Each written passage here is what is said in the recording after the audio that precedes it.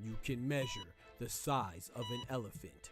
You can clock the speed of a cheetah, but you can't quantify the heart of a kings, queens, and in-betweens. Welcome to Dr. Boxing Talk. Stream starts now. The champ is here! The champ is here! The champ is here! The champ is here! The champ is here! The champ is here! The champ is here! The champ is here! If I tell you I'm good, probably you will say I'm boasting. If I tell you I'm no good, you know one line.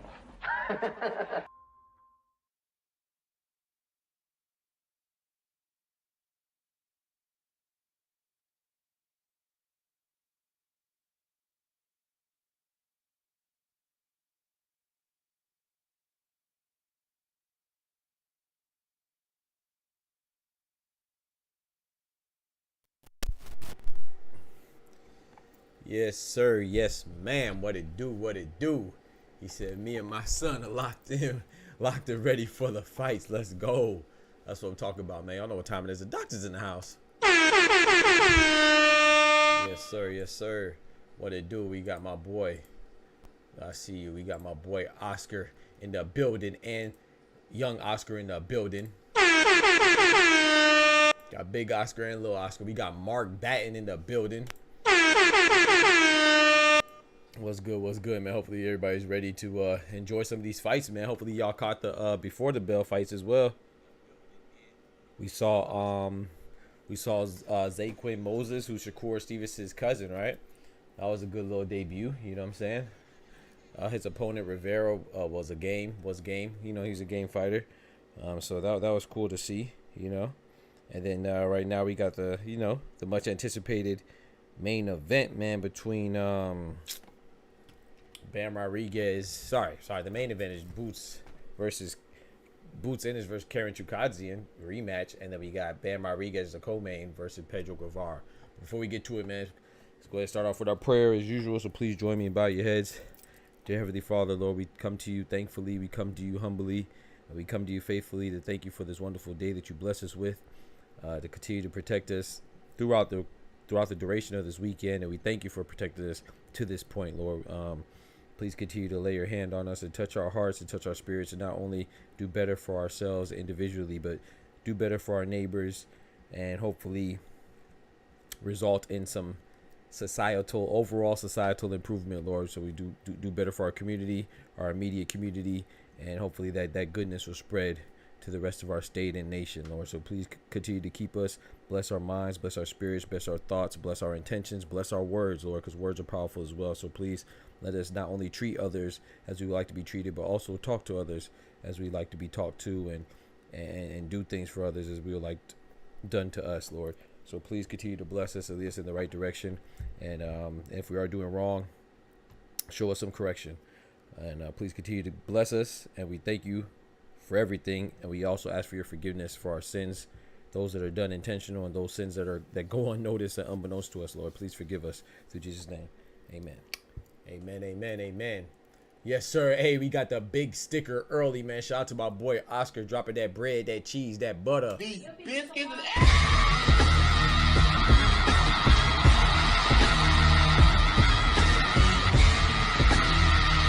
Yes, sir, man. I appreciate that, bro. Thank you so much, man. Let's get right, man. Big $2 on the chat, man. Yes, sir. Dropping that graffiti on the chat walls, man. I appreciate it, man. So let's get right to it. You know, I just realized that the Pro Box fight is also today.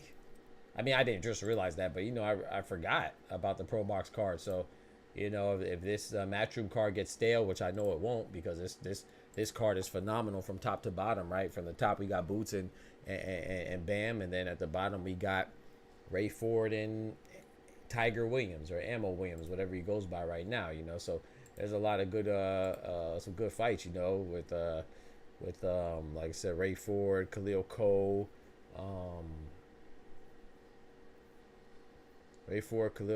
Tiger Williams, or Ammo Williams, Bam Rodriguez. So we got a lot of good fights. And Karen CHUKHADZHIAN and Boots Ennis topping it off. So, or Boots Ennis and Karen CHUKHADZHIAN. So let's see how that goes, man.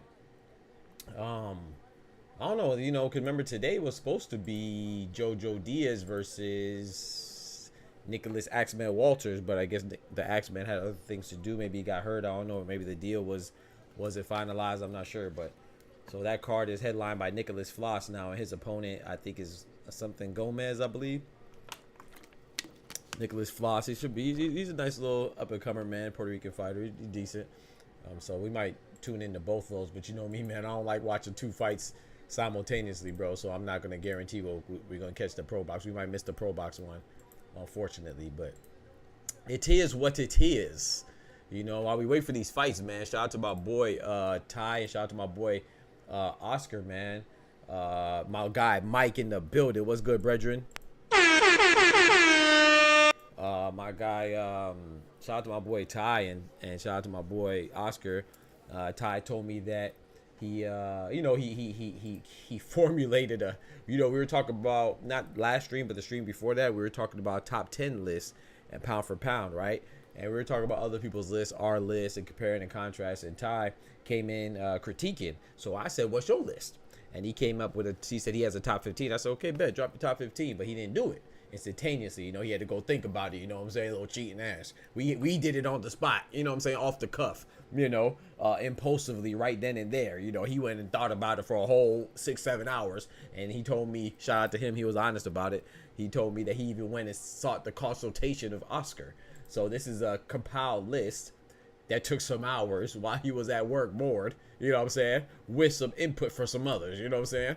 So, you know, that's how you know my list is good, because they got to go and seek, they got to go hit tag teams and try to, I'm not playing. But yeah, so let's look at this. While we wait for the fights to happen, let's look at this list, man, because, you know, he did come up with the top 30. I said, gosh, dang. He said 30. I said 30? Damn. I said, bro. I'm sorry. We ain't got that type of time to do 30, but, you know, like I said, you know, this is a family over here, man. Boxer Talk family. So if somebody takes some time to do something, then, you know, out of the respect and out of the love, man, I take it as a compliment.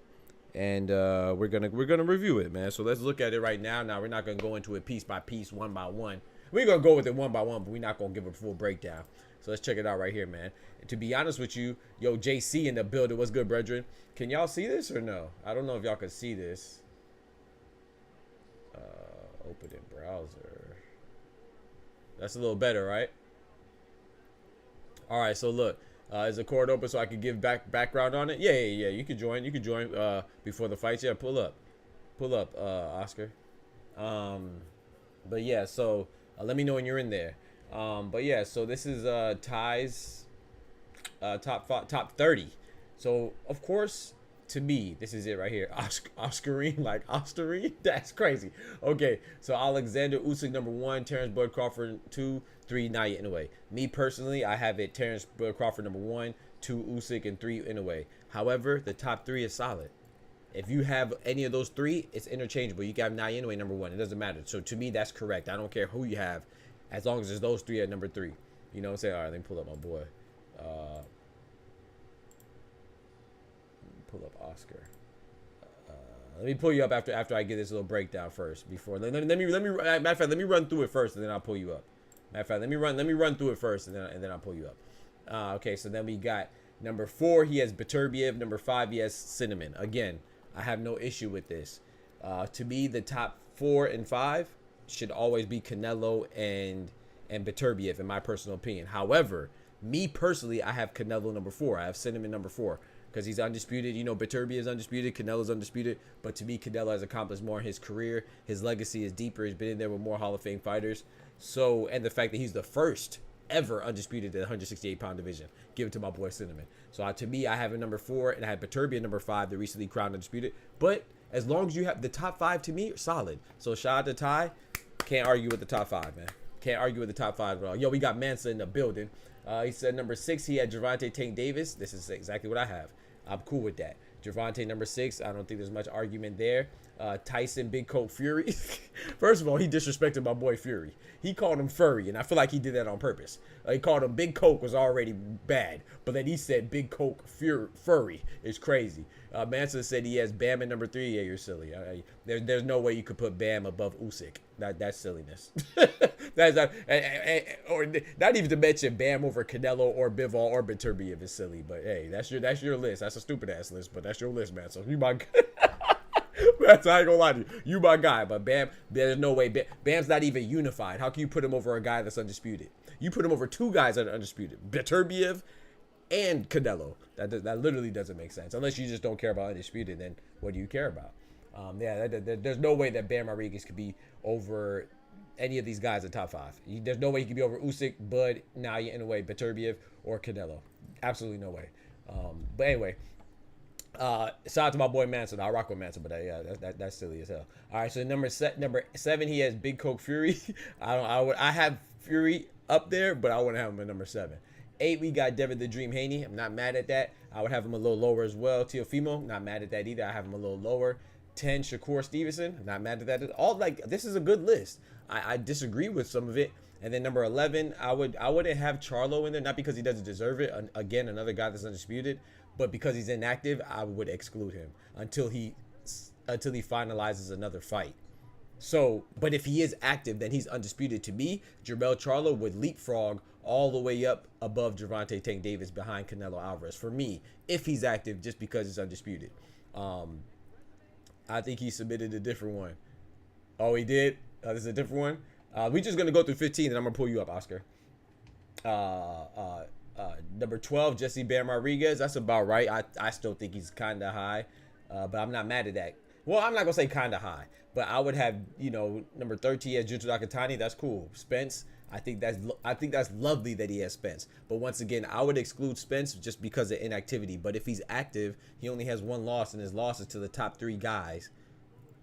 The pound for pound list, one of the top 3 guys, Terrence Bud Crawford. So, but I just because I don't know if he's active, I would exclude him once again. David Benavidez, to me, David Benavidez has to be above Jutsu Nakatani, Bam Rodriguez, Shakur Stevenson, maybe not Tio, but to me, he would be above Shakur because David Benavidez, yes, he hasn't accomplished as much, but we know why he hasn't had a title. Not because he's not capable, not because he's not deserving, but I feel like just because he's lacking the opportunity. So for me, I'm not saying that's right, but for me, I would have David Benavidez a little higher. All right, so let's bring up my guy, Oscar. Let Oscar say his piece.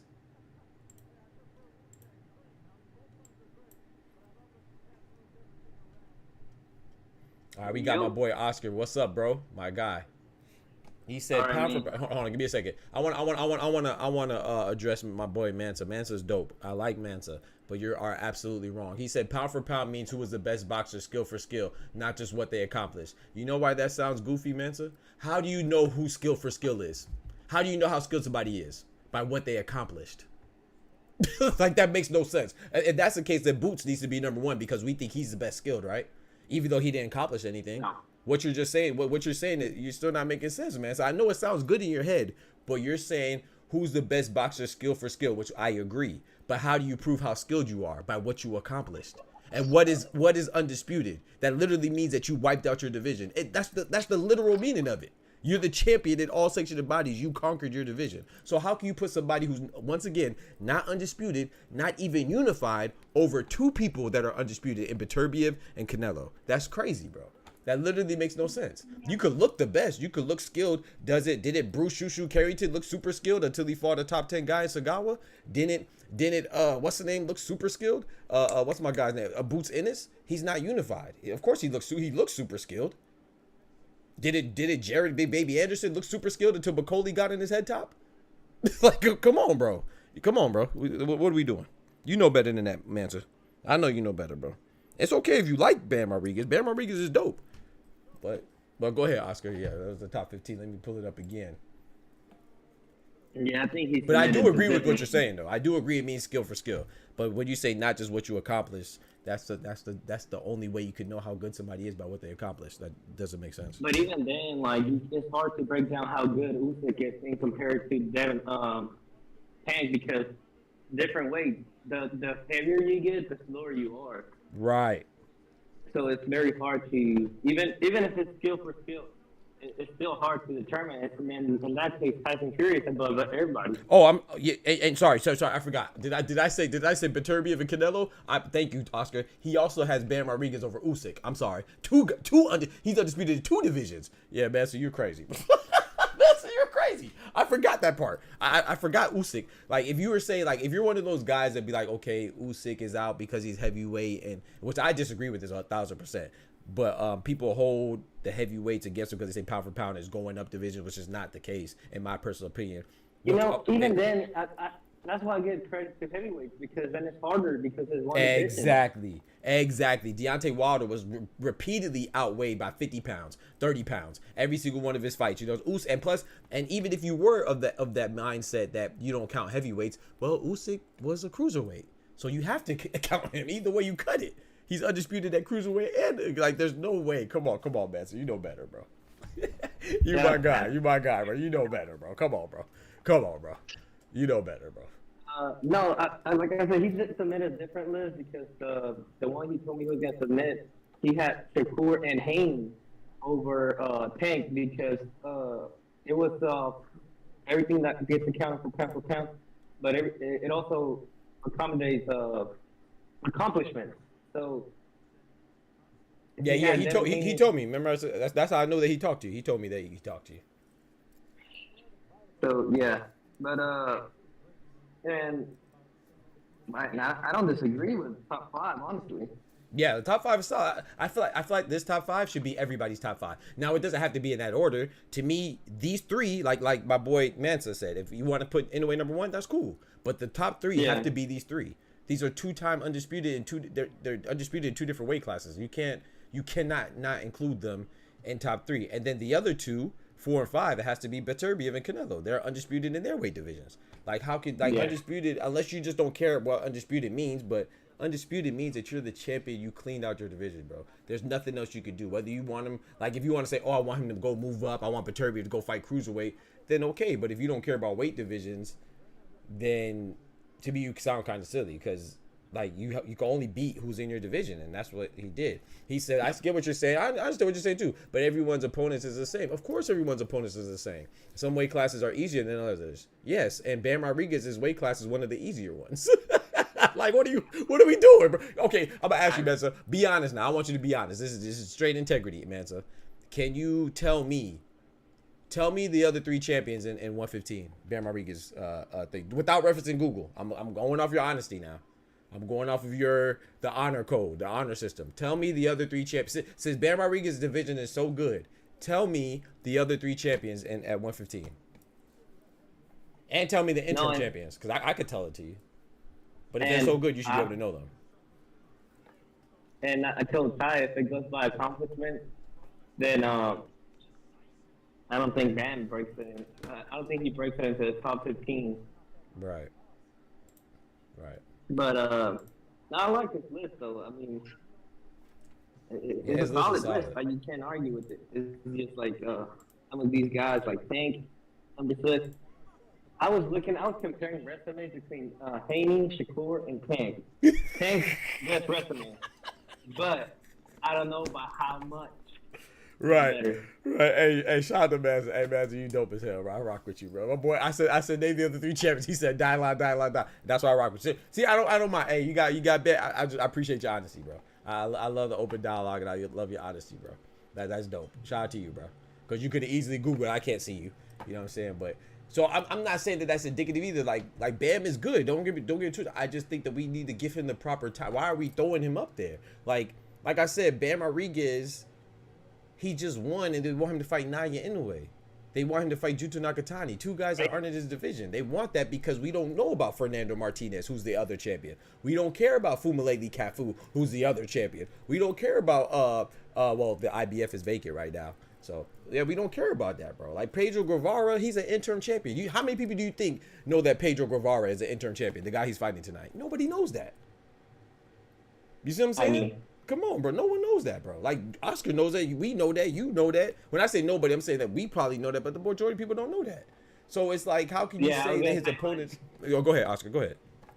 I was gonna say we know that, but because we're obsessed, I think a little unhealthy amount obsessed with boxing like Facts. Facts. Oh. That boy, Austin Ammo Williams is fighting. So I'm not, but I mean, it's your list. That's the beauty in it. Yo, we got Kendrick in the building. That's the beauty, man. It's your list. So yeah, have him wherever you want. But in my opinion, I think that we can't discredit. I don't care, even if like you said, I think that the heavyweight division was kind of barren at a point, right? But even still, like, Undisputed is like the World Series of boxing. I always say that. It's like the Stanley Cup of boxing. There's no higher than Undisputed. There's no higher accolade, accomplishment, nothing. I don't care who you fight. Oh, boy. Tiger Williams is going crazy. He bouncing back, chat. Garrido going through it right now in the 2nd round. Kendrick said, I don't. You know what, Kendrick? My bad. You know I be talking fast, bro. You know what, Kendrick? As a Bam, like, I just think Bam, I know sometimes we want to throw the smaller guys in there, and there's nothing wrong with that, but let Bam earn it, and I think he will earn it. But let him go beat Fumaleli Cafu and be unified, at least. You see what I'm saying? Like, Juan Francisco Estrada is a legend, but he's older. You know, he's an older legend. That don't mean that he wouldn't beat Gallo, you know, the Rooster. That doesn't mean he wouldn't beat him regardless. But he's still an older champion. And then we're talking about him fighting Roman Chocolatito. he's about to fight Chocolatito, who's somehow he's the #1 mandatory in Bam Rodriguez's division. Go look it up. He's a #1 mandatory. I don't know how he did that. I've heard people saying Chocolatito is a beast. He's up there in age, but he still got the heart. I'm like, I don't care how much heart you have. Facts. You're the lower weight. Come you on, ate man. twice as fast. Facts. Twice as fast. Come on now. And so he's 37. Boxing and the amount of fights he has, like boxing ring wise, Right. he's probably older than AJ. He's probably older than Wilder. You know? Facts. He's definitely older than AJ. He's probably about Wilder. Yeah, Wilder. Because Wilder's what, 39 and with 48 fights? Yeah. Chocolatito, how much fights did he have? Like 40? I don't even remember. I have to look it up. And then plus he's like 38 or something like that. Yeah, he's up there. Yeah, he's up there. And like I said, bro. Like, and the lower weight, like minimum weight. And the lower weights, right. Lower weight, 33 is old. That's ancient. Come on now. 33, you're on your way out. Come on now. This guy's 38. Come on now. Let me look it up and tell you how old he is for real, because before I mess up, I don't want to be lying. Roman Chocolatito's a beast, man. He's a beast, but he's not a beast anymore. 37, thank you. 37, bro. I said 37, bro. Come on now. I don't know that dude. Yeah, bro. Come on now. We gotta be honest. Like, Bam Rodriguez, he's very good. Sonny Edwards, that was a great performance. Juan Francisco Estrada, that was a great performance. He's a legend. But you know, how can you put him over, like Beterbiev, man? I like Tiger Williams, but I don't know, man. He's just getting hit a lot, man. He looked like he hurt this dude, Garrido. No, he got hurt too. Yeah, he got hurt too. Exactly. He get hit too much, and like I was watching an interview of him recently, and shout out to him. I thought this was a good sign. He said, "Man, I'm still hurt from my loss for Hamza Shiraz." He said he wants it back. That's good. But I'm not seeing anything that would, don't fight that dude again, please. Hamza Shiraz just, nah. I don't see anything that would, I don't see anything that. Bro, lay you out of round 1. Yeah, exactly. He gets hit too much. Yeah, and if Bam does fight, Chocolatito, who's got 56 fights. 56 fights, bro. 56, bro. Come on now. Come on now. That's Canelo numbers. What they gonna say next? You need to fight Rungi side? Come on, man. You need to fight Wong Jong Camp? Yeah, that's too much, bro. That's too much. But like I said, I want to reiterate. I'm not saying, man, I'm not saying you're wrong. That's your opinion, and I'm not saying that Bam he's not good enough. Like you said, skill-wise, yes, but you got to prove that skill too. That's a big point. That's a big portion of it. You know what I'm saying? You could look the part all you want. Like Jaron Boots-Ennis. Like if that's the case, Jaron Boots-Ennis should be number 1 or number 2. He looks great every time we see him. But who's he look great against? Karen CHUKHADZHIAN, Roman Villa, who just got stopped in the second round. That's not that win doesn't age well. David Avanesian, which one of his wins age well? Thomas Delorme. Come on now. This man Tiger Williams, he keeps eating the. Nah, you kind of skipping now, Oscar. No, I said Williams is just eating the right. Yeah, he's not. But appreciate everybody in the stream right now, man. Shout out to y'all, man. Shout out to Oscar for pulling up. Shout out to Mansa Musa. Shout out to Kendrick. Shout out to whoever. I think somebody else is in here too, I think. Shout out to my boy Mike.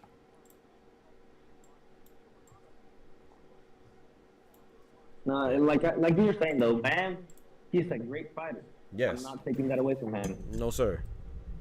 But it's kind of like he's looking great against lesser opposition. Yep. I'm Francisco Estrada, man. He's my guy, He's Mexican. Ever since he came up to the scene, I've been a fan of him. Facts. But come on, man. I put Juan Francisco Estrada accomplishment. Ooh. They fighting, man. And above Bam. Say that one more time. You said who above Bam? I'm sorry.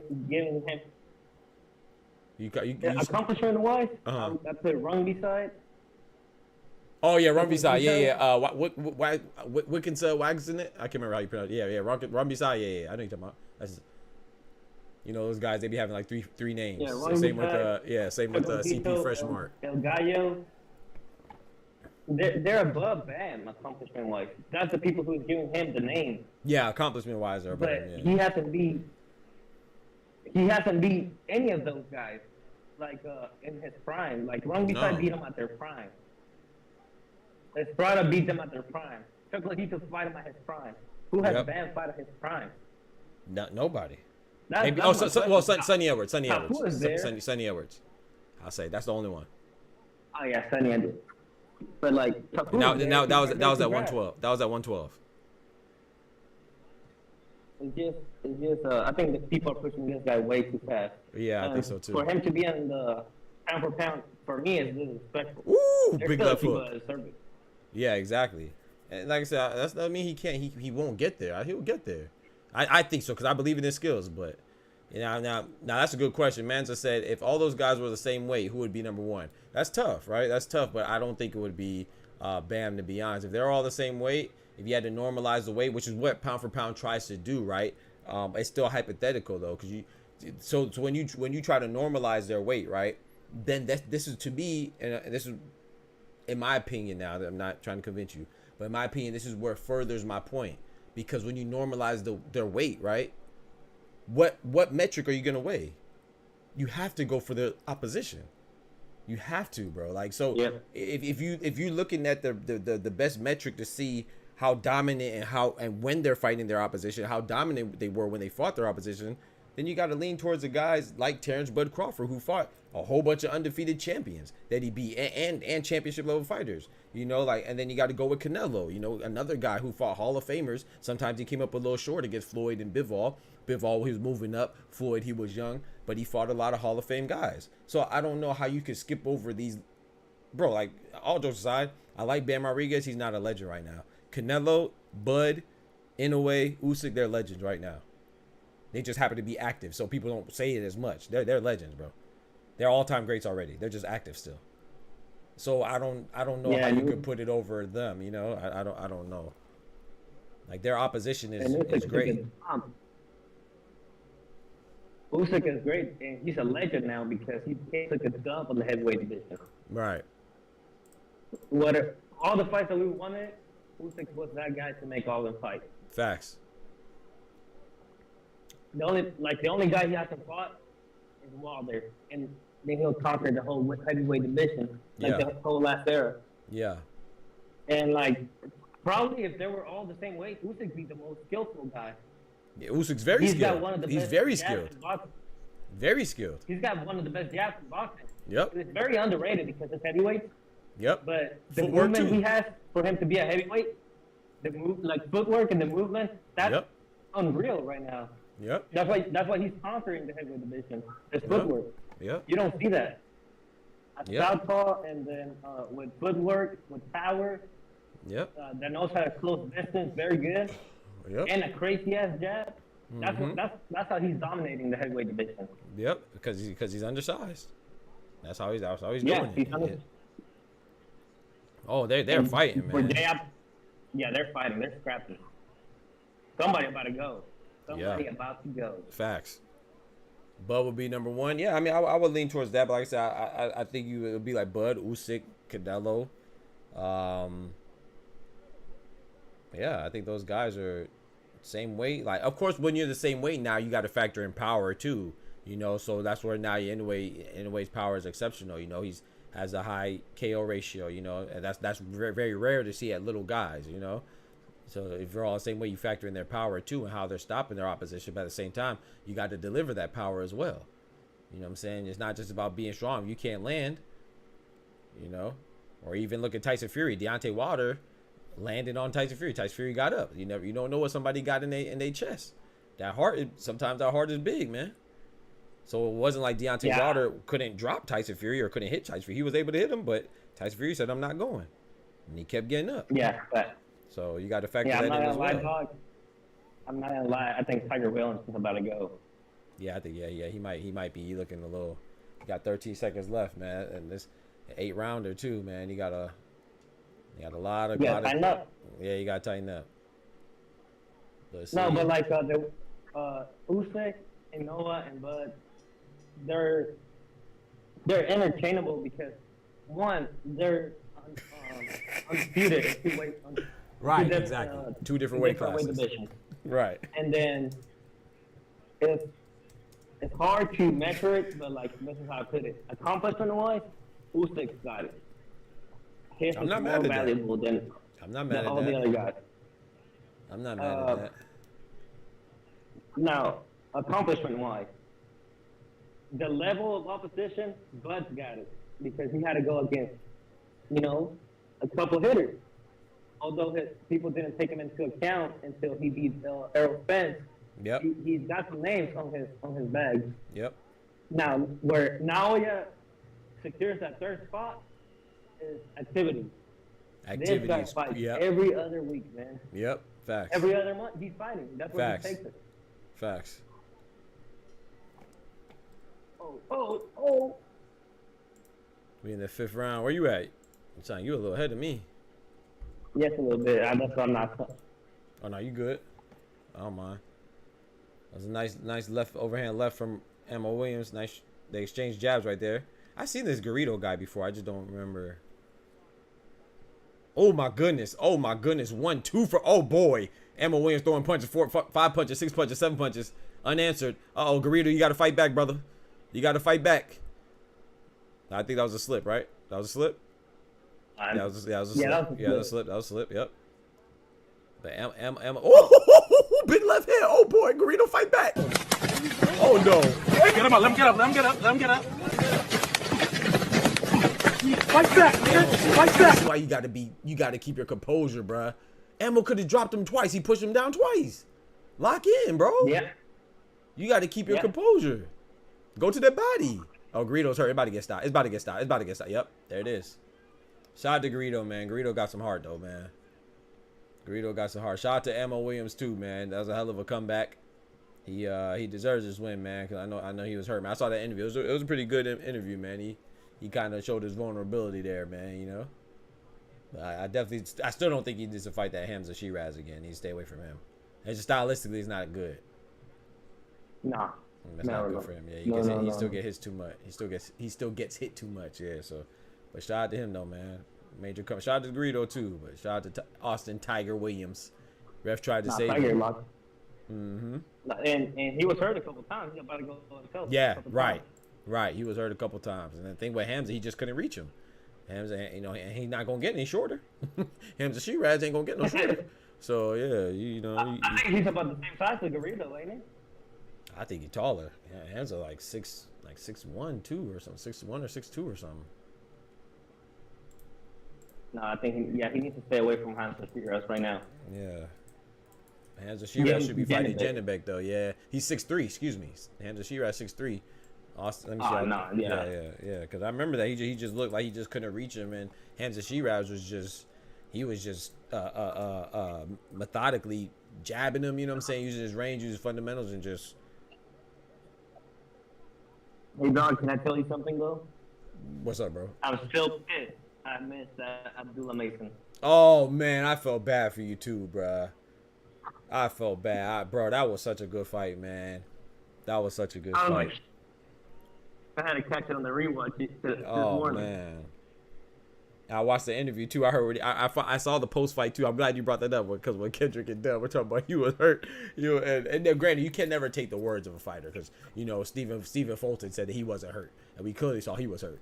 You know, you know, I listened to the speech, though, is what I'm talking. I'm not, of course, Abdullah Mason said he wasn't hurt. Like I said, I don't think he was hurt, man. I thought it was exchanges. He just got caught in exchanges. I don't think he was. I thought there were two, like, you know, flash knockdowns. Like I said, you get hurt, you get. I feel like it was like when Bam Rodriguez got knocked down by El Gallo. You know what I'm saying? Like, he wasn't hurt. He just he caught him. So, but hey, you know, I ain't here to argue that. You know, it's my opinion though. I don't think he was hurt, and that's what he said. And then he definitely, but I want to say he definitely didn't sound dazed. Oh, Dub was capping with that one. He just tried to take advantage because I couldn't hear it. Yeah, he tried to take advantage because you know I can't hear it while I'm live. But I went back and watched it. You know, I do my due diligence. Ain't no way he sounded like he was dazed, man. Stop it, Dub. They were mad disrespectful. I was still in the chat. They were mad disrespectful. Yes, bro. They were talking about Tank. Yes, bro. Yeah, Dub and Kendrick funny as hell. Those my guys though. I felt bad for you though, man, because Johan Vasquez, like I said, we know he's a big hitter, and man, he definitely tested Abdullah Mason, bro. That has to be round of the year. Abdullah Mason got dropped twice, right, in the first round. Yeah, what I was saying about Vasquez though, like even though Abdullah Mason came back and dropped him, to me it showed me that he's got great recovery. I watched the fight in the morning. Abdullah Mason. Yeah, facts. He has great, bro. Even when he knocked out, you saw the referee had to push him back. He was walking right back to him. You know what I'm saying? To even show that he wasn't wild, but he was walking right straight to it. The referee pushed him back, and they called time, and they walked in again, got the exchange, and bow. He dropped Johan. Dude, I was watching it. And, that was good, man. I watched somebody this morning, and they were saying that Abdullah Mason might not be the guy that we thought he was because he got dropped twice. I'm like, what are you talking about, dude? He's got great recovery. You know what's... Isn't that what he showed you? Man, I don't know what's wrong with people, bro. Hey, you know what's crazy, though? When Abdullah Mason gets dropped, oh, he's not who we thought he was. Now he anyway gets dropped. Oh, man, he showed that he got through adversity, man. You know, he proved so much, man. This is why he's the best. Like, come on, bro. Like, stop it, bro. And now he anyway looked like he was more hurt than Abdullah. Yeah. Come on, bro. And Noah to me wasn't hurt either. It was just. And he wasn't exactly.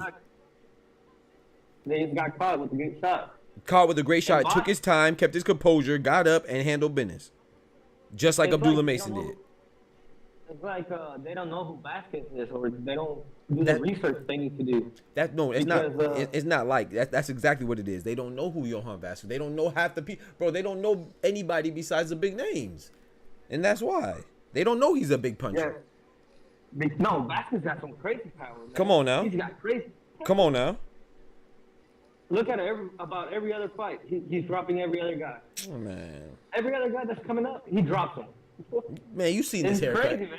You seen his haircut? You don't wear no haircut like that if you ain't got power. I ain't gonna lie. You don't rock no haircut like that if you ain't got no power, bro. Come on, man. You saw his haircut, man. You know where it froze? Well, I was watching it, and you know where it froze? It froze in the first round. And I seen that crazy ass haircut. I'm like, yeah, here we go again. I'm like, that motherfucker got some balls, man. Come on, man. To walk out with that haircut. You feel me? Come on, man. You got something. You rocking that haircut. Come on now. He got the booty. He got the booty on his head. That guy's got crazy ass power, man. I don't know how he packs it, but he's got crazy ass power. He's a great gatekeeper. You know what I mean? Yeah, Johan Vasquez. Yep. Facts. He's a great gatekeeper. Facts. If you can beat him, you got it. If you cannot get past him or you cannot recover, then you know what? You probably don't got it. You Yep. probably got to move down. Yep. Facts. Kendrick in the chat capping again. What he saying? What he saying? It don't even matter. This man capping. Just know he in the chat capping. He know he capping too. This man Kendrick, bro. God bless him. No, I was in the chat, Kendrick. Nah, you capping, man. Come on, You man. and Ty and Dub were going on. Come on, kid, man. Come on, you man. were killing this poor kid. Come I on, was saying man. he was drunk. But you know what impressed me though for real was the fact that like what Kendrick said that he fought back. He didn't get rattled. You know, now it might not be the best thing to do at all times, but you know I'm gonna give him the benefit of the doubt as a young fighter and give his corner some love and say that they recognize that they were able to fight back instead of having to go into a shell or whatever. Like they recognize that that'll be their best bet, kind of like what Caleb played. You know what I'm saying? You recognize, hey man, you know my best bet may be to go in there and get inside, you know, and fight more, you know. So I got to give him that credit until proven otherwise. So I thought that was dope, man. I thought that was a great card. You know the one thing that disappointed me though about that is that he said he's gonna stay at this level. He's not gonna try to pursue tougher opposition. I mean, Right. tougher as in the top 5 in the rankings. You know what I mean? Right. Because he's shown us that he's got it. Right. He still wants to take it slow. That's what I don't like about it. I feel But that. maybe he's getting ready for 140. That guy's tall. He's muscular. I don't think he's gonna be at 135 for Nah. much longer. Yeah, I think he's gonna be at 140 next year. I think he's Maybe ready not at for the beginning of the 140. next year, but yeah, by the end of next year, I think he'll be at 140. I don't think he's gonna be at 1. I don't think he's gonna I get a think title that's shot at 135. I don't think he's gonna be. No, Yeah, I don't think so either. No. Especially if he says he's not pursuing tougher opposition. Yeah, I don't think so. Hey man, there ain't no way they show OnlyFans on that commercial. No, I didn't even see it. I saw. It was on the Mike Tyson Jake Paul. I didn't even notice it. No, it's like after that one, it's like OnlyFans, and then show some girl. You know, that's a. Oh, I see it now. Yeah, I see it now. Yeah, okay, I see. Yeah, it showed the AutoZone. Dang, you way ahead of me because after Mike Tyson Jake Paul showed AutoZone, now they're showing OnlyFans. Yeah, I see it. He said. Yeah, it's only like 15 seconds. But Yep. Yeah, man. Shoot, man, I might need to go on OnlyFans and show like how I do my thought process and stuff. Not no naked stuff. Not what she doing. Because apparently, Man, like they showing OnlyFans people be, you know, just doing like stunts and stuff. It ain't all. That's all they're trying to market it as, like not just a sex thing. It's like you know, just showing behind the scenes stuff in your life or whatever. Nah, we all know that's not. Yeah, exactly. Yeah, facts. We all know what's going on. He said, "Did Bam? Nah, Bam didn't fight yet." I'm excited to watch Bam though. I think he's got it. Like I say, he's a great fighter. He's a great prospect. I still consider him prospect. Some people Me say that he's too. already a star. He's gonna be a legend. I'm like, Come on, bro. You know, that guy probably gets dropped by Junta Italian 118. Bro, they can't. Bro, oh my gosh! But half the people saying that probably- they can't even name 3 people that he beat, but he's a legend. How can you have somebody your pound for pound top 5, top 10? You can't name 3 people they beat, bro. Like, come on. Bro, no man. Like Come the on. only people they mentioned is El Gallo. That's it. And And that's his last fight. Exactly. Exactly. And they say the last name wrong, honestly. Facts. Estrada. Yep. Yeah. Estrada. Yep. He fought Estrada. Like what? Estrada, man. Estrada. Estrada, That's how you man. say it. But like they can't even mention anybody, man. And that's the fact, and that's the part of it. But he's a good fighter, though. That the lower weights are the best fighters boxing wise. Half the time, it's not even. It don't even go like that. Half the time, it seems like you're watching a heavyweight. It just sounds good, bro. It sounds good to say, you know. I just feel like it's disrespect, and it's not just like I said, like you said too. We both agree that he's gonna be good. We think he is good. I think he is good right now. He has a good, but just give him time. You know, I feel like sometimes when you rush these fighters, it's disrespectful to the other fighters that have been there for a while, accomplishing things on the big stage for a while. You know, I just think it's disrespectful. You know, about So I don't know. Like I said, Tsutsumi probably beats Bam right now, let alone Nakatani. Yeah, and you know why? I agree. I would like to think that Bam would beat Seiya Susuni, but you know, it's not that much bigger. It's only 3 pounds, but it's still bigger. You know what I'm saying? It's still bigger. Yeah. And yeah, I agree. And that man has an unlimited gas tank. You've seen it. So yeah, I mean that's a good fight. That's a good fight. Yo, my guy Ty in the building, and I know he in the building at the fight too, man. Yeah, Wells Fargo lit. Shout out to my boy Ty, man. Yeah, he's at the fight. Yeah, we just went over your list too. We're discussing it now. Shout out to, I wish you were here. Shout out to Manza. Manza was contributing to the conversation. Shout out to Oscar. You know what I'm saying? I just showed your list. I forgot you were at the fight tonight too, man. Be safe out there, bro. Leave Clarissa Shields alone too, man. Man, trying to get some woke babies is crazy.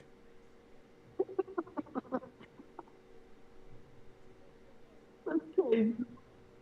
Trying to get some little goats. Shakur's hair getting big. Shakur's hair getting big. It's crazy. It is. He got that fro out. He got that blowout. Shakur, man. Shakur. Did you see Richardson Hitchens at the, what's it called? At the Before the Bell fights? Richardson Hitchens was up there talking. Yeah. Zaquin Moses looked pretty good. Oh, they showing his highlights right now. He looked pretty good. I thought he was gonna stop Buddy Rivera, but Rivera had some definitely showing some heart. I'm glad that they didn't just stop it just to give him, you know what I'm saying, just to give him a KO for his debut. So I'm glad they didn't just stop it, but I did think he was gonna stop him. But I'm glad they didn't just do that just to. I think the other guy was just a lower up, like, you know, at a lower level. Yeah, he was at a lower level for sure. Yeah. But that's what you want to do with these guys, man. Yeah, his debut. It's his debut, should be. Yo, hey, Cito in the building. Hey, Carnal in the building. What'd you say, Oscar? Sorry, I was reading Kendrick and Todd. What'd you say, Oscar? Sorry. Hey, Carnal's in the building. Oh my gosh, yes sir, my guy Cito, man. New Mexico Albuquerque in the building. What's good, Cito? I'm taking her to, bro. I'm not, bro. Yeah, it's not crazy, man. I'm taking her to Clap State on BTF, on Boxing Talk Family. Let's go. On BTF gang. Talk to him, Ty. Shout out to you, man. Hey, I wish you the best, man. You know what I'm saying? Wish you the best. I was gonna ask you something. Ask me? Yeah, because I asked you yesterday, but I don't think you got like what I was trying to say. Okay. Oh, you probably did, and if I did, correct me. But you probably did, but if you did, correct me. Okay. We all know cheating is bad. Yep. Coming in 6 pounds overweight, that's cheating. Yep. There's no way around it. That's cheating. Yep. PEDs is cheating. Yep. It's the worst when you cheat and you win, or it's the worst when you cheat and you lose. Because if you cheat and you lose, that means that you don't even know how to cheat right. I'm gonna be honest. I'm gonna try to break this down. I think it's wrong, of course. Period. We know that. Is it worse if you cheat and lose, or worse if you cheat and win? I think it's worse if you cheat and lose on the individual. Like you look just like you said, you can't even cheat right. Yo, stupid ass. So I think it makes you look dumb. But in society, I think I don't think they care if you cheat and lose. But if you cheat and win, I think some people will care, but they're not loud enough. You know what I'm saying? So I think that it's probably worse if you cheat and lose. Because if you cheat and win, you can still get celebrated, a.k.a. Ryan Garcia. And if you cheat and lose like Amir Khan, you just get suspended and nobody... If they even... you can retire. If they even talk about it, they don't even, they don't even mention it because you lost anyway. So I feel like people only think you cheat if you win. If you lose, they no one care. Like no one even mentions it. Like, no, bitch, you still cheated. You just lost. So I think cheating, and I think it's worse. You look dumb because you cheated. I'm not gonna lie, man. I'm almost in the position that if you cheat and win, you're good. Like I really don't even think there's any consequence now. I'll be honest, because in America, in Japan, of course, England, of course, different. But I can't really speak on Mexico. Boxing. I can't really speak on Nigerian boxing. No, Mexico, you look like a bitch. Okay, bet. In Mexico, you gotta make weight. In Mexico, they think like you and me think. I think we think about the same. Yeah. But it's like make weight, and even Wamano Marcus said it. If he makes weight, I don't care if he blows up 20 pounds. That's his choice. Right. I'm still gonna have to do my job. Right. I don't care what you do afterwards, but make weight, bro. Yeah, make weight. Because I'm already letting you come in at your best and the best way you think you're able to push yourself. Now, if you cheat, no, you're a bitch. That's what I think, bro. Mexico, come on. And Mexico is like, they're giving you all the room for you to come in at your best. Now, you add cheating to that? No, they ban you, man. They ban you over there. They do. Good. See, I just wasn't sure because, I wasn't sure because I remember, now correct me if I'm wrong, but I remember, what's the name was still trying to fight. What's my boy name? Margarito was still trying to fight in Mexico, and then he got banned there too, if I'm not mistaken. No, yeah, they didn't want to fight. Nobody wanted to fight him. Okay, cool. Okay, I just wasn't sure, like, if there was some other process. Okay, bet. So yeah, I think that's good. Yeah, so I think that in America, bro, as long as you win, man, it doesn't matter how you win, bro. It's like I said, the people, like, granted, that's what people want to hear, but I think like people should be louder. People, like, you know what I noticed today? I mean, I've been noticing this, but it's been really hitting home today and yesterday. Dog, Conor Ben. Yo, Jeffrey Vidal in the building. What's good, brethren? So, of course, Keyshawn Davis called out Gervonta, right? Cool. That's what he's supposed to do. But it's not really, doesn't really make sense because Gervonta has another fight and he just got out of a fight, so you're not going to fight him no time soon. But it's good to call him out. So that's not a bad thing. But then we have Tim Bradley saying that Gervonta Davis is, he needs to fight somebody. He's being protected. He's scared, all this other stuff. Out of all things you could talk about, you talk about that. And you see people talk about the fight that was canceled for Gervonta Davis. I saw Conor Ben, who just got suspended. He was talking about Gervonta Davis in the interview I saw today. It's like, talk about clout chasing, bro. Like, not even like using that term, but it's just like, I don't really understand how there's so many things to talk about, like people coming in overweight, or people cheated, and how we should try to get rid of that out the sport to clean up the sport. But people are talking about what this person is or isn't doing and stuff like that. So it's like, how loud was it when we were talking about how bad Devin Haney got whooped? We should be just as loud about denouncing cheaters or people that come in overweight, or like look at Japan, bro. Like Japan, you know what they did with my guy John Rio Casimiro, you know, like whether or not that was a lot of punishment or not, that's what they known for. They will do that. If you miss weight, they'll ban you. This guy just came over 6 pounds. Nothing. No one has. Have you heard about a punishment? A pending punishment? I haven't. Exactly. You know what the crazy thing is? You would think Mexico will back up Ryan Garcia because he cheated. I've seen more pushback on Ryan in Mexico than I do in the U.S. Exactly. Shout out to Mexican boxing. That's my thing. Like we should be loud. Like we should be louder about it. Even in England, I see a lot of pushback with Conor Ben. You know, and now I'm hearing a lot of people advocating for him too. But I'm hearing a lot of pushback. Like he posted a video of him running up the steps because he's in Philly. You know, the Rocky Philly steps and stuff like that. And some people were talking about there must be a cell on eggs. And there must be he's running like there's a cell on steroids. That just had me crying. But I'm all for second chances too. If he does beat, if the case is over with, then let him start to rebuild. You know what I'm saying? It's over with. But at the same time too, That's how it should be. You know, I remember when people were talking about, oh, Carter Bell was cheating. Every time they brought up Carter Bell on Pro Box, especially when they referenced Chris Algieri's loss, I said, oh, well, he cheated, champ. But where's the same energy for the other guy that just like I don't get it, bro. I don't get it, man. I think Brian trying to make a fight where Oscar was talking about, because like I said, there's this podcast on Indra Mas, and it's like Barreras and Morales podcast, and there were somebody in there said that they were trying to get Ryan to come to Mexico and fight, but they were like, nah, I got on PB. And Juan Marquez, like, shout out, that's why I like him. That's why I like him. Facts. Yep, I heard. Yep. He doubled down and said, you already came in overweight. All right, the fight's still happening. On top of that, you had PB. He's a bitch. Yep, shout out to Juan Manuel Marquez. He said, Mansa said that 10 count was dope to honor that kid. I didn't even see it, man. Rest in peace. Man, I missed it. Yeah.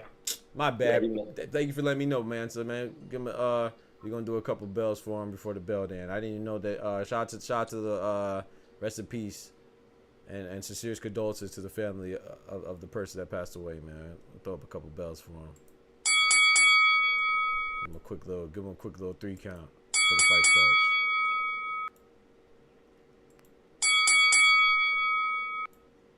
Let's see if I can give him a 10 count. Let me give him a full 10 count.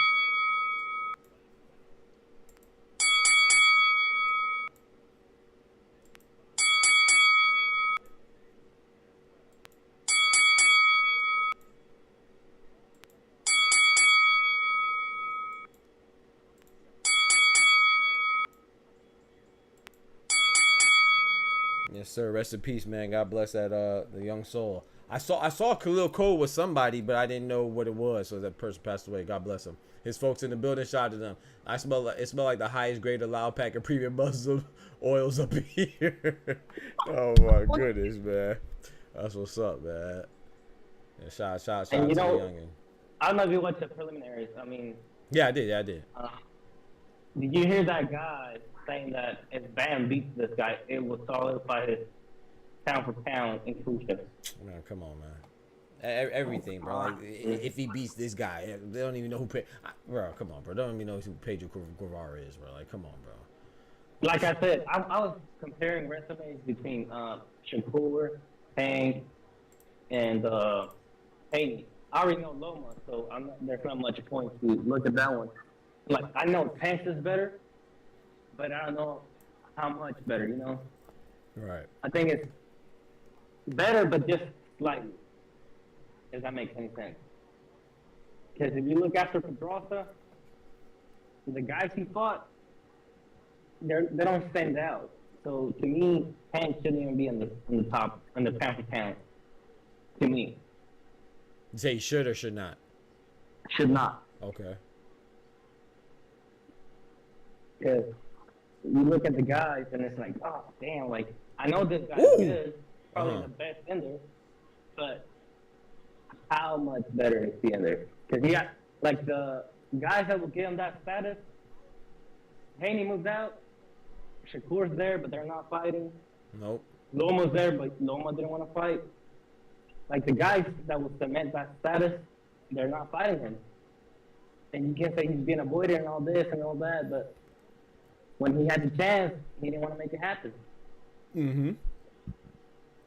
I don't know. I just feel like, for me, he's on there because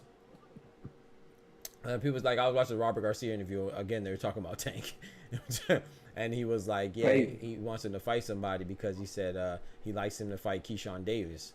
And I'm like, why don't you have Raymond Muratalla fight Keyshawn Davis? That's your guy, and they're both on top rank. But anyway, like, to me, it's just like I don't get it. Like, you know, and I like Robert Garcia. To me, he's one of the best trainers. I just didn't understand that. But when you say he has a fight, he needs to step up. Now, this is just my opinion. Now, it's like Keyshawn Davis would be a step up for Gervonta? Is that what we're saying? No. So that's what I'm saying. So you on one hand you're telling him to step up, and then you're telling him to fight Keyshawn Davis. So it seems like you're just telling him to fight whoever is hot right now. Keyshawn Davis beat Gustavo. Shout out to Gustavo Lemos. I think he's a good fighter, but Gustavo Lemos had a close loss to Richard Hitchens. He didn't win. He lost. Then Keyshawn Davis, what's his second best win? Probably Jose Pedraza. Oh, well, Tank beat the undefeated Jose Pedraza 6 years ago. I think Yeah. Keyshawn and Gervonta Davis would be a good fight, and I'd love to see it. But don't make it seem like if he beats Keyshawn, they're gonna say, "Oh, he beat a prospect," because they're gonna say, "Oh, Keyshawn. Oh, I forgot. Keyshawn only has 11 fights." So like when Tim Bradley and guys like Robert Garcia and guys like this say, "Oh, Tank hasn't fought anybody," but then say that he should fight Keyshawn Davis, what is Keyshawn Davis gonna do for his resume if you don't even respect? If you're saying nobody, and the people that you're calling nobody is inclusive of Jose Sniper Pedraza, it's inclusive of Leo Santa Cruz, it's inclusive of Hector Luis Garcia, who was undefeated at the time, another undefeated. Two or three guys I just named were undefeated. It's inclusive of Isla Pitbull Cruz, who was a champion at 140. It's inclusive of Mario Barrios, who's a champion right now at 147. Like, these are the guys you're calling nobodies. To me, that's disrespectful. How can you be a champion literally right now in Mario Barrios and be a nobody? But then they're gonna say, "Oh, well, he weight drained him." Oh, I saw somebody say, "Oh, he weight drained Frank Martin." How can you? Frank Martin was fighting at 135. Frank Martin's never fought at 140, if I'm not mistaken. How can you weight drain somebody that's in your division? How is it his fault that somebody's in your division? Like, well, what are we talking about, bro? Like, people just, I don't know, man. They said he weight drained Frank Martin because Frank Martin was struggling to make weight. That's his choice. He ain't gonna tell him to be at 135. And I want to say something. I just found out Khalid Coles is on his trainer is on crack. Wait, what happened? Wait, what? You didn't see Khalid Coles trainer? I ain't see it, bro. He got ass cheeks flying in the corner, man. I was Hey, like, yo. crack. Hey, yo, I take that back. Frank Martin fought at 140 twice early in his career. Twice. But the majority of his career is 135. So how is he weight draining Frank Martin? He hadn't moved out of the division, though. He didn't fight. He didn't really fight anybody. Exactly. At 140. Exactly. That's my thing. That's what I said. Like, that's when, you know, if you can't drink water, you need to move out of the division. I agree. That's Frank Martin. That's Frank Martin's choice. I don't hold that against Tank. Right. That's like blaming Keyshawn for fighting Gustavo. That's not Keyshawn's fault. No. Like come on now. They chose to be in that weight division. No. And Keyshawn he really couldn't pull out of that fight. Mm-hmm. He was main card. Man, Keyshawn looked man. It was a home fight. Yep. Main card, and that's a setup for a title shot. How are you not gonna accept it? Yeah, facts. No, he said, "Chill, my boy, co-trainer. He drank, but he not a smoker." Shout out to Oscar. But that's the thing. Like I said, I don't mind if you say that Tank needs to fight more, but that's different than saying he fought nobody. Like, come on, bro. Not only is that disrespectful to Tank and his accomplishments, but that's disrespectful to Hector Luis Garcia was a champion, bro. Like, Leo Santa Cruz is a champion, bro. Jose Sniper Pedraza is a champion, bro. Isla Pitbull Cruz was a champion, bro. Mario Barrios is a champion, bro. Is a champion. Is a champion, bro. Like, so when you say that you guys fought nobody, you're being disrespectful, bro. Frank Martin was undefeated top 10 guy. Literally, I think he was ranked number 5 or 6 when Tank fought him. So it's like, just be honest, bro. If he's a nobody, then who has Ryo fought? Then Ryo definitely fought nobodies then, because he got his belt from a guy in Isla Pitbull Cruz that Tank beat, that Robert Garcia, Jose Ryo's trainer, called a nobody. Then Loma and Tio didn't fight nobody. Yeah. Facts. Like, if you're gonna call these guys nobodies, like, yeah, I know you're trying to get a point across, but yeah, you can just, if you really know boxing, and whenever somebody says that, you just, whether it's Tim Bradley or some goofy fan or even a world-renowned respected trainer like Robert Garcia, or a Hall of Fame fighter and boxing contributor and columnist like Tim Bradley, you know it's nonsense. Just say you don't like somebody or whatever it is. Like, that's nonsense, bro. There's no way the man could fight nobody, bro. Nah, that guy is probably the best out of the division. It's just the guys that are holding that from him don't want to fight or haven't fought. I ain't gonna lie though, but if he don't fight Shakur this year, I don't think that fight is gonna be made. Bro, I told you, I don't think that fight's happening. I ain't gonna lie, I don't think that's happening. I don't even know if I want it to happen, but I wouldn't even be mad if it doesn't happen because the way people are talking. Like, now everybody wants to fight Keyshawn. I thought it was Shakur.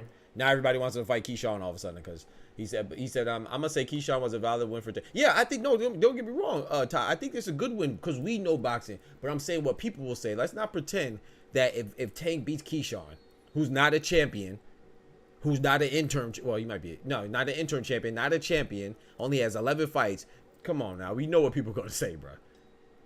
And it's not so much about the 11 fights. He got nobody on that resume. Thank you. His best win is somebody that Tank beat 6 years ago. People will say that. We know, we've seen this before. Look what they said about Shakur when Shakur fought Artem Harutyunyan. They said, oh, he's fighting Frank Martin scraps. He only had one loss, and that was to Frank Martin. All of a sudden, Frank Martin's a scrub because he lost to Gervonta. So I guess you lose to Gervonta, you're a scrub, I guess. It's crazy. They're going to say the same thing about... Watch what David Benavidez... If David Benavidez beats Dave Morrell. Watch what they're going to say. Watch. If Dave Benavidez beats Dave Morrell, the people who like Canelo and don't like Dave Benavidez, they're going to say, oh, he just beat a prospect and Dave Morrell. Oh, he's a prospect. He's a nobody. He only has 10 wins or whatever he has, 11 wins. That's what we're going to say. Dude, let alone lose.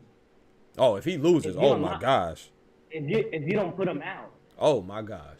He struggled. What they say about Pitbull? Pitbull won. Why? Because he didn't get knocked out. Yep. You didn't see the rest of the fight? Yep. Facts. But nah, man. I'll show him side this, and I don't. If he's listening, he can tell you about it. Is that sometimes we compare Tank's resume from the past to what there is now. Like I don't know. Like they say Teal beat Loma. Yeah, but when Teal beat Loma, he was a nobody himself. Right. But we compare Teal to, I don't know, Pedraza, you know? Oh, he was by nobody. He beat Pedraza. Pedraza was undefeated. Right. And they're like, oh, Teal is so much better now. Yeah, of course. You're going to get better over time. Yep. Teal. I don't know what's wrong with people. He said, this man said Keyshawn be a more valid name than Hector Luis fucking Garcia. He had the belt. I disrespect with that. I disagree with that. I think you're capping. Yeah, he said Leo is a champion. He gets respect, but Hector, who only notably beat Chris Colbert, is it a respectable name? I mean, you don't respect it. I mean, every champion should be respected. So I mean, that's like saying Kambosos is a nobody then. So Devin Haney, who has Kambosos beat? Yeah. Who has Loma beat? That's my question. Why? So if Hector Luis Garcia, who's a champion, isn't notable because he's not spoken of, yeah. He was an undefeated champion. Then that means that Devin Haney being Kambosos isn't good because Kambosos ain't beat nobody. Tio. So if Tio, yeah, you can say he beat Tio. But some people say that he got lucky with that Tio win, right? So I mean, I disagree. I like Kambosos, but I'm just giving an example saying if you're saying Hector Luis Garcia is nobody because we don't speak of him. I mean, everybody, whenever they speak of what's my boy George Kambosos, Ferocious Kambosos, it's only the shit on him and call him Kambozos and stuff, Kambozos. So no, I give every champion respect, bro. Unless it's Loma. Unless it's Loma, right? If you say Loma, then all of a sudden he's #1 pound for pound. Right. He's a Hall of Famer. He a Hall of Famer, you feel me? So yeah, Hector Luis Garcia, he's not the best. I'm not saying he's the best guy, but he's a champion, bro. Champion. Was he a champion? 130 or 126? I don't even remember. I think it was 130. So it's like, bro, like nobody really knows anybody at 130. To be fair, Leo Santa Cruz was a killer when Tank fought him. Say it again. Leo Santa Cruz, bro. Leo Santa Cruz only had one loss, and that was to Carl Frampton, and he avenged that loss. Come on, bro. What are we talking about, man? He was a killer. He was a beast. Come on, bro. But then they're saying he brought him up. Well, what about the other guys that brought people up? They say he brought him up, brought him down. They say he brought Mario Barrios down. He brought this guy up. So I mean, Keyshawn, and then the guys that say that they respect Keyshawn for being Gustavo Lemos, well then he brought him down, I guess. like I mean, I don't know how to. I don't know. I don't know, bro. Dennis Baranchek, he beat Navarrete. He brought him up, I guess, to win a vacant title. He brought him up because he was coming from 130. Nah, that was from Navarrete, man. That was from Navarrete, man. That performance was awesome. Come on, man. I mean, awesome. He's a champion, so I mean, like, everything is just super. We were super critical on certain people, and other people were not. Like, come on, man. We gotta just at least be fair. That's all. Just be fair. That's it. Just be fair. Leo Santa Cruz had one loss. What he lost to Tank. One loss. One loss, and but he avenged that loss too. Like I said, it was against Carl Frampton. No, and he was showing how great he was because he made that fight. Remember before the knockdown? Oh yeah. He was putting the on him, man. Yep. He was getting him hurt. Yep. What was the referee? I mean, not the referee. The commentator saying, "Oh, he's he if Gervonta thought he was gonna fold like that, oh." Yeah. if they thought that Leo Santa Cruz was just gonna come in here and fall, oh, so Leo Santa Cruz is a good fighter, man. So I don't understand when people say all this stuff like. But that's the thing about Devin Haney or whoever else too. They're good fighters too. But if you're gonna say one thing about Shakur good for Teofimo, he beat Lomachenko. That's a good win. It's a great win. Teo the racist is good. I'm saying Kambosos is a good fighter. I agree, Mansa. I agree. I've always people get on my head top when I say Kambosos is a good fighter. Kambosos is he's the weakest of the champions, but he's not a weak fighter. He's still a champion. They're fighting right now. Gallegos is going in. Yeah. Khalil Cole is doing his thing too, but they fighting. So it's like when you say when you say that oh boy, Gallego, Cole better hold. Hey, that was like 4 or 5 punches in a row from Gallegos. Hey, Cole's in trouble, bro. Cole's in trouble, bro. Gallegos got to step on the gas. He got to step on the gas. He got to step on the gas, bro. Cole is hurt, bro. Cole is hurt, bro. Man, Cole need to go to the body, man. He better cover up his body and cover up everything. He got to make it out this round. Cole's in trouble, bro. And Gallegos got to keep going. Just don't gas out. I think Gallegos he got to step on the gas right now, bro. He got to keep going. Just make sure that he's punching with accuracy, too. I thought Cole was hurt when he walked back. You ain't see when he walked back? Yeah, bro. He looked dazed. He looked dazed, bro. Yo, Murrow said, what time does the fight start? I don't know. Probably around like 10.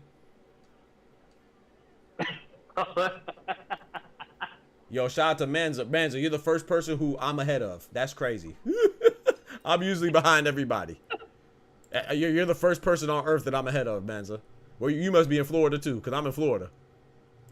Yeah, I thought he was hurt, Kendrick. I mean, I don't know. I didn't think he was at first when he was covered up, but then when they switched sides and he tried to get off the ropes and he almost fell back. No, I thought he was dazed. Yeah, he looked punch drunk for sure. Yeah, bro. Khalil Cole can't lose this, man. I think he's up and comer, man. But bro, I ain't gonna lie, bro. I know I might be reaching, chat. Shout out to Big Turk, bro. Shout out to Big Turk. Yeah, bro. I feel like these harder fights are coming because of Big Turk, bro. Exactly. That's what I told you. Remember you did say that. You did say that. It's gonna be like off season. Rehab season is gonna be postseason NBA. Yep. The Super Bowl of boxing. Champions League and soccer. You know. Yep. Everybody's gonna have to step on that gas if they want to get that big money. Yep. You saw that replay right there, Kendrick? Right there. When he threw that little uppercut and Khalil Cole almost leaned back like Fat Joe. That's what I thought he was hurt. Yo, he looked just like the first round. Yeah, man. I can't believe I'm ahead of you, bro. The fight just started. We had 2 minutes and 48 seconds. Murrow. The main event is probably starts around 10. You know how it goes because we have this fight, then we have Ray Ford fight, then we have. Oh wait, maybe not. I'm missing somebody, right? Ray Ford, and then. Oh no, it might start pretty early then. It might start around 9:30. Yeah, about 10 o'clock. Cause we got Ray Ford, and then we got Bam Rodriguez versus Pedro Guevara. Then we have Boots versus Karen CHUKHADZHIAN. Am I missing somebody? No, that's it. That's it. Yeah, so we have 3 fights like this. It might start about 10 o'clock. He said I'm on the fire. Say okay, turn up then. We should be fair to all things, but let's keep it biased based on all the facts, bro. Facts. Hector Wynn ain't the same as T.O.B. and Richard Cormier, a champion with his own division for his belt. Once again, I'm not knocking Teofimo's belt. I never said that Teofimo's resume is bad. I just said that Hector Luis Garcia is a good person to beat. That's the problem right there, in my personal opinion. If I give him credit for beating Luis Garcia, if I give Devin Haney credit for beating Kambosos, Cole is down. Bro, Gallegos is putting that pressure, bro. Supporter in the building. Yeah, if he wasn't hurt then, he hurt now. But he was hurt, yeah. He was hurt then too. Bro, this is gonna be a long minute and a half, bro. Oh, Khalil Cole, you gotta cover up. I mean, not cover up. You gotta clinch, bro. That was a big right hand. That was a big right hand from Cole. Oh boy, you gotta clinch, bro. These young brothers, man. These young fighters, man. They don't know how to clinch, man. It's like the 3rd person we saw in a row that doesn't know how to clinch, bro, or doesn't know when to clinch. Yo. They're fighting, though. Hey, shout out to Cole. He's fighting back. Gallegos just came out with a big flurry. His back is against the turnbuckle. But yeah, even with Lomachenko, I didn't say Lomachenko's win over Rigondeaux's not good. I'm just saying that Tank's wins are good too. But that's the thing. Whatever you say, oh, that was a big right hand from Cole. Whenever you say somebody's wins is good, they automatically think that you're discrediting another fighter's win. I never discredited Teofimo's win. I never discredited a Lomachenko win. Never discredited a Haney win. But that's what people hear. I celebrate boxing, man. I don't take away no credit. I just said George Kambosos is a good champion. George Kambosos wasn't the best champion. Of the champions, he was probably considered the weakest champion. I think that's pretty accurate. But he's still a champion. You can't be a bad fighter and be a champion. Oh my gosh. Big left hand for Gallegos. Oh my gosh. Bro, yo. Did they not teach him how to clinch in the boxing? I guess not, bro. Hey, Oscar, how many American fighters do we see in a row don't have it clinched? Floyd Schofield ain't clinched. Khalil Cole's not clinching. We just saw, who was the other person we saw that could have clinched recently? I'm trying to think. I don't know. They're like forget how to clinch. Do the spin-a-rooney. Do the spin-a-rooney, bro. I guess. Cole is hurt on the body. Bro. Nah. Oh my gosh.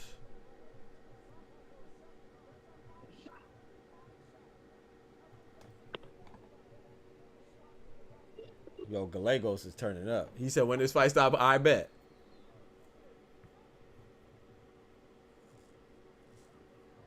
Yeah, he said Hector Luis Garcia only beat Chris Gobert. I mean, that's who's in front of him. Who did George Kambosos beat to get his belt? Or best win on his resume. I mean, who's a belt holder right now? Who did Dennis Burn? I mean, Dennis Burn beat Navarrete. That was a good win, but he was a smaller guy. You know, outside of I'm gonna sound like I'm being disrespectful, but I mean in a positive way. Wilder was, to me, he was a pound for pound fighter at the time. One, he went 10 years undefeated. Yep. People say that he didn't know how to box, and he only had the right hand, but that right hand even things out. But if you look at the heavyweights at that time, there was nobody there. But he had to fight whoever he had to fight. Yeah. He got the belt from Bermain Stavern, right? Yeah. That was the only, up until he met Tyson Fury, that was the only person he didn't knock out, and then he knocked him out after the rematch. Yeah, like King Kong Ortiz. He beat King Kong Ortiz. Yep. He said, yeah, Jared tried to. Ty said Jared Anderson tried to. Yeah, he did try. Not good enough, though. Even he didn't even know how to do it. But go ahead, keep going, Oscar, my bad. No, I was like, I'm not going to take Wilder's legacy out just because there was nobody at that time. Right. It's just he had to fight whoever he had to fight in front of him. Right. And if there's nobody in front of you, you need to unify. Right. So the reason why I brought up Baranchyk, though, no disrespect to Baranchyk, but he didn't bring him up. But let's face it, Navarrete was a guy coming up for that vacant title, right? So he essentially brought him up. You know what I'm saying? Not saying that he made the fight, but he brought up Navarrete. So let's say that Keyshawn beats Baranchyk or Raymond Muratalla beats Baranchyk, an undefeated title holder. Is that a bad win because we don't know anybody else he beat? Come on, man. So because we don't know who Hector Luis Garcia, or he only has one notable guy, Chris Colbert, according to us who don't like, I'm talking about as a whole, a lot of us don't like smaller divisions. Does that mean he's any less of a champion? Come on now. Fumalele Cafu, the South African, who did he beat to get his title? I mean, I could tell you, but how many people could tell you? Does that mean that he's not a good champion because someone beats him? And if if Bam Rodriguez unifies against him, is that not good? Because we don't know who he beat? Yeah, nah. Come on, dog. Hey, I like this. It's forcing Khalil Cole to show his boxing ability.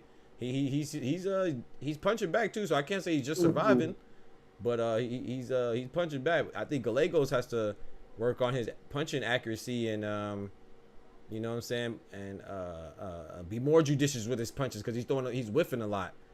But you gotta be more intentional with his punches. Referee just wanted to keep it up. I thought that was a pretty clean shot, but it seemed like it did hit the belt line. I thought it was just right above it, but I mean, I could be wrong. Yeah, no, I thought it was a good shot too. Cole is like just counting. Like, what's up with this? Dog, they're just the last, I don't know, 3-4 American fighters that we've seen is they focus on counterattacking on the later rounds when they should be pressing on it. Yep. Like, yeah, you're landing one, but you're also eating 2 or 3. Yeah. Clinching, I want to say this too. So when I say these guys need to clinch, clinching that's an art. You know what I'm saying? It's tough too, but that's what I say. You got to work on that, man, because it's not easy to clinch. Don't get it. It's not easy to grab somebody while they swinging on you. You know what I'm saying? That's not easy. So I don't want to be people. I say you got to clinch. You got to work on clinching. I'm saying that literally. You have to work on that because that's a skill in itself. To know when to clinch, effectively clinch, and know how to clinch. You know. To add to what you're saying, it's better to clinch than getting. Right, exactly. No, but you're making the direct. No one's making the direct comparison. You turned it into that, Ty. You're talking about context. No one said anything about Tank has a better resume than this guy or this guy's. We said that Tank fought people. You brought up other people. It made it seem like somebody's down. No one down anybody. You're the one that's down in it, trying to make it seem like somebody else is down in other people's resume and talk about context. I said Hector Luis Garcia is a champion. You said, oh well, compared to other guys, it's not a good win. Compared to who? I didn't compare. I didn't down anybody this whole time I've been talking. That's you, because you're one of those guys that if you give somebody credit, you make it seem like you're knocking somebody else. You're incapable. Oh, big punch by Khalil Cole. You're incapable of giving somebody credit by themselves and individually, and standalone credit. That's you. I'm not part of that brigade. I don't feel like if I give somebody credit, that means I'm diminishing somebody else's accomplishment. So you're the one talking about context. To me, that context is irrelevant. You're the one bringing up Hector Luis Garcia isn't good because he only beat Chris Colbert. Okay, yeah, I see what you're trying to say now. Yeah, nah. I didn't say that. I didn't say that. Right, I didn't say that. You said that. I said to the people that compare it. Right. If Tank didn't fight nobody, then no more fuck nobody. Right. Incapable is I'm just saying, like, I don't even know how we got here. The conversation started was me saying, how can you discredit champions? I said Hector Luis Garcia was a champion. Leo Santa Cruz was a champion. I said he only had one loss that he avenged. I said Jose Pedraza was a champion. I never said, oh, Jose Pedraza was a champion. That means that Devin Haney's wins weren't good, or Teofimo's wins weren't good, or George Campos' wins. I never said that, bro. Maybe that's how you perceived it, but that's not how I delivered it. I can't help how you perceive things. Oh. Man, see what I'm saying, dude? What are you doing? I don't think Oscar did that either, though. What you doing? Oh my gosh. Like I said, if you don't like Hector Garcia, I can't tell you that he's a good fighter. I can't convince you of that. Oh, Khalil Cole's in trouble. Why he turn around? Why do they keep turning around? Bro. That's what I'm saying. They keep doing that spin around shit. Bro, we just saw Floyd Schofield turn around. Why do they keep turning around? Where are they getting this from? Wilder. Nah, yeah, facts. Yeah, we need to get rid of Malik Scott, bro. I'm blaming Malik Scott. I'm blaming Malik Scott, bro. This is a pandemic. Why do they keep spinning around when they hurt, bro? Who does that? He clinching now though. You see, he put him in the guillotine from the front. But even then, that's not effective clinching though. Like that's what I'm saying, man. Right. Like, fuck, man. God damn, I don't want to see no ass cheeks, but god damn, this motherfucker. Hey, bro, they fighting though. They fighting though. Shout out to Cole. Shout out to Gallegos. My guy said, Ty, I don't think. I mean, like I said, I can't speak for Oscar, but I didn't perceive what Oscar said that either.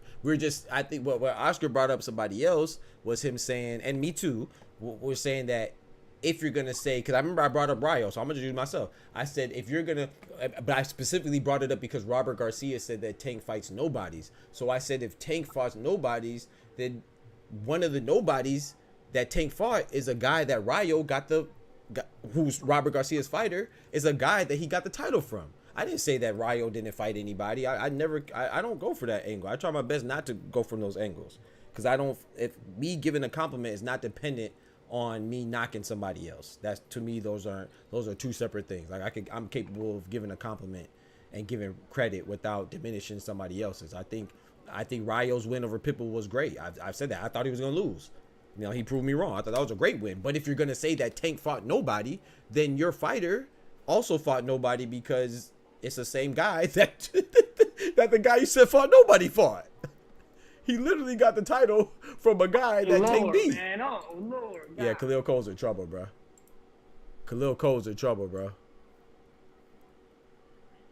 And to reiterate what I said, it's like if you're gonna like I'm saying when somebody says, I don't know how to say it, but like if somebody says this apple is bad, and I see another apple that hasn't been developed, then that apple is also bad. Right. Just keep it consistent. Right. So that's all we're saying, man. It's like I don't get why people are so quick to. I don't even know how you could do that. Like Tank or anybody else, Devin Haney, you got to put respect on him. He's the youngest undisputed of the 4-belt era as a male. Well, as a male now because Gabriela Fedora holds that accolade and that achievement, right? So you gotta give her credit. But as a male boxer, he's the youngest undisputed. So of course his fights are good. And even with Teofimo, I don't like Teofimo, but Teofimo win over Loma was good. His win over Josh Taylor was good. Thanks. He gonna huff with you. He got to do something. Clone in the building. What's good, brethren? What up, Clone? This fight is on the zone. Bad stamina. You know what? I want to say more to that, man. So I agree, but I also want to add. You know what also messes any man up? Overlooking your opponent. And I don't want to say that Cole did that. But when you're talking about being the top guy, the light heavyweight, stepping up, you want a world title shot next. You're not getting a world title shot from Gallegos. So that means you're looking past Gallegos, right? Yep. Come on now. Come on. You can't do like, bro, like, come on, man. And it's not always their fault either because as an interviewee, you can only answer the questions of the interviewer. However, you could decide how much time you want to spend on that question. But hey, you know, I gotta focus. Shout out to Bam Rodriguez. When Bam Rodriguez was asked about Inoue, oh boy, he in trouble, bro. Big left hand. Oh boy. Oh, he got him in the corner. Oh my gosh, he gotta fight back. Cole, you gotta fight back. He about to stop it. Cole, you gotta fight back. Oh, Cole gotta fight back. Fight back, Cole. Get him up. Let him get up. Let him get up. Let him get up. Fight back, nigga. Fight back. Cole, you gotta fight back.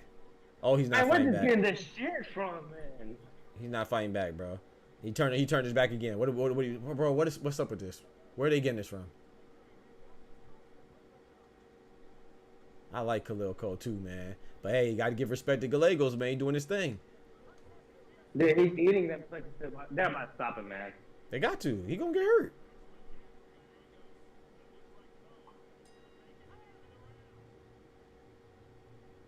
He keep throwing 1 point like he's doing, bro. I'm telling you, I feel like Top Rank is hating on her. She should be at the top of the. I agree. Like, why is she at number 5? Oh, she is. I don't know. I gotta look at that. I agree with you though. I think they are hating on. Oh wait, Top Rank hating on Gabriela Fedora? Nah, no way. What would you mean? The coach, Khalil Cole said, "Don't stop it." He said, "Don't stop it." I heard him say something about to stop it. I read his lips. He said, "Don't stop it." He keep throwing 1 punch. Dude, these fighters need to understand. Going to the body is gonna kill you. I'm telling you. I don't know, man. He might need to stop it, bro. Shout out to him. You're gonna say don't stop it, as he should. You know, he's a fighter. Nah, they're stopping it. Yeah, they stopped it. I think they should stop it too. Oh, nah, they're going. Though. He came in. They're going. The same way every round. He got dropped again? Yeah. Yeah, stop that, bro. The ref stopped it? Yeah, he stopped it. Good, yeah. Good. You can't get dropped in the first. He got dropped in the first 3 seconds. Yo, he stopped a big stepper, bro. Bro, supporter Aussie look off. Shout out to my boy Dub dropping that bread, that cheese, that butter. These biscuits.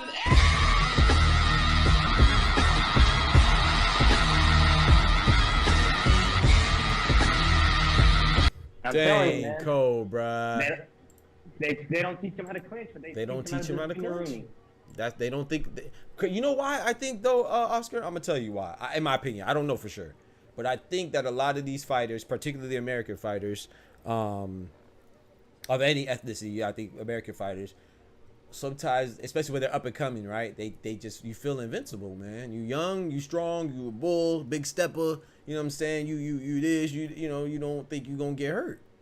But you gotta think you might get hurt, bro. You gotta. That's part of boxing, man. Shout out to Khalil Cole, man.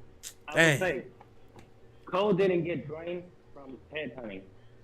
Body work, that's what killed Cole. Yep. The body work. Yep. These trainers need to put some JTC on the ring, on the gym or something, man. If you go for that body, that head eventually got dropped. Yep. And then you might have clinch, god damn it. God. Clinch, bro. Dang, that's a shocker, bro. Oh, you know, Clapback Thursday's coming up. Clapback Thursday's finna go crazy. Eddie Hearn is an awful promoter. Come over here. We don't make our stars lose. That's what Oscar gonna say, bro. Not the big stepper, bro.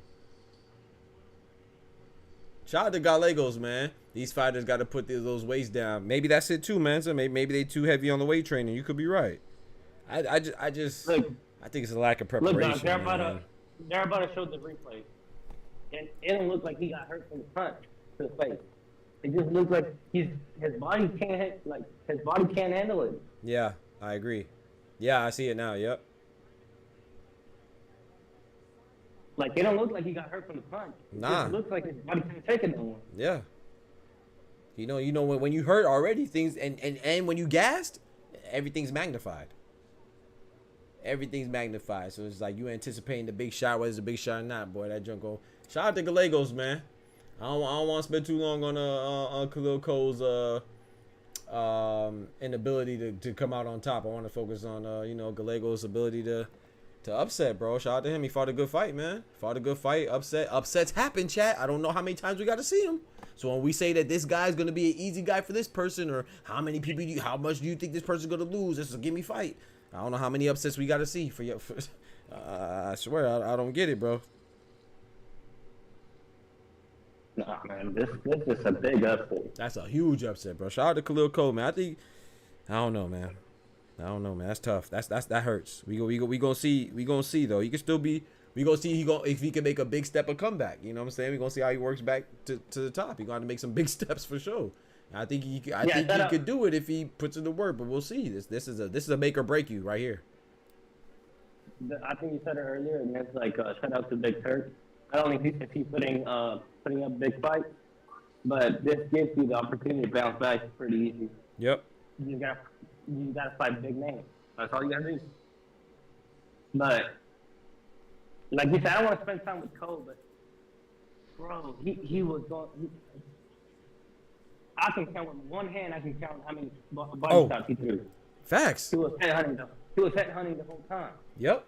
Let me pull up this man Ty. My boy Ty in the venue pulling up. Shout out to my boy Ty, man. What's good, bro?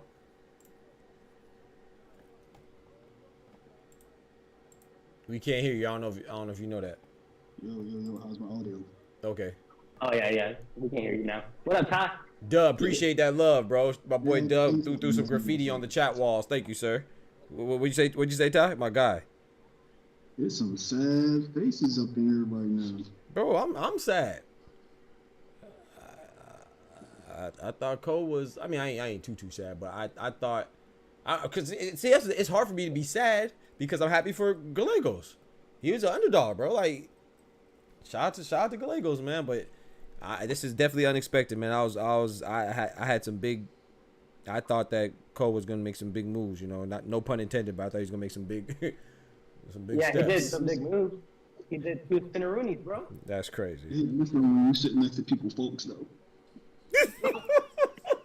Bro, I don't get jumped on, bro. Hold on. Well, now you just gotta practice clinching, man. You just never know, bro. You're in the light heavyweight division, bro. Other people could punch, man. Other people could punch, man. But I hope you guys, we gonna see his fortitude, man. His mental fortitude, how much he really wants it, because that's like Oscar said. He'll get a chance to come back. You know, he's working with Eddie Hearn, with Matchroom, who's working hand in hand with Big Turk. Big Turk ain't gonna give up on you like that, it seems like. But you're gonna be in another tough fight, though. You ain't gonna get no gimmies. You ain't gonna get no easier.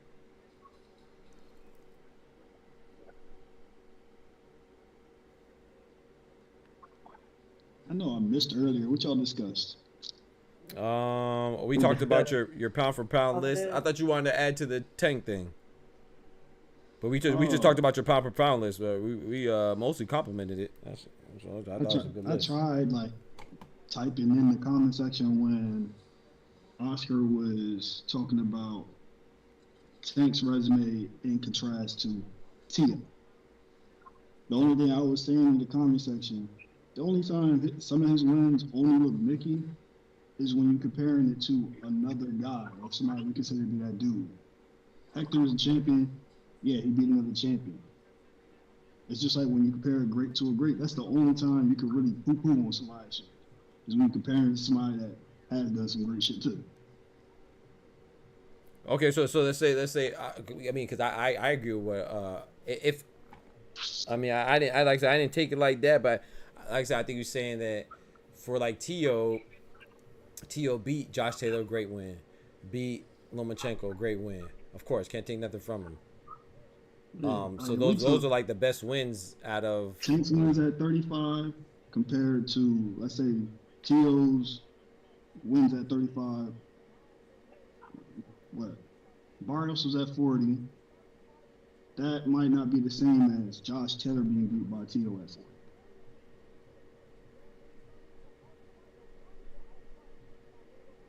40. Okay. Yeah, I can hear you. I thought you were still going. I was gonna let you finish before I chimed in. Like, if it was resume for resume, like, I think this is a discussion me and Oscar had when we was just fucking around moving people up and down the list. Mm. Yeah. Like, when people in close proximity, you gotta sit there and compare his to this guy. That's when it's like, all right, I credit this one, but it's not better than this guy on this list. But like I mean, I know you at the venue, so I'll let you finish for I respond. So go ahead. Oh, go ahead. Oh, so once again, where is comparison coming from? Like, you know what I'm saying? Like, there was no, the point is to say that how we got on this conversation was I was talking about a Robert Garcia interview where he said that Tank fought nobodies. So how can you be a nobody champion is how we got there. But if you do want to compare it to Tio, I would say that Tio's top 2 wins are better, but collectively, no. I think Tank's resume is still better, in my opinion. Yes, he has Lomachenko. That's a great win. That's probably the best win. And then Josh Taylor because of what he accomplished. But that's it for Tio. Like you said, maybe Richard Kami. I mean, he lost to Kambosos, right? But Leo Santa Cruz is an all-time great. That's where he's gonna be when he retires or when he fully commits to retirement. You know what I'm saying? You know, and then Hector Luis Garcia is a champion. Mario Barr is a champion right now. Isaac Cruz is a champion. Sorry, Isak was a champion. You know what I'm saying? So like, I think if you talk about even if you talk about their most recent fights, Frank Martin is a way better fighter than Steve Claggett. You know, so it's like, I mean, I don't really know. I like I said, the point was never to compare them, but if we are going to compare them with Tio, yeah, I'd agree. I think Tio's top 2. I don't even know if you want to say even, yeah, I mean, yeah, for sure Lomachenko and Josh Taylor, but even then, if you want to break it down, Tank just tried to fight Lomachenko. Now, if you want to say, yeah, Tank could have fought him earlier, yeah, I mean, I don't know. It's just like with the Robert Garcia thing, you can sit there and say, oh, his resume is bad, but in comparison to who? But that's the thing, though. He didn't even say, but he didn't even say resume. He said he fought nobodies. So if Tank fought a nobody, that can't be true because his fighter, literally Rayo, got a championship from a nobody that Tank already beat. So he doesn't even believe that. You see, that was the point. You know what I'm saying? So once again, I'm saying that people go out their way to be hypercritical of somebody. It's not even about, even if you want to say I wish Tank would do more, that's a different statement than saying somebody fought nobodies. That means you're calling Leo Santa Cruz a nobody. That means you're calling Isak a nobody. It means you're calling, you know what I'm saying? So those are, I think the verbiage, yes, it's context, but at the same time, you gotta also, it matters what you say still. Because I guarantee you, Robert Garcia would not say to Leo Santa Cruz face that he's a nobody. Or Isak Pitbull Cruz. I bet you he doesn't tell Rayo that he beat a nobody in Isak Pitbull Cruz where he got the belt from. He doesn't say that. Making a statement like that opens up the door for a lot of things. Right. That's how we got there. This person fought nobody. We automatically go scroll through somebody's Rolodex of fighters. Let me see what your resume look like. Right. Robert, it's like, who do you train right now as a comparable resume without calling your brother? Right. So that's all it was. So I like I said, I'm not saying if you do compare, of course, when we compare fighters, you got to go to that's the first thing you got to go to is it right? But that wasn't the point of what we were doing right now. You know what I'm saying? I wasn't saying I wasn't shitting on anybody. I'm actually trying my best not to. That's why I was like in the comment section. It's like with Tank is a weird argument because a lot of people they get unjustifiable hate, but in some cases his resume is kind of overhyped. Yeah. The only reason I say that is like the when they talk about divisions of the championship. Mm-hmm. Like some people give him credit for Barrios, like I do, and some people be like, well, it was only the regular belt. Josh had the real thing. And he was drained. You know, he drained him because it's somebody else's responsibility to make sure what division other people want to fight at. Like, come on, bro. Like, we got to chill out. This is like the situation with Ryan. You still signed the contract for it. Right. Like, if y'all was in negotiations and you saying I don't feel comfortable with that, cool, but you still signed for it. Right. Right. I can't give you no slack. I can't cop a plea for you, bro. You signed. But but that's the thing. He was at 135. He fought it. The guy gave him 136. I know it's only 1 pound, but that's if you're not at 135, you're not at 135. Ryan Garcia was at 135 for all his fights up until that point. You know, or like his last fights before that point. So then don't fight at 135. You can't make it. How is that the other person's fault? It's like how was this Keyshawn Davis? Is this Keyshawn Davis' fault that Gustavo Lemos couldn't make 135? No, it's not his. It's no one's fault besides the fighter. Hey Doc, do I got the trap phone reception right now? I felt like I just went in and out. Yeah, you did. Yeah, but I'm trying. I mean, Oscar be going. Both y'all be having the trap phone. I be trying to make out what y'all be saying. Both of y'all, bro. That's why I be asking y'all to repeat y'all so much. But sometimes I can make out what y'all say though, cause I'm in a concrete hole. Yeah, I already know. Now you at the venue. I'm surprised I can hear you at all. But yeah, so like a lot of stuff that we get so accustomed to. And I'm not talking about you or me. I'm just saying all of us boxing in general, like especially with the things people say, like even with Devin Haney, you know. Okay, so like let's forget Devin Haney. Let's like Ryan Garcia, right? Ryan Garcia said, okay, he was weight drained. Now you weren't weight drained. You had PED. It's always something, bro. Like it's always an excuse. Like you know what I'm saying? So he didn't make 140 against Oscar Duarte. His 140 fight before that. Nobody talks about that though.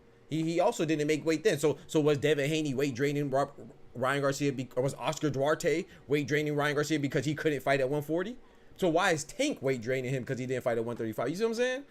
So no one would say that Oscar Duarte weight drained him, but we might say that for Devin Haney because Devin Haney's he's more known. So we put more pressure on the more known fighters, like which makes no sense. Like Ryan Garcia is notorious for not making weights. He didn't make weight for Tank at 135. He didn't make weight for Oscar Duarte at 140. He didn't make weight for Devin Haney at 140 either.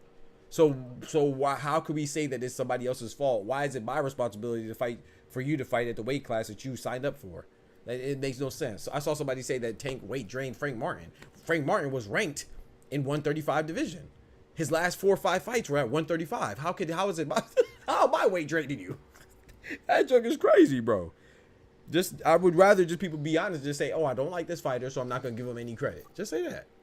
That make more sense. At least I respect you.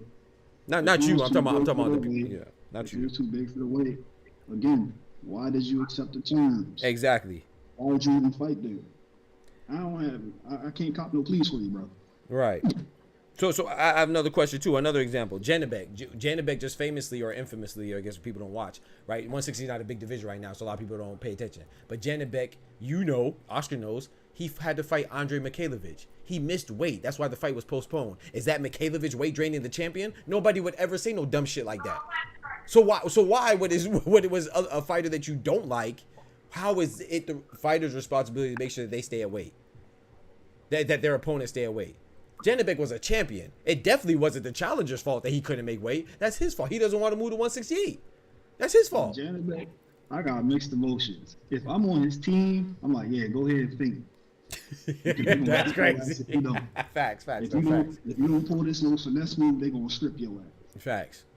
But as a fan, I'm like, yo, that nigga Mickey. Right. Musa, they be trying to be 20 pounds heavy. You feel me, Clone? You feel me, Musa? Like, and that's the thing. I don't Is okay. So let me ask you something, Musa. Like that's a good point what you said. He should be rank draining them dudes. I don't even think he's weight draining them. Put in a restriction that way. Is the IBF if Tank's weight draining, that means the IBF is weight draining people. The sanctioning body IBF is weight draining folks because they put a 10-round rehydration limit the morning of. Like, come on, bro. We don't talk like that. The only time people talk like that is when they have an agenda, and your agenda is to shit on a particular fighter. In this case, we're talking about Tank, but they don't. It's not just isolated to Tank. People will do the same thing with Devin Haney, with him, and people suddenly not caring about PEDs anymore. You know, or like even whoever else they're trying to, or Canelo with him. People not caring about you fighting top ranked fighters. It doesn't matter who you fight. It don't matter where they're ranked anymore. It's just, oh, we don't care. But then when TJ Doheny fights Naya Inoue and he gets boosted up the rankings 15 spots for no gosh dang reason, no one says anything. But then when a guy like Canelo fights a #1 guy that's ranked, then ranks don't matter. We don't even know about rankings anymore. It's like, bro, you just keep this, be consistent. I'm about to hop off. I see a boxing match right in front of me. What'd you say? My kids fighting. Is my boy Boots a weight bully? Yeah. But yeah, Boots is the weight bully too. Yeah. It's crazy, bro. He made weight a whole pound under regulation. Mind you, he on that IBF strap, so you know where he got beat at.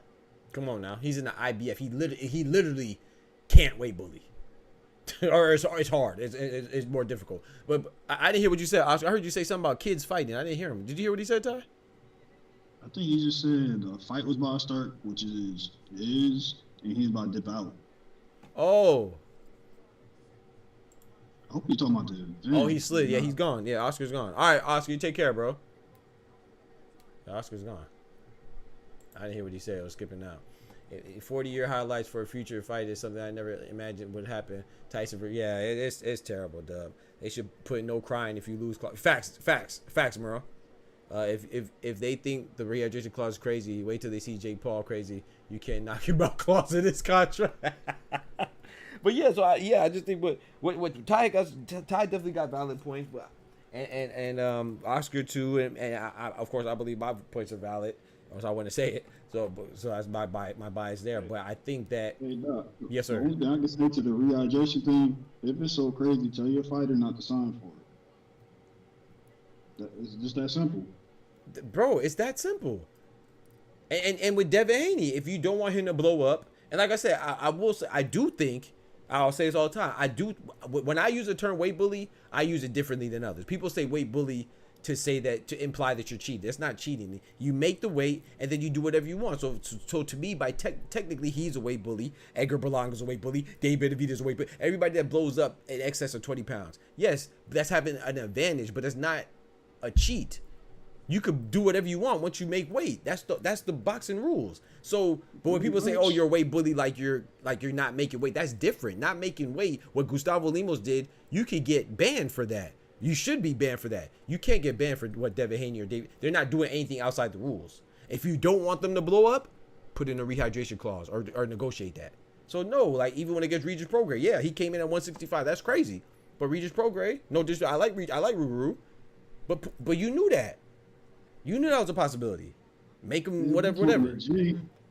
Any fighter, not just them. That are tall for the weight, besides certain anomalies like Sebastian Fedor, most of those guys are going to rehydrate like that. Yeah. Because those are guys that have to actually cut extra to come down to your weight. Yeah.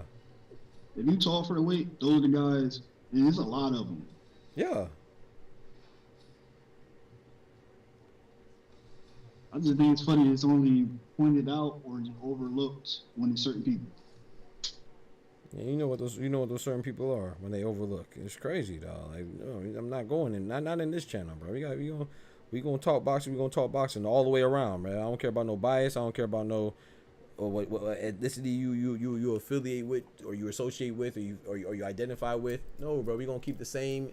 We gonna keep the same energy for everybody, bro. As much as I like Floyd came in overweight against Juan Manuel Marquez. That's what happened. But it wasn't like Gustavo Lemos. So there's a distinction, you know what I'm saying? So, you know, that's why I was on record saying, hey, man, Ryan Garcia coming to 3 pounds overweight. Bro, go watch my reaction if y'all think that I'm capping, bro. Like, I know Ty and everybody else knows this that's been in the stream. But if me saying that Ryan Garcia cheated and it mattered, and you saying, oh, because I love Devin Haney, like I said, I put money on Ryan Garcia. Go look at my reaction when Ryan Garcia knocked out Devin Haney. If you could look at that, all that excitement on my face, and think that that's any indication that I was rooting for Devin Haney, then you're stupid. That's point blank period. You're just an incompetent asshole. Like, there's no way you can see my reaction and how excited I was and saying that, man, this is one of the biggest upsets in boxing ever, and I won money, and you think that I wasn't happy with the win. I thought I like upsets. Even with Khalil Cole, I was going for Khalil Cole. I'm not mad that Manuel Gallegos won. Gallegos, excuse me. He won. He's an upset, bro. I like underdogs. That don't mean I was going for Khalil Cole, but I can't be mad. You know, I like Khalil Cole, but I like boxing, man. Hey, shout out to Khalil Cole, but if Khalil Cole stops boxing, I'm still gonna be watching boxing. You know what I'm saying? If Tank stops boxing, I'm still going. So I just like boxing. So it's really hard for me to be too upset. Now, if Tank or Canelo loses, I ain't gonna lie. I'd be a little sad, a little bit. But you know, when Bivol beat Canelo, I was like, dang. But at the same time, shout out to Bivol. Wait, what Merle talking about? Merle said we get to identify our ethnicity now, but just head out. We get to identify what I say. I don't know. I probably said something crazy, talking too damn fast. I don't know what I said. I don't know what Merle talking about. Probably because I did say I don't care about what ethnicity you identify or relate to or associate with. I don't know. I said something. Oh, I thought that was some Trump shit. Nah, Merle crazy, bro. Don't listen to Merle. Merle be trolling. He said, why they got this cheater Carter on the screen? They don't know. He don't want no smoke with it. Bro, I'm telling you, man. But I want him to come back and fight, and I want to see if he really fight Boots. You know, that's the thing. Once you serve your time, I'm cool. You know what I'm saying? You serve your time or whatever. Once they get it figured out, go fight Boots, man. You say you going to fight Boots? You're on Matchroom, go fight Boots, bro. Connor. I ain't trying to sound like the boxing Wendy Williams, but I got the T on your boy Connor. What happened with Connor, bro? Slick back Ben. Slick back Ben, I like that. Anything he's saying right now, that's kind of cap. What's cap? Look, he ain't fighting nobody American coming up. Next 2 fights, for sure. You said he is or he's not? Not. Yeah, I don't think he is either. I know he's not. I know he capping. Talking about Boots. He ain't gonna fight no Boots. Bro, you saw the people he called out, bro. He always mentions he'll fight Boots when he don't even say it convincingly. He's like, give me Boots, bruv. Give me Boots. This is what we fight for, right, bruv? We don't scared. We ain't scared. But then when he calls out people on Twitter, he calls out, who'd he call out? Devin Haney, not in his weight division. Gervonta Davis, not in his weight division. Errol Spence, not in his weight division or active. And he called out Chris Eubank Jr. That's the only one that I believe could happen. Chris Eubank Jr. The other people, why he ain't called out Boots? Right now. Come on, bro. Say it again. He's supposed to be getting a fight in before he fight Eubanks. Come on now. Come on now. You know, I gotta use the allegedly. You know? Exactly. So, that's my opinion. Conor Ben ain't fighting nobody, bro. Yeah, that's what he doing with the Turk. Yeah. If he go with you now, hey, I'll say this though. You know, hey, he is with Matchroom, so he could be, man. Hey, if he fights Boots, big respect. I respect him. Turk got some other plans for him. Yeah, I think it's Chris Eubank. Like you said, probably I could see a tune-up then to Chris Eubank. Talking about Boots, Turk got some plans for your boy. Oh, for Boots. Oh, yeah, Virgil Ortiz and all that. Yeah, I saw those interviews. Unless you're talking about somebody else. He got somebody else in mind because apparently the people over at Golden Boy not responding to certain things. Oh, okay. Yeah, I heard about Virgil Ortiz. I like that fight, Virgil Ortiz, but like I said, me selfishly, I would like to see Boots get undisputed, man. I feel like that'd catapult him. At least unify 147 if possible, but I understand it's kind of hard. But he never fighting in America. It's a different type of smoke on this side of the pond. He know that facts. I'll give him credit. He did fight Peter Dobson, but come on now, Pistol Pete. All I know is I'm gonna be in Boots next camp for sure. For real? Yeah. That's what's up, bro. That money turkey bag is different. That's what's up, bro. It's different. Hell yeah. I want to snitch so bad. Just be safe out there, man. All I can say is it's some truth to these rumors, though. All somebody gotta do is just say yes. Hey. Yeah, Ford in the ring though, Dub. I mean Ty. I don't know if you know that. Oh shit! I see all these ladies. All right, all right, bro. Be easy, man. Appreciate you, Dub, for letting me. I meant to tell him that too.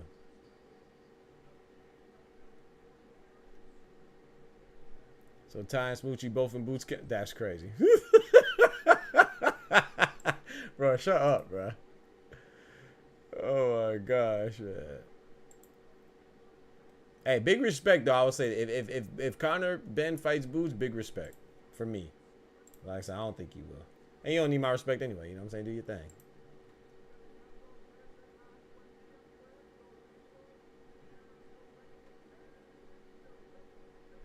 I don't think Conor Ben fights anybody of any consequence. Fight, Mansa. Sparring type thing. Not a professional fighter, but sparring.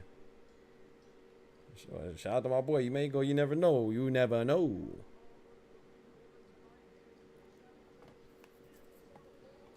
Yeah, he be sparring partner work.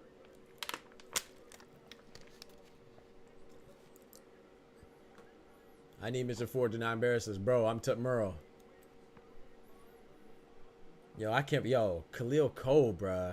That's what I'm saying. Like, I'm gonna say it again, man. I ain't trying to reach with my credit that I'm bestowing on Big Turk, but man, I feel like these tough fights are happening, bro. Because, you know, I think Eddie Hearn is moving like he has less to worry about, bro. So when, you know, we might, like, Oscar may poke fun of it, but that's what happens when you the real, right? Like, you know, they say it get lonely and it get cold. You know what I'm saying? It get frigid. It get rough when you out there on your own. But you especially when you're doing the right thing, right? Because everybody does the wrong thing. Like Oscar De La Hoya will brag about Eddie Hearn and his fighters losing, but they losing. Number one is an in-house fight. It's on a Matchroom show, but they're losing because they're actually in competitive fights. When Oscar says, "Oh, come to Golden Boy because we won't lose," he's literally telling you in your face in broad daylight that we're making matches that are in the favor of our fighters, so we're not giving them competitive matchups. How are you making fun of somebody for giving us competitive matches? That's what the fans should want. You know, it's funny, but if you really think about it, what he said is a whole bunch of nonsense. And if you think that that Oscar is saying any facts for real in this Clapback Thursdays, then I got one thing to say to you from Oscar. You dumbass. That's from Oscar. You know what I'm saying? Literally making fun of a guy for giving us good fights. And people be laughing and acting like that's what. Ooh, that was a big punch. Yo, my boy Ty dropping that bread, that cheese, that butter. These biscuits.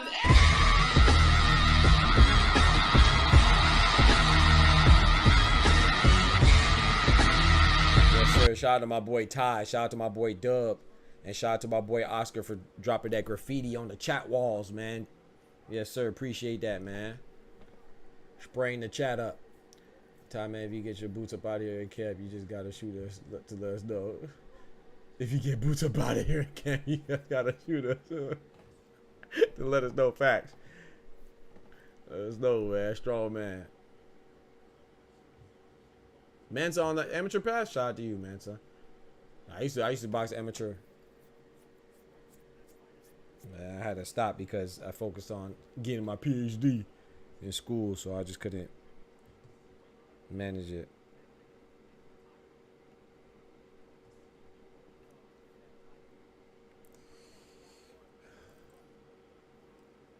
Well, I don't know if I couldn't. I just said I didn't want to.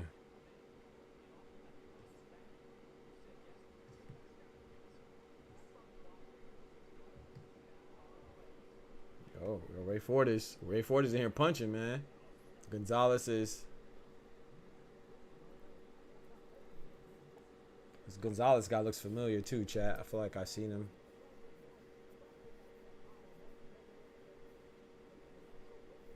Get back on it, man. I should, bro. I still be doing my jump ropes and my you know, my little workouts and the ab wheels and stuff. I haven't been in the ring in a long time, man. Oh my gosh, that was a nice left hand from Ray Ford. I was watching the match, broke out in my living room. Thiago, my oldest, still undefeated against Tito, my middle child. Yo, they was in there punching, man. That's crazy. They said Doc dropping the RB obsolete. Oh, ooh, that was a nice left hand from Ray Ford. Shout out to Khalil Cole, man. I hope the young man bounce back, but it's gonna be tough, man. Because I will say why it's gonna be tough is because when you lose and you get upset like that on a card that's damn near a homecoming for you, it's not a homecoming for him specifically, but you know you got all your homies on the card and you lose. It's like it's kind of checks your ego, right? It's like, dang, if I could lose to this guy, what the heck do the guys at a world class level have? You know what I'm saying? At a world level.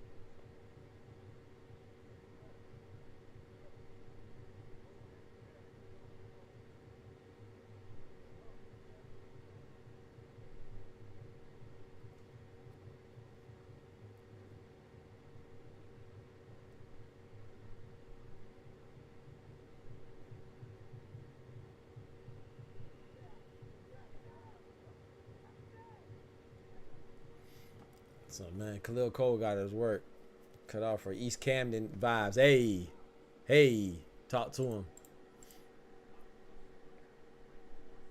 He is from Philly? Yeah, I wasn't sure if he's from Philly. I know he's on the East. I wasn't sure if he's from Philly, Jersey. You know what I'm saying? I know Ray Force from Jersey, so I wasn't sure. That's why I said I'm not sure if it's a homecoming. I know he's from a nearby area. I know Philly is for sure. What's the name? Boots, but yeah, he might be from Philly. Yeah, he's from Philly. Okay, I think this is Philly. Yeah, no, he's asking because I said I'm not sure if this. I said it's like a homecoming for him because he got all his homies. It might literally be a homecoming. Yeah, he might be from Philly. I'm not sure. It is in Philly though, Cologne. Yes. Did not one but two spin. Yeah, he spun like, come on, like why? I don't know, man. I don't know where they're getting the spinning stuff from, man. Like when they turn around, like where do you think you're going? Like you think you're just gonna walk out the ring, or maybe it's just like, maybe something goes off and it's just like a retreat. You know what I'm saying? Like maybe they get hit and it's like a trigger for, you know, some people respond to trauma differently, man. So maybe it's something where they get hit and they just instinctively want to walk away. You know, fight or flight kind of. Not running away like a punk. Oh, big right hook. Oh boy. Oh, Gonzalez, he's not getting up. Nah, Gonzalez not getting up. That's it. Okay, let's go, Gonzalez. Good stuff. I think he's done though. Oh man, shot. Ray Ford throwing them big hooks. Ray Ford said at 130 he at home, daddy. At 130 he at home, daddy. He said he taking over 130, chat. Gonzalez is a decent fighter too. Yeah, I definitely seen Gonzalez before. Now I'm looking at him. Oh man. You see what Gonzalez is doing though. You see him clinching, all right? Okay. It may not be enough, but guys, dang, at least he clinching.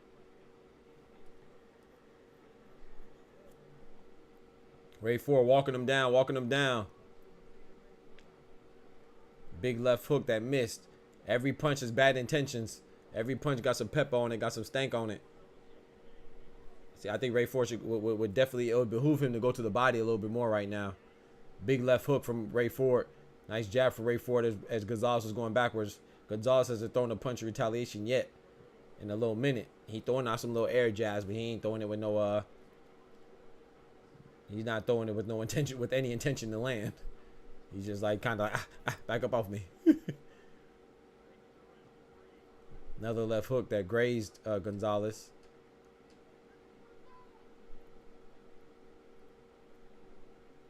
Ray Ford is kind of just following him around as opposed to cutting off the ring. Ray Ford shook his head no, but you know when the boxer shakes their head no, that means yes. That means that last hit landed from Gonzalez at the end of that round. Get that, Ray. 5 rounds max, Merle saying. Okay. You're going to have to make a clip for the Spitter Wood. Bro, I'm telling you, bro. They literally hear the bell. He gone, bro. Yeah, facts. It's called getting your bell rung. Talk to him, Merle. Facts. Literally getting your bell rung. That's a fact. So it's like, bro, they just walk away. It's like, bro, nah, man. I got to stop that, man.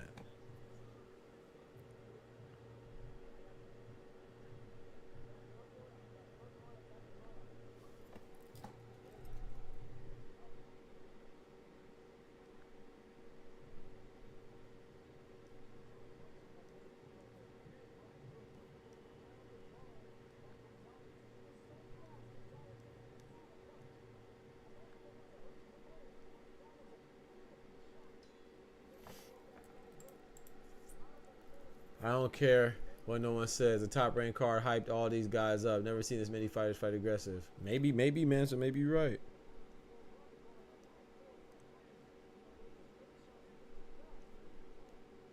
Maybe so, brother.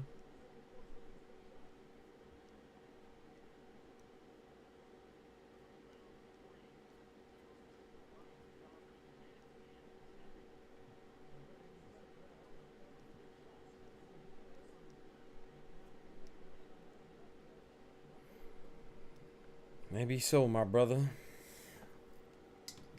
Gonzalez about to get stopped now, man. Yeah, I think so too. No Diddy. What I said, bro.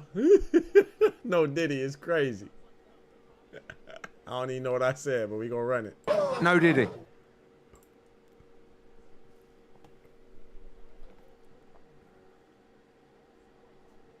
You trying to see through the fog, yeah. But Ray Ford applying that pressure though, man. I just think Ray Ford is just following him though. He got to try to cut off the ring a little bit more effectively, I think. I ain't trying to nitpick either though. He doing his thing. Gonzalez is getting his win back, getting his legs back. Nice 3-punch combination from Gonzalez. Didn't seem like it had too much effect. But that, you see, that's gonna cost Ray Ford right there though, man. And like I said, I'm not trying to be too critical, but sometimes Ray Ford falls into the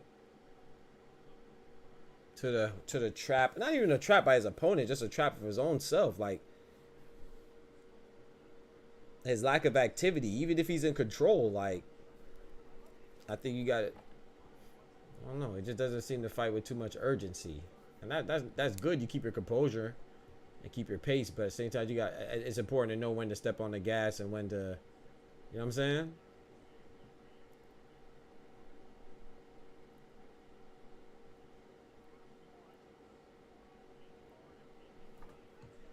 But hey, he's doing his thing right now. I feel like against Nick Ball, that it would have helped if he would have fought a little bit more urgency. But he's definitely doing his thing right now.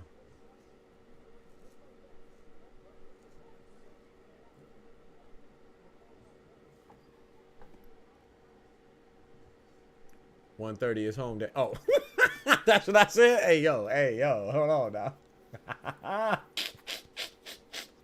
I did say that. I definitely said 130 is home day. You gotta tell them that. Is it legal there? Smell like a Kodak Black concert is crazy. Smell like Yak. That boy Yak out there in Philly.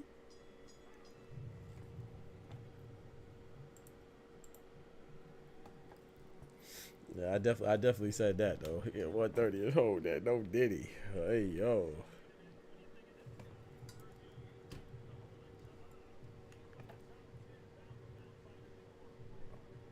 Bro, they can't help it, bro. Every time they see Barrow, he's one of the top 10 pound for pound fighters in the world. Yes, he is. He's a good fighter, man. But jeez, stop it, bro. They trying to force it, bro. They trying to force feed you. I hate when they do that, bro. And that's not good for Bam Rodriguez either, because if he messes around and loses, then they go and say, "Oh, let the man grow into it, man. He's gonna get there." But some people think he's already there, and I'm not knocking anybody who does. I just disagree respectfully. I disagree respectfully. I think he has the tools to be there. I just don't think he's there yet.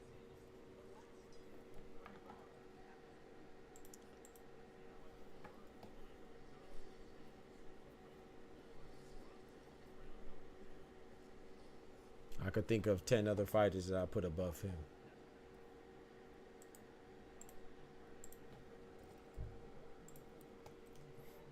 Man, the baddest man on the land. Hey, I stand corrected. My bad, brother. My bad, brother. He is bad. He is bad though, for sure. That's a fact. He's a beast, man.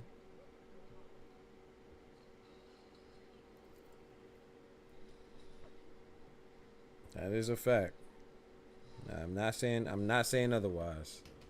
That's the thing. When you have 10 people, there's so many boxers, bro. Even being considered as a top 10, that's a compliment. You know what I'm saying? Already. So, not being on the top 10 is not disrespectful. Unless you like, you know, in a way, Bud, Usyk, Canelo, or Beterbiev. I think that's disrespectful not to have those 5 on there with their accomplishments. But Yeah, clone. I kind of, yeah. I don't know if I'm tripping, but I think I can hear your TV through. But really, thank you for letting me know, bro. Like, it's crazy. Y'all can hear it better than I can. I can barely hear it. I'm trying to turn it up so I can hear it. I can barely hear it. That was a nice 1-2 from Ray Ford. Gonzalez tried to retaliate a little bit. Had limited firepower on his ooh, on retaliation though. Full work, hand speed, and punch output. They lucky Bam is at 5'9", fighting 147. See, I can't think like that, you know, because that's like saying they lucky Deontay Wilder wasn't 147 with his power. You know, you gotta. I can't say that.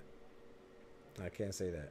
I can't say if he was at 147, he would be able to beat Bud or even Spence or even Boots. Or I can't say that. Just like I can't say if Boots was as small as Bam that he would beat Bam. I can't say that, you know. But I could say that for Bud because Bud has the better opposition. You know, if you translate their opposition, compare their opposition, it's not even close. It's like people say Bud's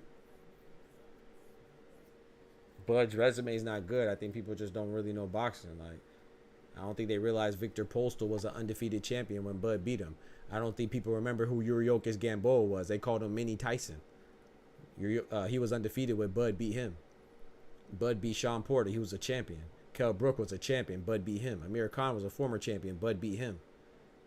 When Bud beat Errol Spence, even with his car accident, but Errol Spence was on the pound for pound list, top pound for pound. They called that fight the ruler of the welterweight division, whose era it was of boxing.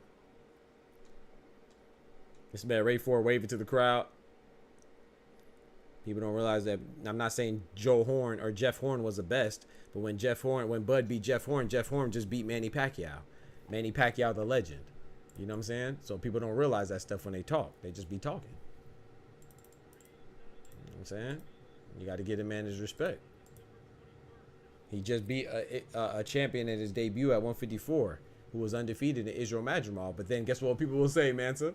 People will say, oh, Madrimov was a champion, yeah, but he didn't beat nobody. But then those same people that say that about Israel Madrimov are the same people that are telling me now that Tank should fight Keyshawn Davis, a guy who's only 11-0 and he has no championship. So if you're going to discredit one guy for beating an undefeated champion on his debut at a weight class above 154, how are you going to convince me that you would give Gervonta Tank Davis credit for beating another guy who's 11-0 with no title? You see what I'm saying? People just say whatever is hot, whatever they're feeling right then at that moment. That's what I be talking about, bro.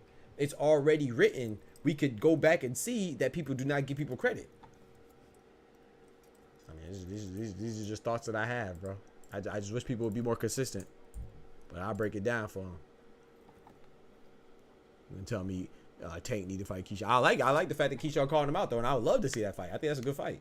But don't try to tell me that you'll give him credit for being Keyshawn. You definitely wouldn't give him credit for being Keyshawn. You don't even give Terrence Crawford for the credit for being the same guy. That was a same guy in a similar position in their career, being 11-0, and he was a champion. You don't even give Bud credit for that. That's why you gonna give Tank credit for an up and coming prospect like Keyshawn. Freak out of here. No, you won't.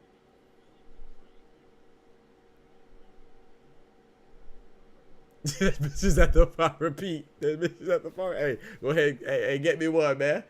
Till I put on the intro. I'll put on the boxing talk intro, man. That's a fact, though, Merle. People be capping.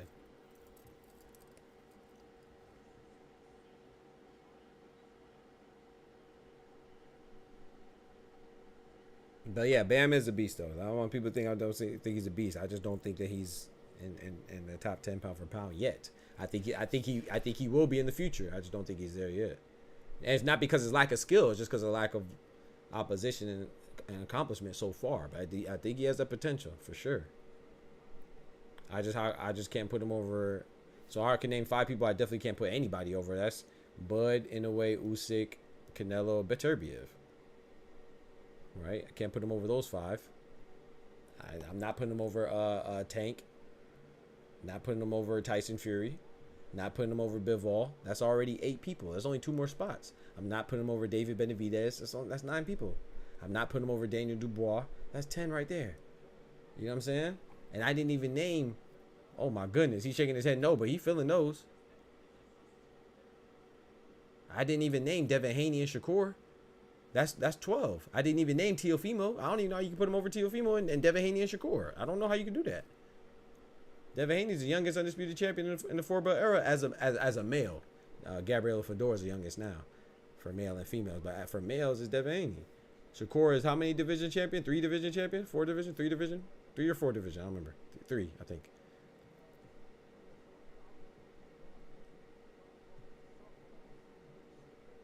But I definitely think he's on his way.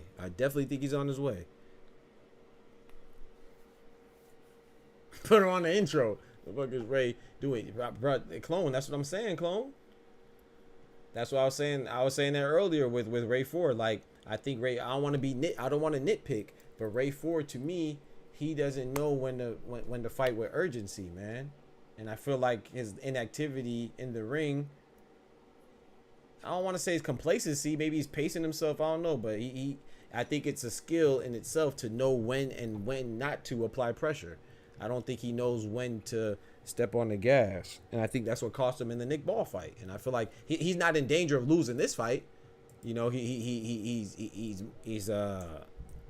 a pretty solid position when it comes to being a better fighter than this guy.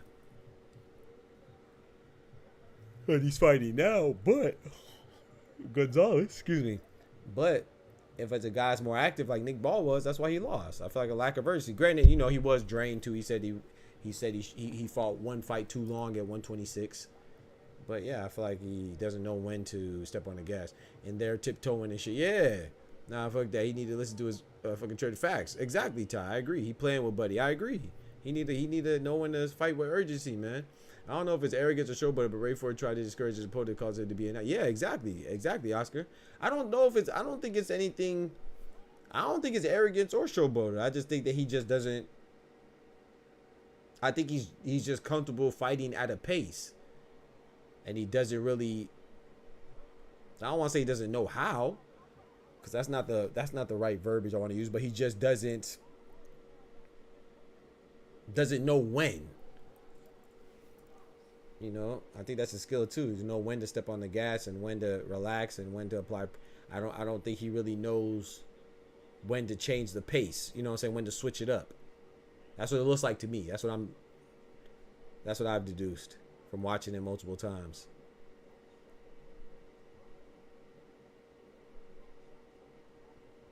Pressure bust pipe. Some guys do well in the gym and do well under. That's true. That's true. But I don't even know if it's a pressure thing though. Like, you know, because shout out to Ray Ford remember when he beat Otabek Kumatov, that was some pressure for your ass. That was, you know what I'm saying? He came up with a Kobe, rest in peace, Kobe Bryant. He came up with a Kobe clutch moment against Otabek, knocked him out in the final 10 seconds of the 12th final round. So he got it in him. It's just, I don't know if he knows when to apply. Or maybe it could be like y'all said. Maybe he just, or like what Oscar said. Maybe it's an arrogance thing. I don't know. I don't feel arrogance though. I don't feel like it's arrogance or showboat. I feel like he just. Okay, you know what I think? You know what I think, Ty? I know. You know what I think, Mansa and Dub? You know what I think it is? You know when we say, oh boy. You know how they say in boxing, let the knockout come to you? That's what I think it is, Clone. I think with Ray Ford, he has too much of letting it come to him, in him. You know what I'm saying? I think he doesn't, what it looks like to me is like he doesn't really know when to go get it. He's an example of too much, I'm going to just let the knockout come.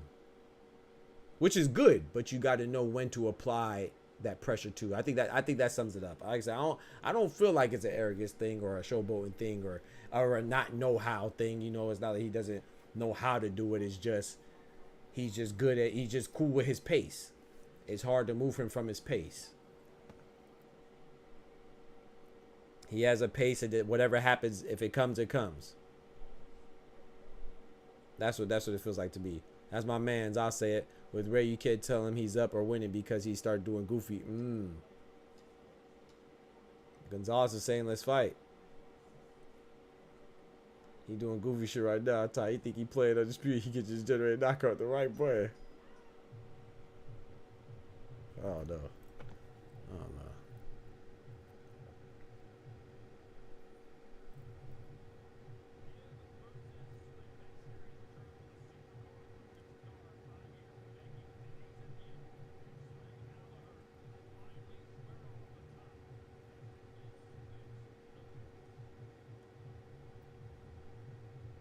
Think you having fun?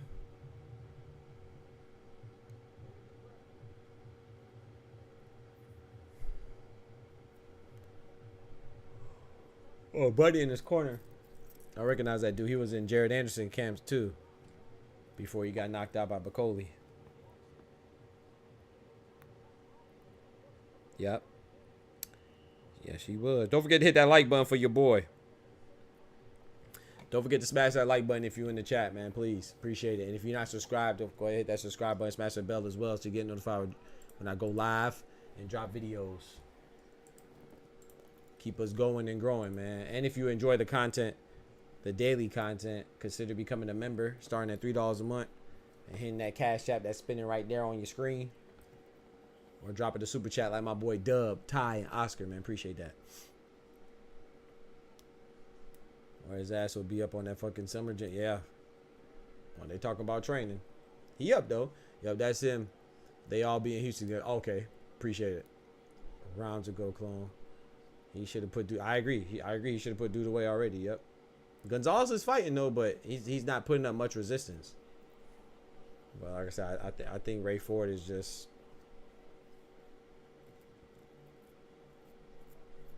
I think his mentality, like, slow and steady wins the race. But you gotta, it's important to know, to feel the momentum of the fight. And when you got it, and I feel like he had it in that second round and let it go. Oh, he's slobbing? Hold on now. Yeah.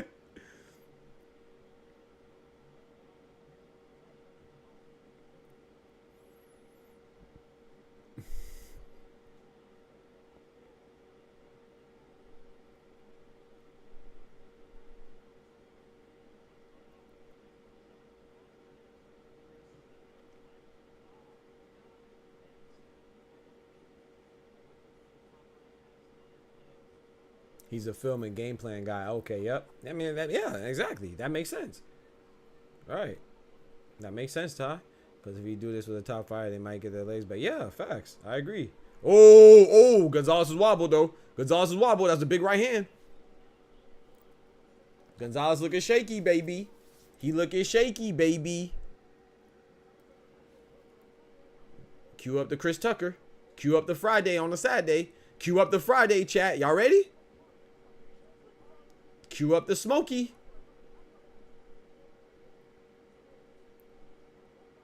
Smokey incoming.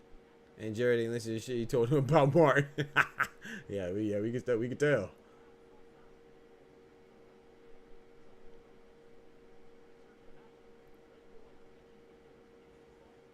Oh, Gonzalez fighting back though, man.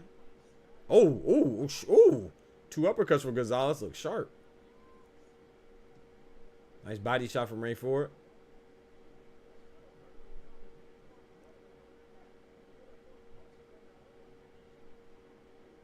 Big left hand from Ray Ford. Double jab for Ray Ford. Once again, he's following him as opposed to cutting off the ring. Ooh, big left hand from Ray Ford that Gonzalez just ate. Took on the chin. Ain't no way he about to let him out this round. Ain't no way Ray Ford about to let him out this round. Yeah, Ray Ford, yeah. Yeah, that's gonna hurt him, like Clone said. That's gonna hurt him against another guy, bro. That's gonna hurt him against a guy that's a little bit more skilled and a little bit more capable than Gonzalez. That's gonna hurt him, bro. He was actually fighting back. Yeah, I was about to run it, but nah, Gonzalez was actually fighting back.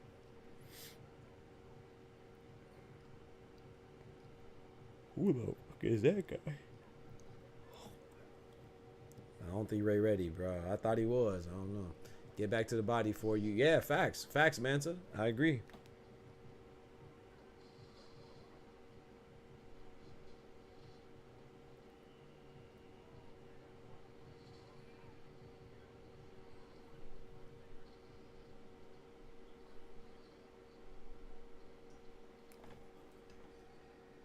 Let's get it, man. Round 8 incoming.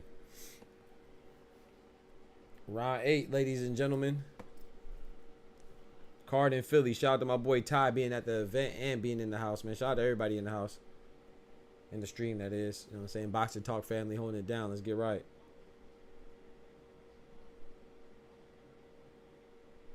Got members in the building too. Shout out to Ty Clone. Merle. You know what I'm saying? Dub. Kendrick. Big members in the building, man. Appreciate y'all, man. Gotta give the members extra love. Cause they show extra love. Appreciate it. Keep the channel going and growing. Keep the lights on, baby.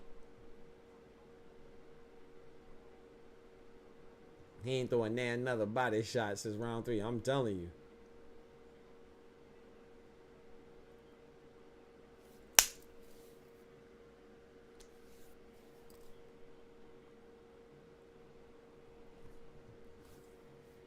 That was a nice 1-2 from Ray Ford. You know, he's a southpaw fighter, so his 1-2 is his jab with the right hand and strong hands with the left. Ooh, that was a 1-1-2 from Ray Ford. That was nice. Gonzalez ate that.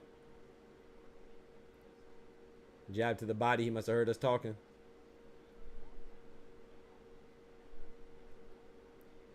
Yes, sir. Big emotes in the chat.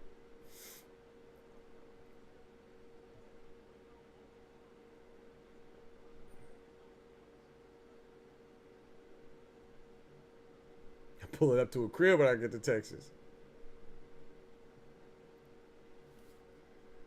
Yeah, I hope he does too, man, sir. Hope he does too, man.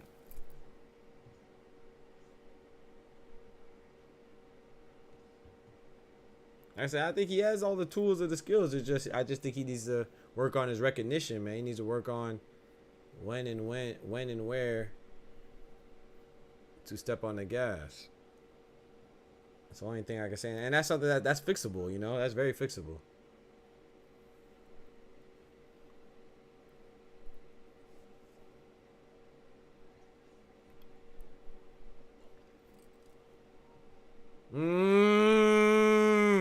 Big right hook, box side. The right hook dropped like a bomb. Oh my goodness, bro. That right hook landed.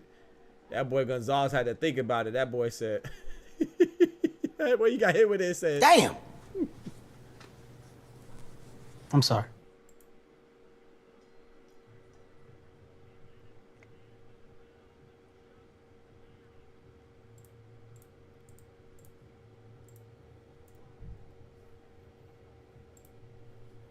hand down, man down. Shout out to Mark Jackson. Wait, there's a UFC joint on today too. Excuse me, there's a UFC joint on today too, huh?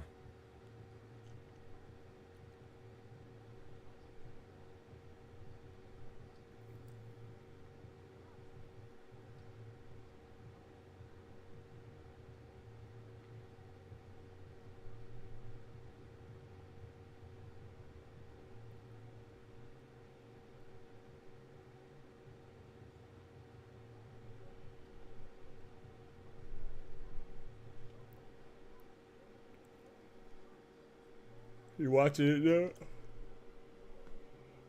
I already know my boy watching it. Round 9, let's get it, man. Ray Ford's coming out with bad intentions right now, like Jermaine Taylor. He chased him around the ring. This is what he should have been doing. You know, he could did this about 4 or 5 rounds ago now. 6, 7 rounds ago now. Could did this for the second round. He's coming out with more urgency now. He's stepping on the gas. Gonzalez is on retreat mode, fight or flight. He's choosing to flight, but he's clinching though. He ain't even clinching. He wrapping up. He wrapping up, trying to hold on. Gonzalez trying to use them legs right now. He's gonna have to use a lot of them. Ray Ford is overreaching, makes him susceptible for a big counter. Oh, that was a stiff jab. Almost knocked Gonzalez off his feet from a jab. That was a Klitschko jab right there. Vladimir Klitschko had one of the stiffest, best jabs in the game at heavyweight. Shoot. In boxing, period. Vladimir Klitschko had a mean jab. He'll knock people out with his jab. That's what Ray Ford just tried to do. The referee warning Gonzalez not to clinch, but it's really just giving him more time to recover. Ooh, that was a nice, explosive right hook from Gonzalez. Caught Ray Ford coming in, but it didn't deter him. It didn't stop him. He's still coming forward with alacrity. Oh my goodness. Oh my goodness. He trying to corner him. Gonzalez is trying to move around and catch him coming in with big shots. To no avail, though. It's not stopping Ray Ford. He's very determined right now. Oh, they wrestling right now. They wrestling. Minute and 20 seconds left in this 9th round. This is Ray Ford's debut at 130, chat. We can't forget that. This is his debut. He's doing pretty good for his debut at 130 now. We can't forget that. Referee warning Gonzalez again. Giving him more time.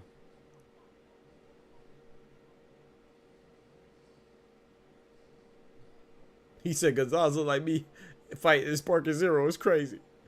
Get that nigga Ray, push him off. When he grab you, yeah, you got to push him off.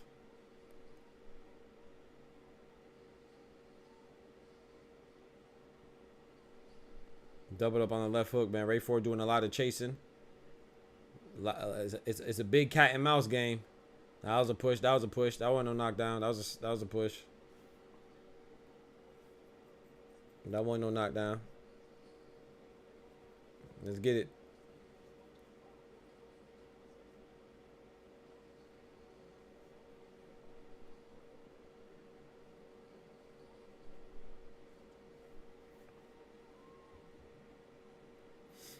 Nice left hand from Ford.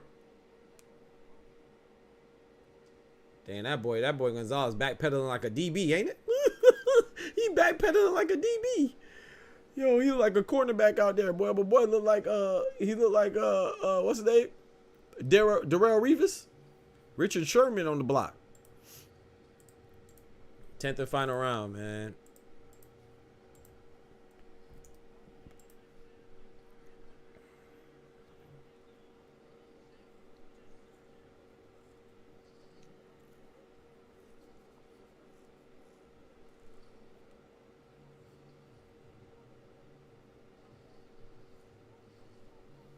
Yeah, he ain't cutting the ring off at all, Clone. He been following him, bro. He just following him.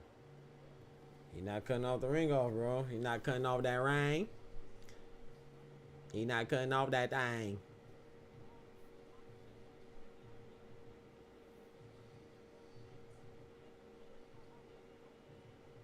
CHUKHADZHIAN.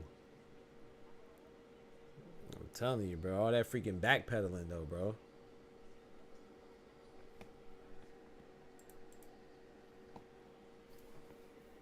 Do you think you're expecting too much from Ray Ford? I don't know. That's his debut, though, still. But I feel you, though, Oscar.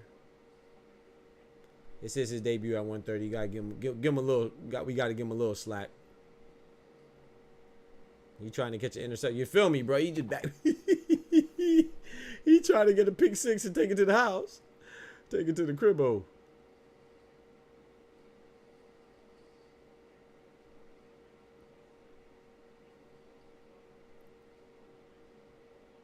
Okay, he tried to cut off the ring right there. Gonzalez out here running suicides. Yeah, but this is good practice. Ray Ford got to practice working. He got to practice cutting off the ring. It's a good practice for him. You got to work on cutting off the ring, man.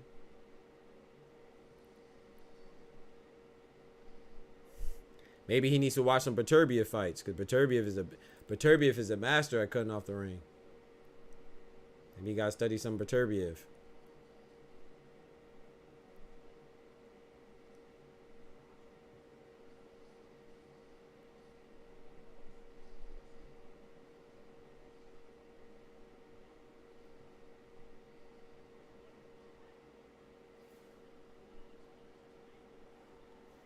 Ray Ford said, let's go.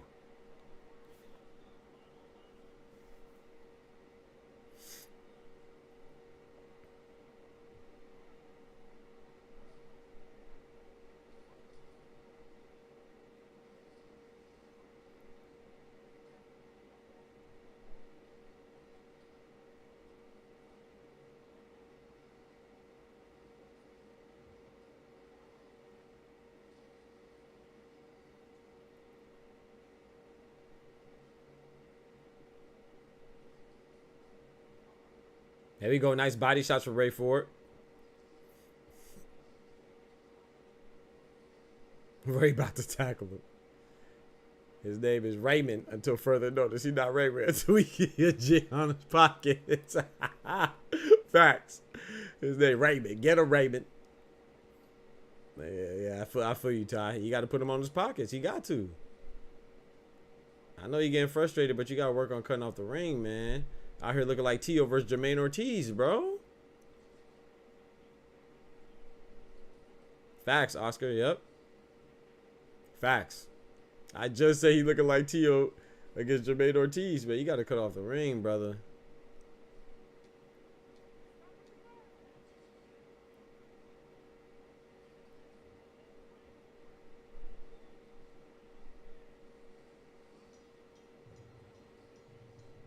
He shook his head, nah. The man went to dap him up. He said, nah.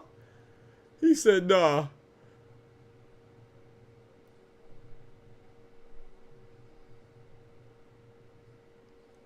Nah, you gotta dap him up, bro. Like I agree with Oscar. You give you mad, but you gotta learn to cut off the ring, man. That's something you gotta do, bro. You gotta be able to cut off the ring, man.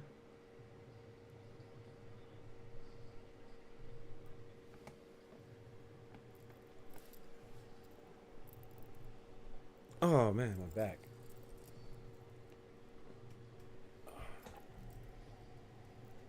I agree with Oscar 1000%.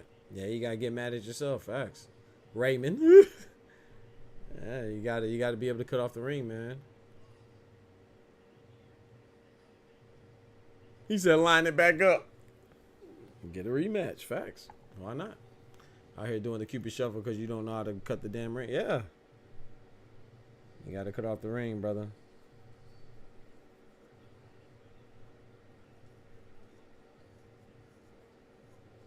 It is imperative for you to cut them rings off.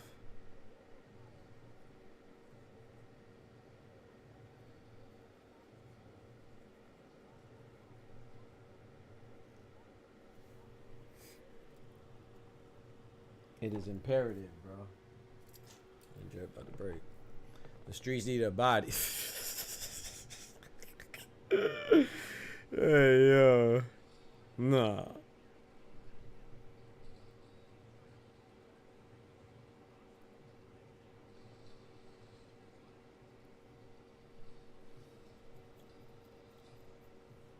Gonzalez a track star 130, yeah. He a runner, he a track star.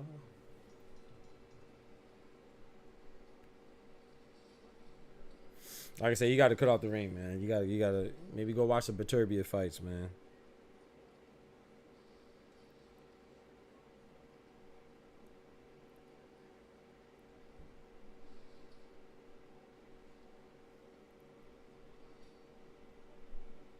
He was running like Ray had COVID. I'm gonna say, hey man, I ain't trying to get smoked.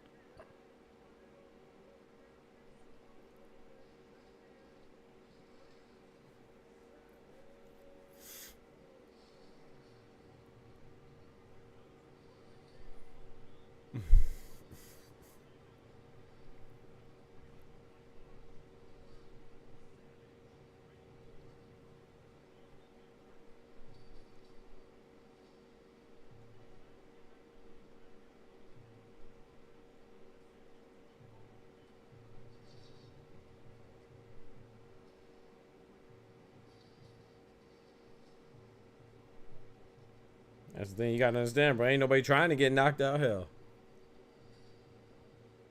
he was hurt the early round, but Raymond chose not to turn. Yeah, exactly. I agree. Like I said, he gotta work on identifying when he has to work on identifying when to step on the gas and.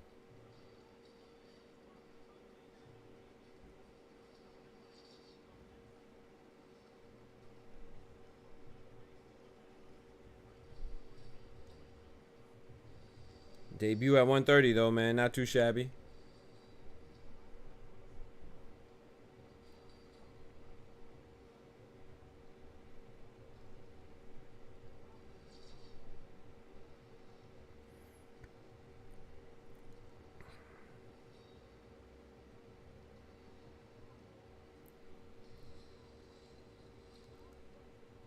Yo, Nicholas Mapp in the building. Long time no see.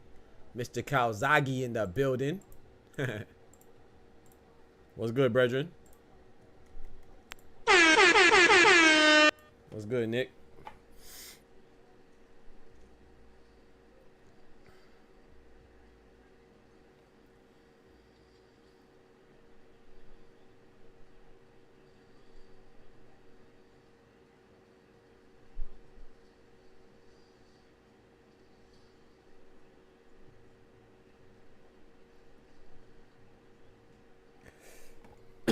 Excuse me.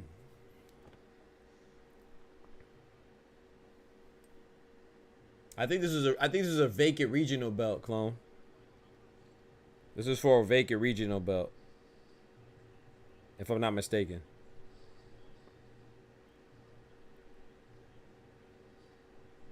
But to answer your question, no, Gonzalez does not have a belt at 140. No, I mean 130. No, the belt holders at 130 is Emmanuel Navarrete, Oshaki Foster, Anthony Kakasi, and Lamont Roach.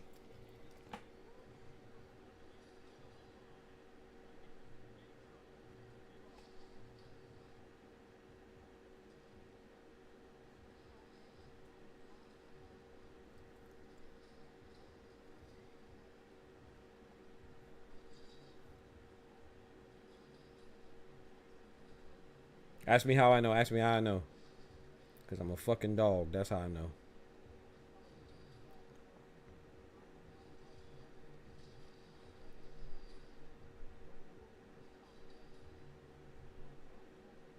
How many other how many other boxing channels do you know? How many other boxing content creators, include all of them, even every single one, from the little ones to the big ones, to the professional ones, the matchroom ones, the pro box ones? How many boxing content creation channels do you know that could just spit off the freaking champions at 130 off top of their head? Come on, bro. I really be watching, bro. That's why I can give you. I still have opinions, but at least you know they come from a place of me knowing something. I ain't just coming. I don't just be saying shit out my ass.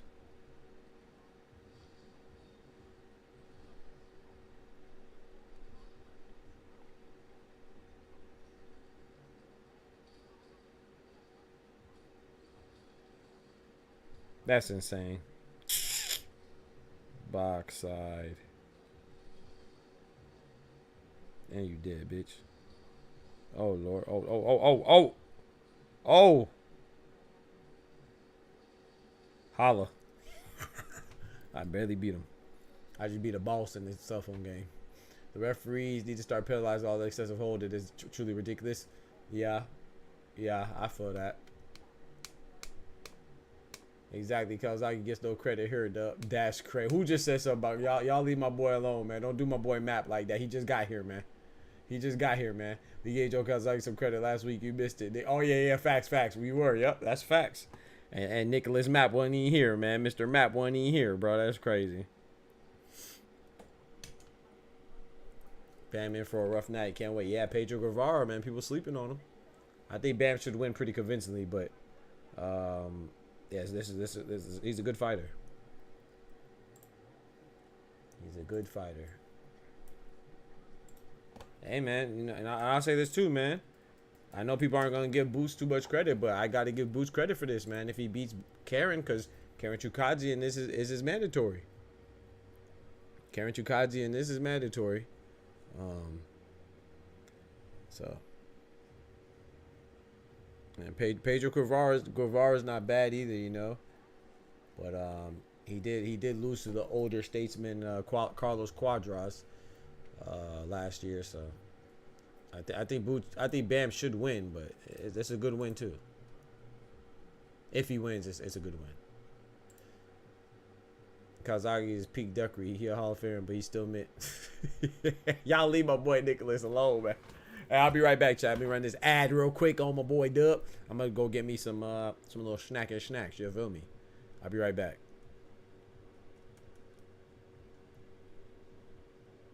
Yo, it's your boy Doc again. I know you sitting there like, did this Doc just run his own commercial? Yes. Yes, I did. In the middle of the street, we run our own ads. That's what we do right here. So when you see other boxing channels implement the same idea, I don't mind people biting us, but dang, at least give us some credit. So those of you that are rocking with me, you're already a part of the best boxing channel on YouTube. That's a fact, ain't it? Ain't it? All right, then. You already caught up. Those that don't know, the rest of the world, they just got to catch up, baby. You know, and they eventually will, you know, because we bring y'all unfiltered, unbiased, raw, and educated and funny boxing takes, man, with accurate information. Can they all say the same? Of course they can. So let's get right to it, man. Why do you want to become a member of this channel? Because we already told you we're the best, but it does come along with perks, you know what I'm saying? First off, you can join at the Streets Gang prospect level. You know, it's only $2.99. I know times is rough right now, but you can still contribute, you know what I'm saying? And what do you get? You get member shout outs like this. Shout out to my boy Kendrick for being the first Street Gang prospect member, you know what I'm saying? And then we go to the next one, Streets Gang contender. That's the second tier of membership level, you know, and it comes in at $4.99, and you get all the perks of the previous tier like this. Shout out to my boy Merle the Legend, who is our first member at the Streets Gang contender level. Big salute to him. And in addition to that, you get members only polls. You get to be involved in that, and you get to connect with me, your boy, on social media, and I follow you back, you know what I'm saying? It's all love for our brethren and sisters out there. But wait, there's more. And then if you really want to hold it down for your boy, you can come in with a belt at the Streets Gang champion level, man. That's $8.99. That's a lot of love. So you get all the perks of the two previous tiers. We don't have anybody at that tier yet, but then not only that, you get to plug in your own social media to have people follow you, and you get to pick the topic of discussion, because you know our discussions are always fire, you know what I'm saying, fire. So I appreciate y'all showing love, but in addition to showing support outside of being a member, you also get shout outs like this. Smoochie in the building, you know what I'm saying? Smoochie be showing love in the super chat, and you get a shout out like this. Spaniard holding it down in the building, you know, because Spaniard be holding it down, and Tyrone James holding it down in the building. Yeah, you might say they corny, but I gotta show my boys and my girls, my brothers and sisters, the kings and queens out there to love. So that is an ad. That's it. Y'all holding it down for me, and you get to feed my boys up here, you know, Kimba, Bed, and Float all in the clouds. We be hungry, you know what I'm saying? Y'all be holding it down for me, so I really appreciate the support. Let's get back to regularly scheduled programming. Peace. I said programming. Programming. Yeah.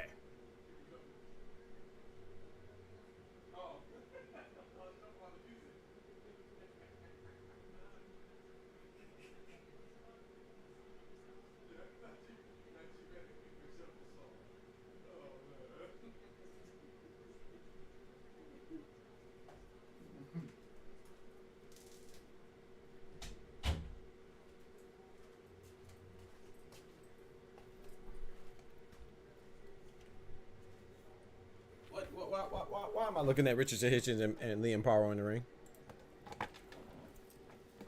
That's gonna be a good fight though, man. Who y'all got? Who y'all got, man? Power or Hitchens, man? I think I got Power, man.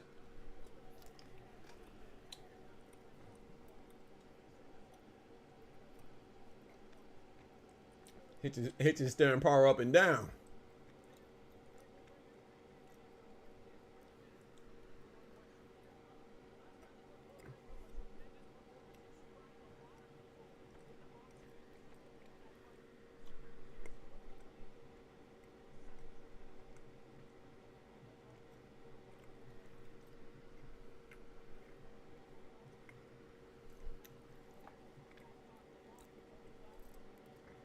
I can't hear what he's saying.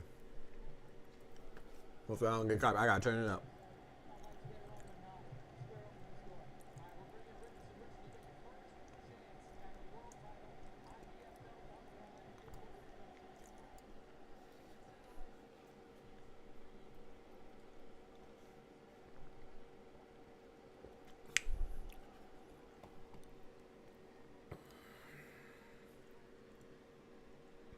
I got Paul as well. Not to Richardson by robbery? I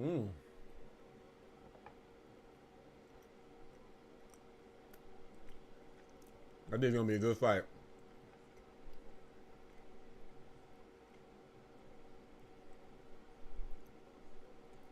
He said, just delete the stream because we hear it. Bro, how do y'all hear it and I can't hear it, bro? How does it even make sense, bro?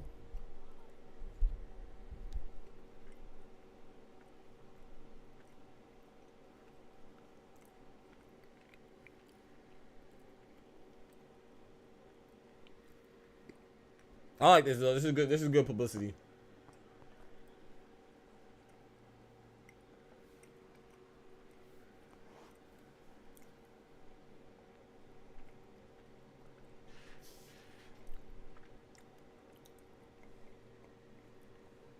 Somebody gonna put somebody in chat. What y'all think? Power by stoppage. Ooh.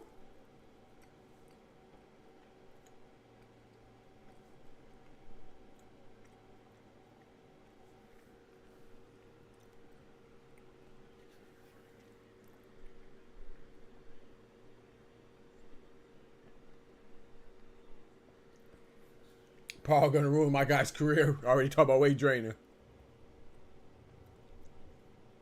Is that what he said? Man, stop it, bro.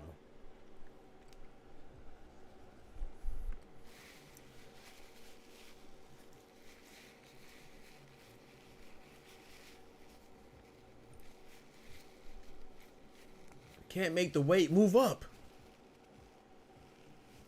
Facts, Mansa. Alive and well, amen.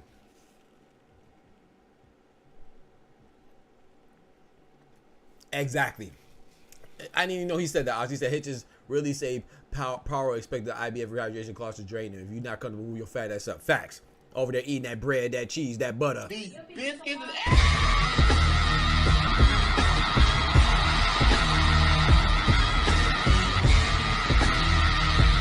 And out there eating them biscuits, complaining about what, bro? How are you complaining about weight in your weight? Like no one's forcing you, bro. I don't. You see what I'm saying? Then the same people like Richards and Hitchens and others that complain about weight and the weight division that they choose to be in, then turn around and say, "Oh, but somebody having PEDs don't matter." Come on, bro. Well, then you being a little drained by choice voluntarily doesn't matter. Go to 147, bro. Is that the next? Yeah, go to 147, bro. You can't. You struggling making light welterweight? Go to full welterweight. I mean, that's just common sense, right? You don't need to be a rocket scientist. If you're having trouble making junior welterweight, go to regular welterweight. Stupid ass.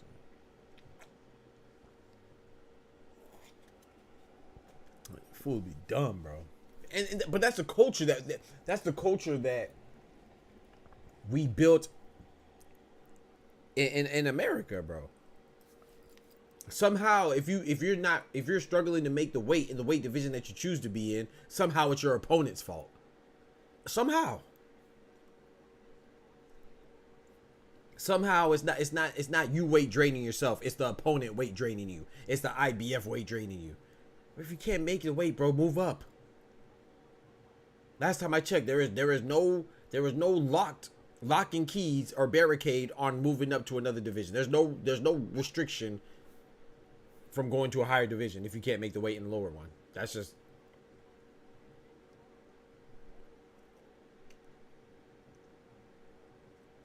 yeah.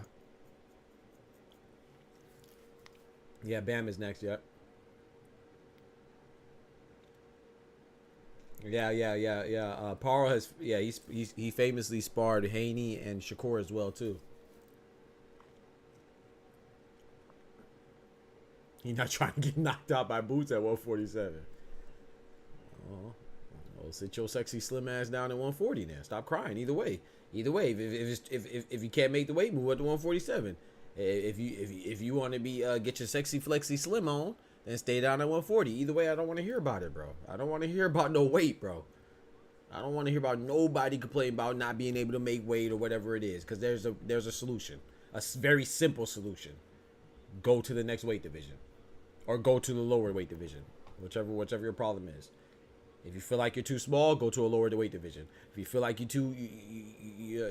too big, go to a higher weight division. Very simple. Very simple. Excuse me.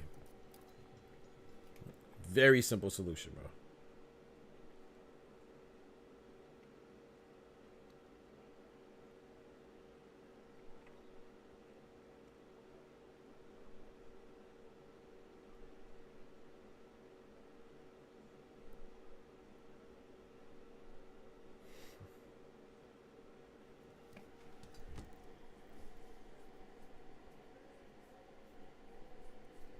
Facts. Why complain about the sanctioned body you pay fees to be eligible to be ranked? Like, we already let. No, don't get me wrong now.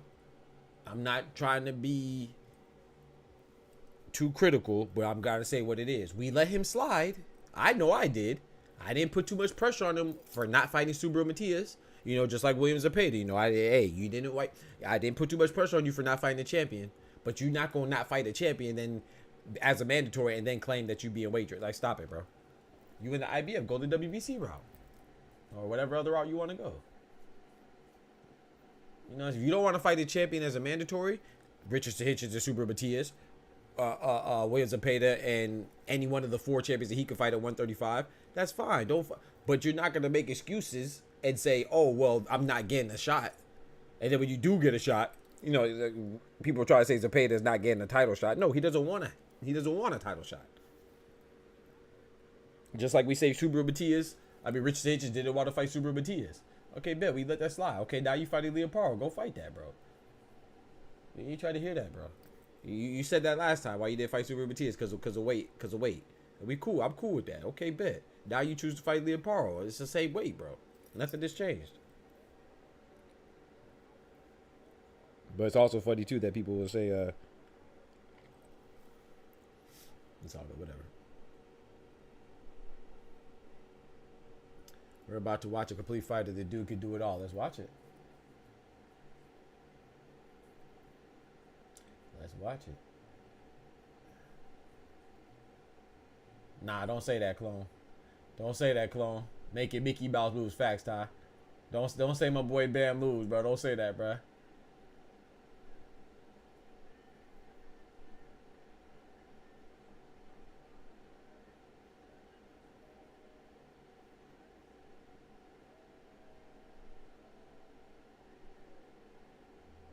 What up, Smoochie?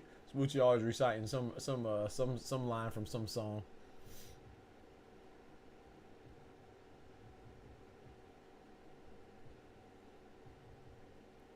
In the house, go watch your mouth. 'Cause I break your face.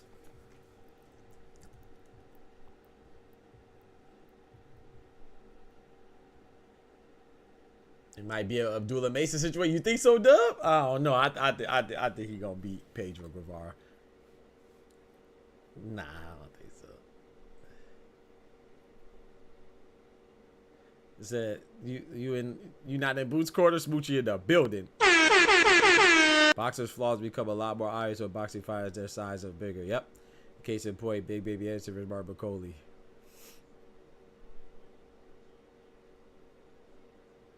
Well, I don't know. I think that was more so of a case of him not being ready for such a major step up in competition. Because he fought guys the same size as Bacoli or bigger before. I just think that Bacoli was. I think it was a very ill-advised fight, but like I said, I didn't believe in Jerry Big Baby Anderson like that anyway. But nah, Abdullah Mason didn't lose. He's saying that it was a tough fight. He's saying that Abdullah Mason situation like it was a tough fight. Not that he lost. No, he didn't lose. That was a good fight, though. If Bam lose, I'm watching tennis for the rest of the year. Hey, yo.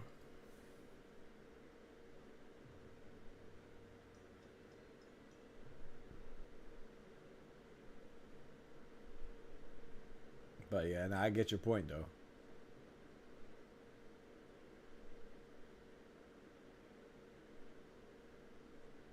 I definitely get your point, Nicholas. But yeah, I just think Jared Anderson wasn't ready for that. That was a big step up. Like, he wasn't ready for.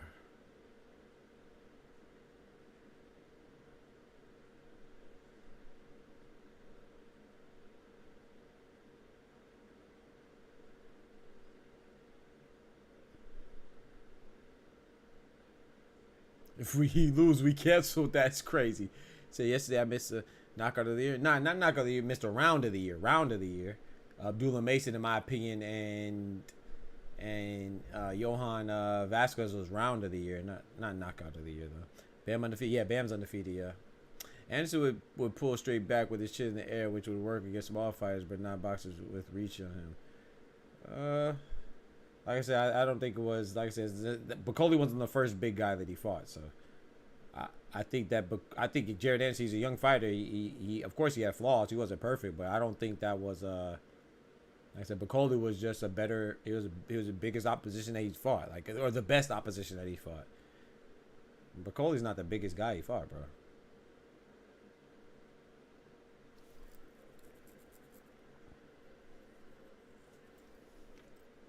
But yeah, he definitely had some flaws that Bacoli capitalized on. And yeah, of course. But Jared Anderson, he didn't fight bad. It's just that was a big step up, you know.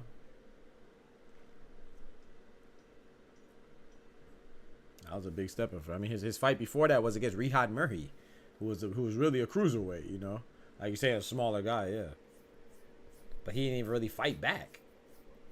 Who was Jared Anderson's best win? Probably Charles Martin, right? Or am I tripping? Who would y'all say Jared Anderson's best win was?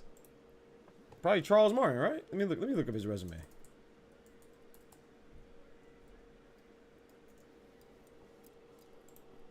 He ain't gonna pile on. Now, he got whooped. We ain't gonna pile on like he just gonna lose to anybody. Bacoli's a good fighter. Bacoli beat a lot of people.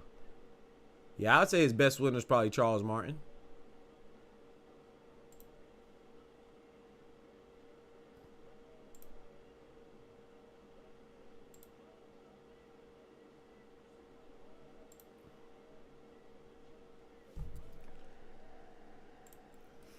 Charles Martin.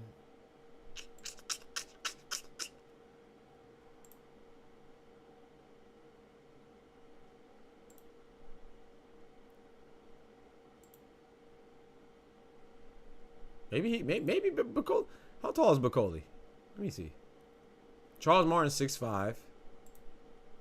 Big guy. Oh, Bacoli 6'6". So maybe you're right. He's 1 inch taller. He is 1 inch taller than Charles Martin.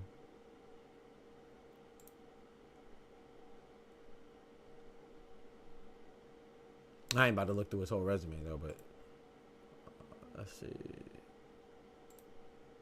You're right about that. He's definitely taller than Charles Martin though.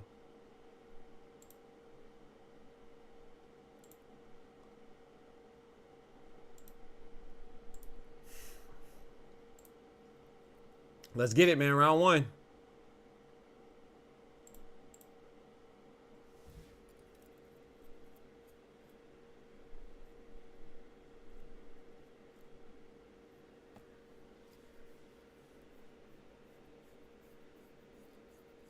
You said Charles was, yeah, facts, exactly, right.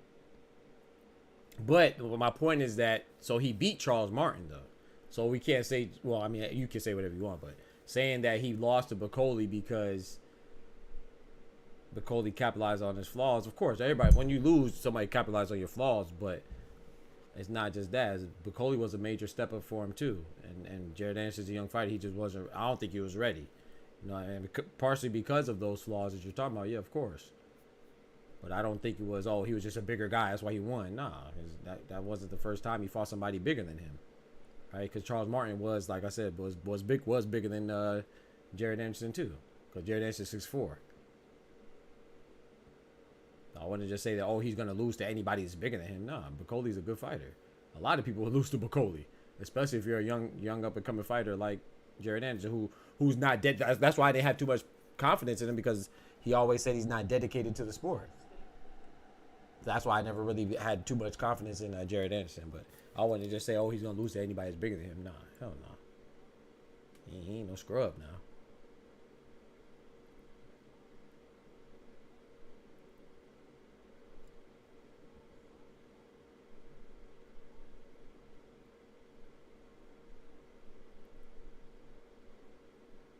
Bacoli's just a beast. Bam in 6? Hey.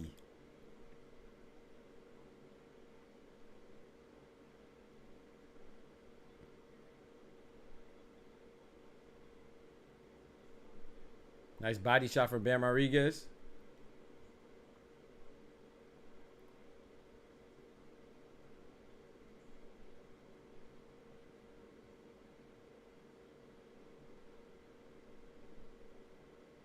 Yeah. Nah, Bam. Yeah, Bam gonna put this dude away. I think so. That was a nice jab to the body, then the right hook.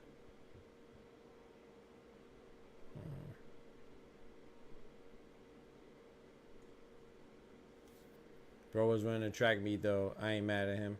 He dropped it twice. Yeah. He said, "I agree, DBT." Yeah. Appreciate it. Size just makes flaws more obvious. I agree with that. Bam got this in the back. I agree with that too.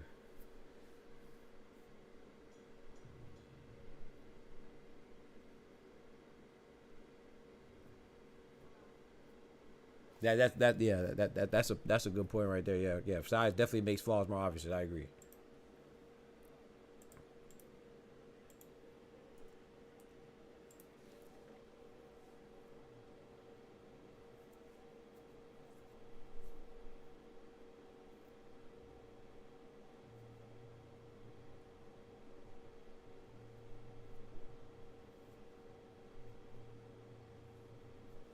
Is Nick Ball lost? Nah, cause Nick Ball's at 126. So this Ray Ford fight was his debut at 130. So I think he should leave 126 alone. I think that's why he lost. I think that's a big reason why he lost to Nick Ball. Not just that, Nick Ball did his thing. I don't want to take anything away from Nick Ball, but he said that he was struggling to make weight, and he said he just stayed at 126 one fight too long, and I agree. But even then, I still think he could have won. I just think that the same thing showed its face in this fight as well. Was that Ray Ford? He doesn't fight with a sense of urgency, man. Or woman, in my opinion. Oh, that was a nice right hook while Pedro was going to the body from Bam Rodriguez. Bam finna stop. I think Bam finna stop it too.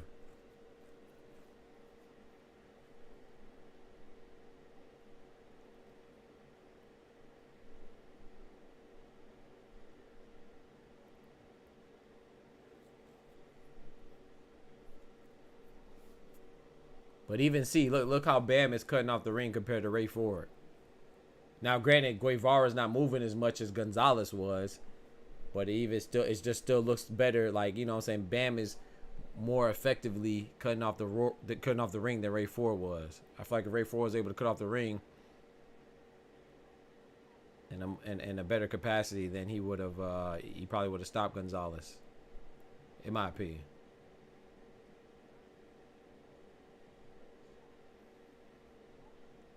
Who else in Bam's weight class? I don't know if you heard of anybody, but the other champion is Fernando Martinez and Fumulele Cafu. Fernando Martinez had 2 belts, but he just gave up the IBF because he didn't want to fight his IBF mandatory. He wanted to rematch Kazuto Ioka for a more lucrative fight. You know what I'm saying?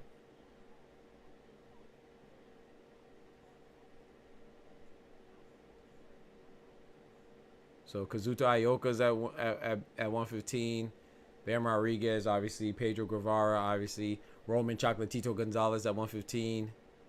Fumulele Cafu, South African fighter from 115.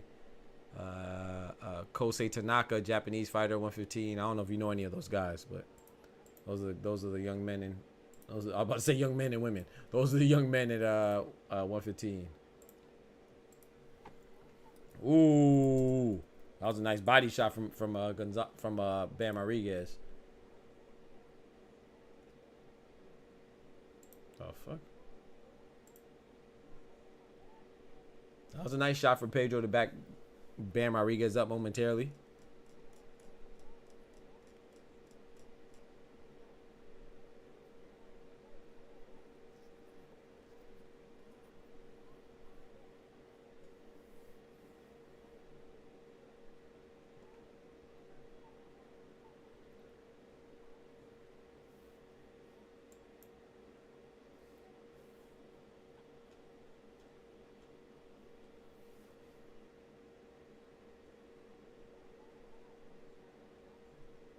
Man, I gotta be careful. This dude got some snappy punches. Might catch him like Marquez did Pac. Shout out to my boy Marquez, man. Don't do my boy. Hey, Hey. Shout out to my boy Pacquiao. Shout out to my boy Marquez, man.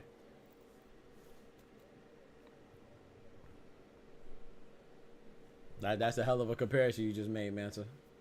I don't know about that one. Those are two legends right there. Hold on now. Nah, I know what you're saying.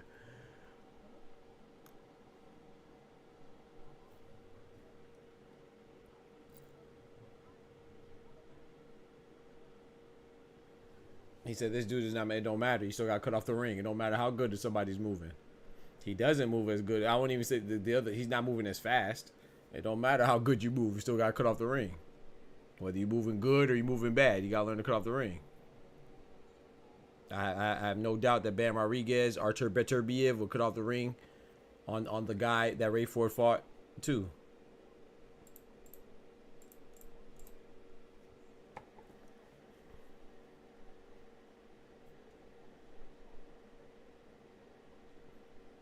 Jermaine Ortiz was moving a lot more too. Tio still got to cut off the ring. Don't get no exceptions around here. You got to cut off that ring, baby.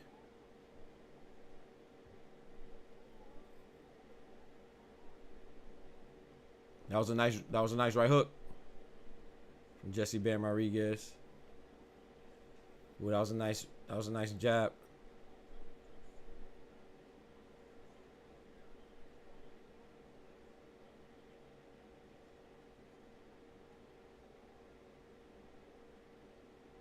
Yep. He's a dirty fighter because he's affiliated with Snack. That's what they say, right?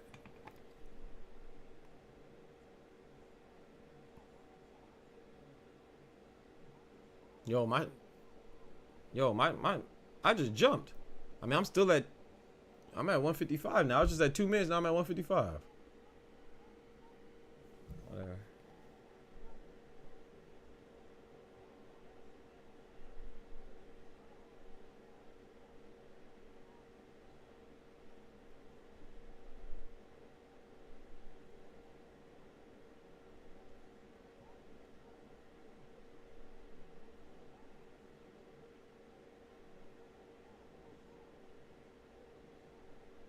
He resembles Ryan too much.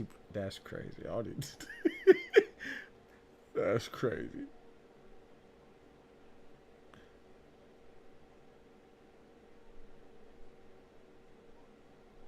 Fuji at 125. I'm ahead of you today?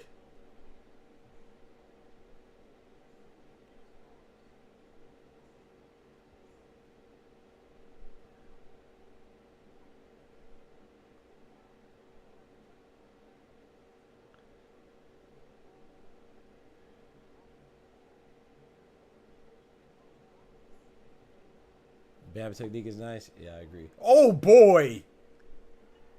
Oh boy. As soon as you said his technique was nice, he put that boy on his side with a bomb. He down now. Facts.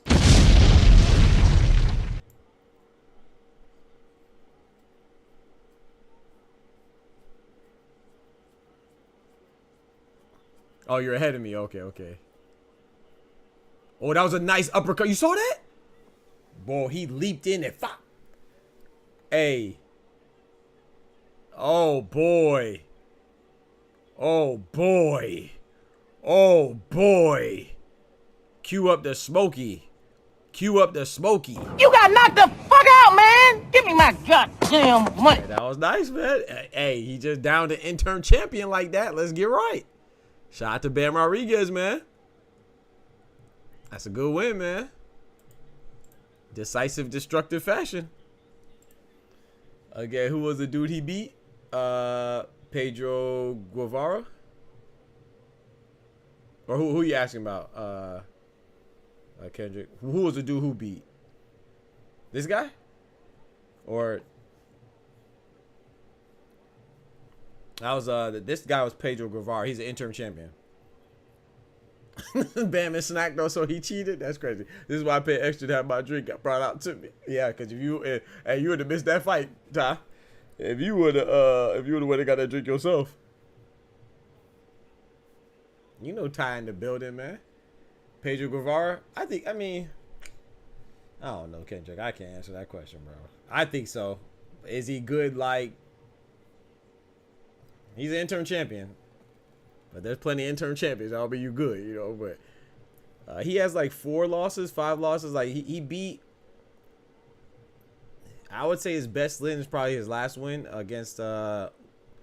Is it Jason or Andrew Maloney? I don't know. One of the Maloney's. I believe it's Andrew Maloney. But he lost to guys like Carlos Quadras. He lost to guys like what's my other boy's name? Oh man, I can't remember the dude's name right now. I know it too. Let me look it up. I can't remember. Look at that jump step into the uppercut. Relax, bro. Relax, bro. Relax, bro.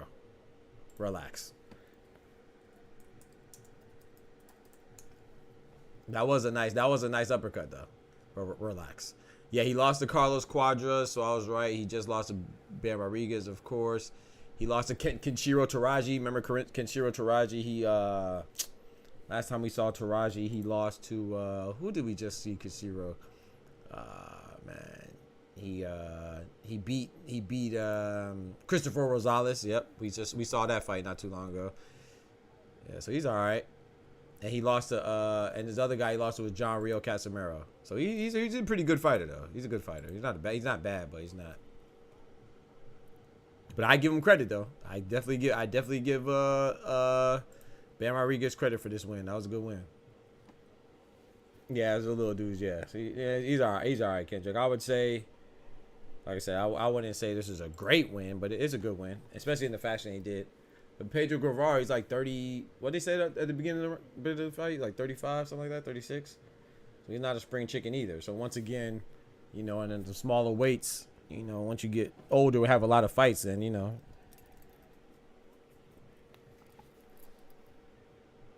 Yeah, exactly. Because this man wilding, bro.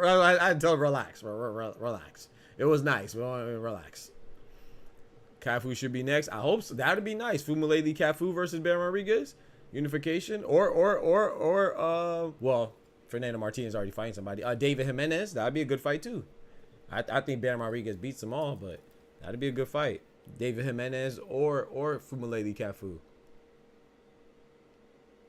Yeah, I don't care about it. You better get hit about the little dudes. They technically beside that cap. Stop it. Stop it. Stop it. Why people be capping like this, bro? They gas tanks be crazy. They technique, that's a lie, bro. Some of them have great technique, yeah, but there's a lot of them that don't have great technique. They just action pack and have a infinite gas tank.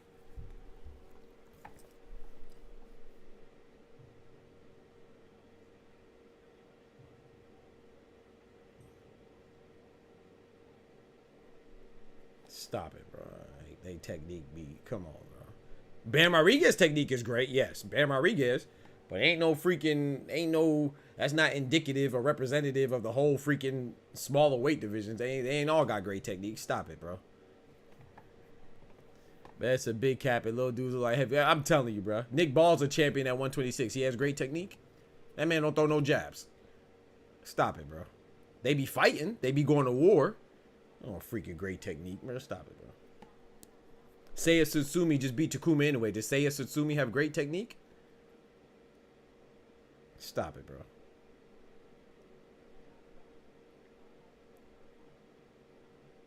I would.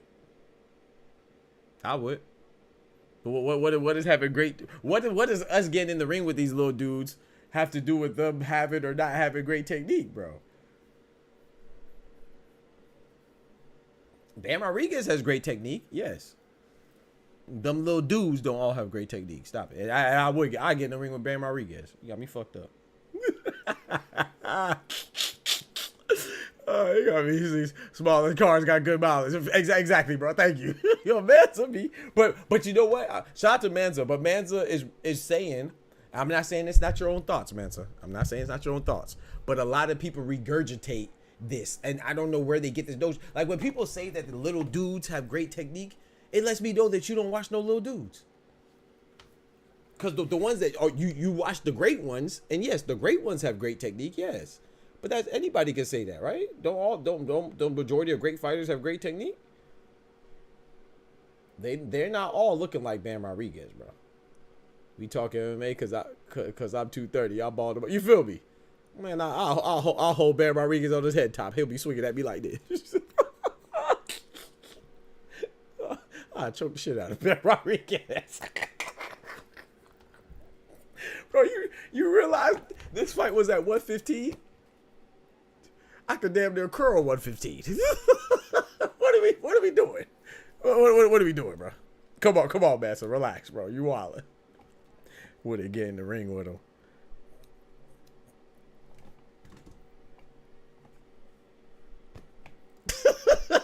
What are we doing, man? Come on, man. So what are we doing, man? Man, wait, 115, man. I'll let my godson fight gosh dang Bam Rodriguez, man. My wife is 115, please stop. Exactly. My godson play football. I'll let him fight Bam Rodriguez, man. Stop playing. He'll probably lose, but I don't know. DPT, the liver shots. Don't get me wrong. The body. You right, Matt. Yeah, I'm not saying he's weak. I'm not, because see, that's when we talk now, then we get to go somewhere else and it sounds like I'm disrespecting. I don't disrespect none of the fighters. But okay, so when you say, I do take exception to this, because when you say the little dudes, the little weights have great technique, do they have better technique than the like that's implying that they have better techniques than the other divisions. They have better technique than welterweights or middleweights or light heavyweights or lightweights. I don't think so. I don't think so. Like the top guys, yeah, Bam Rodriguez has great technique. He's a top guy. He has great technique in any division. But I could tell you some guys that have great technique too. Shakur Stevens has great technique. Lomachenko has great technique. Terrence Bud Crawford has great technique. Usyk has great technique. Does that mean that everybody in their division have great technique because one of them or two of them do? No, stop it. Go watch Seiya Tsutsumi versus Takuma Inoue. Oscar, we watched that live on stream. Kendrick, we watched that live on stream. Was that great technique? Fuck no, that wasn't great technique. It was Seiya Tsutsumi not running out of gas and Takuma Inoue looking like he was confused. Because Buddy was relentless with the pressure. It wasn't no great technique. And Seiya Tsutsumi, the reason why I used him is because he's a champion. He's a champion at 118. And he beat Takuma Inoue, the great Naoya Inoue's younger brother, who has great technique. And got his ass mollywopped. Well, he didn't get knocked out, but he got overwhelmed because the dude was just swinging. Shoot, in fact, I'm gonna give you another example. Yoshiki Takei. Yoshiki Takei is another champion at 118. He just came from kickboxing, so he literally can't have great technique because he's not even a full boxer. He's a champion. I ain't gonna say he can't have great technique, but he doesn't have great boxing technique. He's a freaking kickboxer. Shout out to Yoshiki Takei. He's a beast. He was a beast of a kickboxer too, because he was on the pound for pound list on for kickboxing, and now he's a champion, man. I made a video about him too, man. Shout out to Yoshiki Takei, man. That dude's a beast when it comes to combat sports. That man's a champion. That's very rare too. It's rarer to go from another combat sport to boxing and be successful. Like a lot of times you see like the boxers go to another combat sport, like Clarissa Shields going to PFL, being successful. She's 2-1, right? And then you have Holly Holmes coming from boxing, going to MMA and being successful, where she became a UFC champion. You have, so on and so forth. Like Austin, No Doubt Trout, going to, it's still boxing, but it's bare knuckle fighting. He's a champion now. So you usually see the boxers go to other combat sports to be successful. You don't usually see it the other way around. So shout out to Yoshiki Takei. Stop it with that technique noise, though. Most great fighters have good technique. Pedro Guevara, his technique wasn't exceptional. Stop it.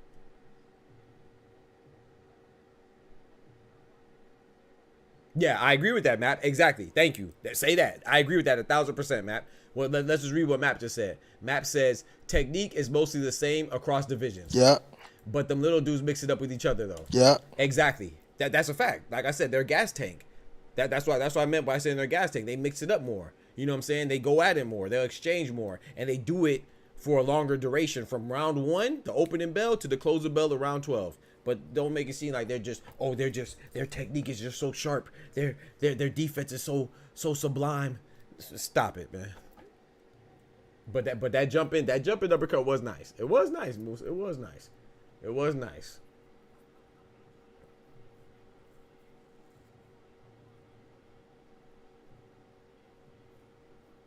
It was nice. I gotta give Bam Rodriguez credit. That was nice. For sure. They dragging it. He needed to get out the ring. That's crazy. Oh yeah, let me pull up my boy Oscar. But I'm gonna get out for the main event though. Yo.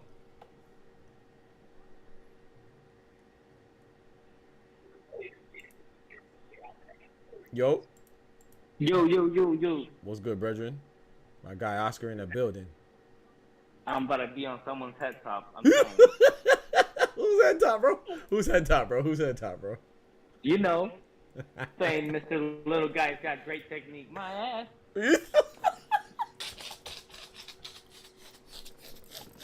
Bro, it's just something to say, bro. People just be saying it, bro.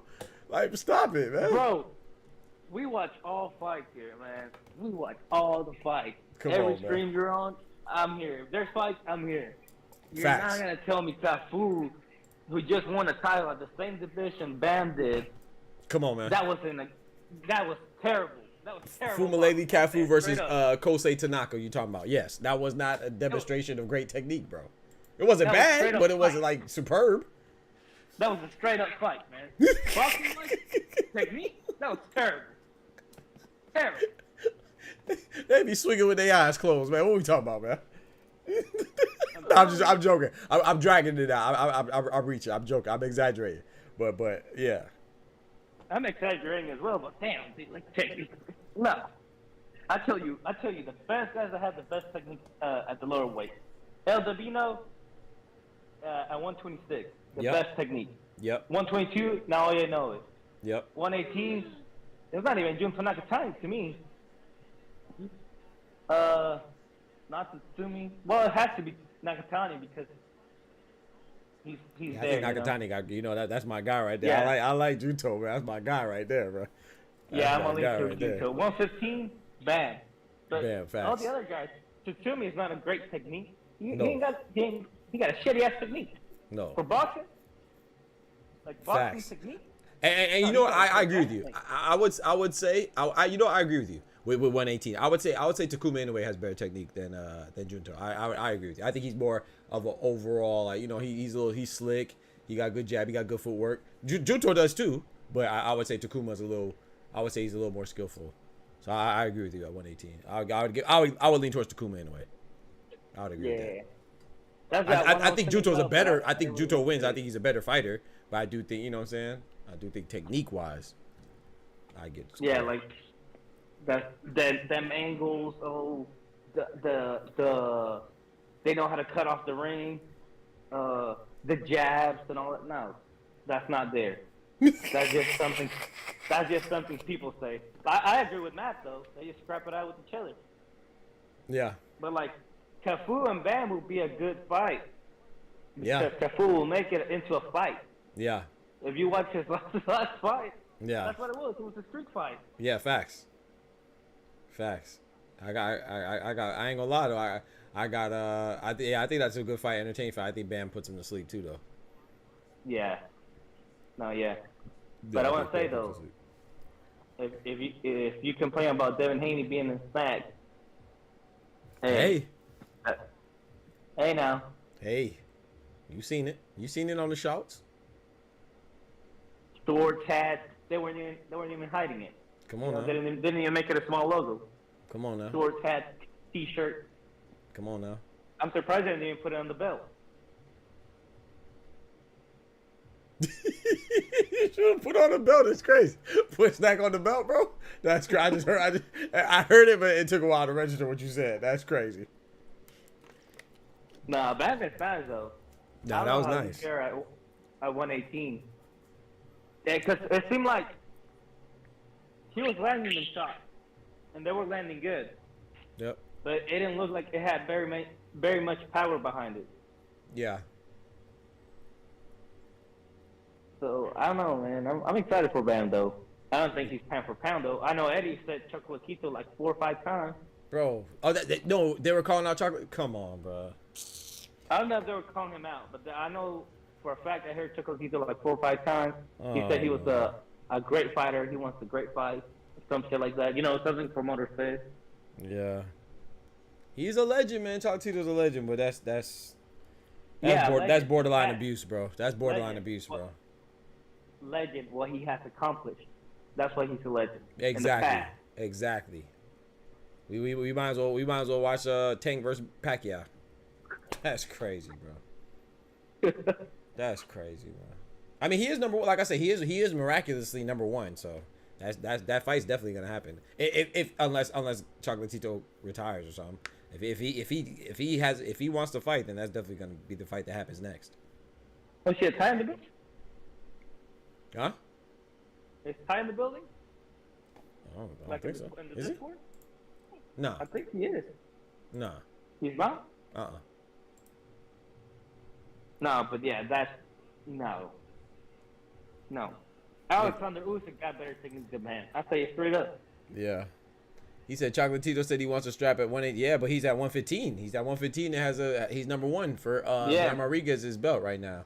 He said, he asked me, what does Boots have to do differently in the rematch? In my opinion, he has to knock him out. He has to stop Karen. Exactly, yeah. Yeah, either that or just look, he has to wash him. Like, he can't win a round. Hey, what you think about your boy Hitchens, though? Well, I got Paro. You know I got Paro. I think it's gonna be a good fight, though. I'm not like 100% like, oh yeah, Paro's definitely gonna win, but I'm leaning towards Paro over Hitchens. Yeah, I lean towards Paro. Man, I just didn't like how he said it. He was like, yeah, I know Paro expects the 118 rehydration, no, the IBF rehydration clause to weight drain me. That's stupid. But it don't matter. I'm still gonna pull it out. I'm like, dude, that's the last thing you gotta say. You're fighting a guy in the same division. Right? Why are you even bringing that up? I don't even understand why you're bringing it up. Move your fat ass up if there's so much of a problem. Because if you gotta say it, then that means it's a problem. Hold on. Exactly. Hold on. Mansa Musa. Let's read what Mansa Musa just said. That's my guy. He said, "What's up with the age thing? I think 30s is a fighter's prime." He said, "Y'all must have never heard of Archie Moore or George Foreman winning in their 40s. So you're acting like George Foreman beating Michael Moore when he was 45 years old. That's the norm? Is that the norm? So I guess Alexander Usyk is not older. He's not an older fighter. I guess Zhale Zhang, since he's 41, is not an older fighter. I guess Deontay Wilder's in his prime because he's 38 or 39. I guess the narrative wasn't that Artur Beterbiev is not an older fighter because he's 39. All these guys are younger than George Foreman. Matter of fact, let's go to 50s because B-Hop was 51 when he got knocked out the ring by Joe Smith. Wasn't he 49 when he beat Kelly Pavlik? So yeah, so 49 is your prime too. We're talking about Chocolatito, who has 50 wins, bro. It's not just about your age. Chocolatito has a lot of ring mileage as well. He has like 50 fights, and he's 36 or 37. That's older for the small. You said you watch the smaller weights. You know that once you're past like 34, 35 in the smaller weights, you're pretty much old, bro. You're the one that's talking about all the technique and stuff, so you watch the smaller weights, so you should know that. What you mean, what's up with that? Carlos Cuadras is also older. He's an older fighter. Wang said, or what's his name? He has like two names. Wangaset and you know what I'm talking about? Wasn't it Rumbasai? Yeah, they got like three names. He's the older fighter too. He's like 35. Come on, bro. You know that, bro. What are you talking about? Was Nonito Donaire because he was younger than George Foreman? Was he in his prime when he fought Nadia Inoue? Bro, stop it, bro. Come on, bro. Stop it, bro. The guy's literally talking about heavyweight. Yeah, he trolling. You got to be trolling. You got to be trolling. Kiss my ass. Yeah, he got to be trolling, bro. Yeah, man. Shout out to Mansa, bro. But man, you got to be trolling. Yeah, shout out to you, brother. You spending down on it. You trying to make a yeah. Facts. Yo, Ty in the building. I'm so bad. I spilled my drink. Oh Lord. I ran my fat ass to a corner so I could jump on here. Oh Lord. Oh boy, spilled his drink, man. On the shirt or the slacks. Yeah, it fell on the ground. Oh, on the ground. Okay, now in your clothes. Okay, yeah. So you just wasted money. Okay. That was like $50 for some Julio. Yes, sir. No, we're not saying that you're washed, but you gotta understand, Chocolatito. We're talking about Chocolatito. Chocolatito he's at the end of his career. Come on, man. Come on. You know that, bro. There's no way you're You trying know to kick better, to me like that's a good. You know come better. on, bro. Like you know, yeah, you know better. You know bro. better. We talk about Chocolatito, bro. Come on now. Come on, bro. Yeah. Chocolatito was at his prime around the time when Pacquiao was in his prime. You know what I'm saying? Like, come on, bro. You know better, bro. Come on now. If we talking about Rumbicide, all right. Rumba He still side, got yes, some sir. Rumble back, and he still got it. He still got some. The- Yeah. Wing to say. Chocolatito? Come on, bro. Chocolatito. Come on, bro. Come on, bro. Come on. And I thought it was weird that he got pushed up in the rankings. You To know, number he's one. next in line for the WBC mandatory. Number one, Yeah. bro. That's just crazy. Come on, bro. Come on, bro. Damn. You know what? Hey, shot the man. Hold on. I'm gonna do this for Manson. Let's look at when Roman Chocolatito. Let's see what he started fighting. What old ass dude they saying New Way is ducking? Oh yeah, John Rio Casimiro, 35. They're around the same age. But Come even on, with man. that, I'm like, I really don't need that. But that's the thing. You're right. They're the same. But even Chocolatito's older than him. Chocolatito's 37, and he has 58 fights. 56 fights. Excuse me. Look what he said. Chocolatito's first professional fight was in 2005. Come on, bro. What was Bam Rodriguez born?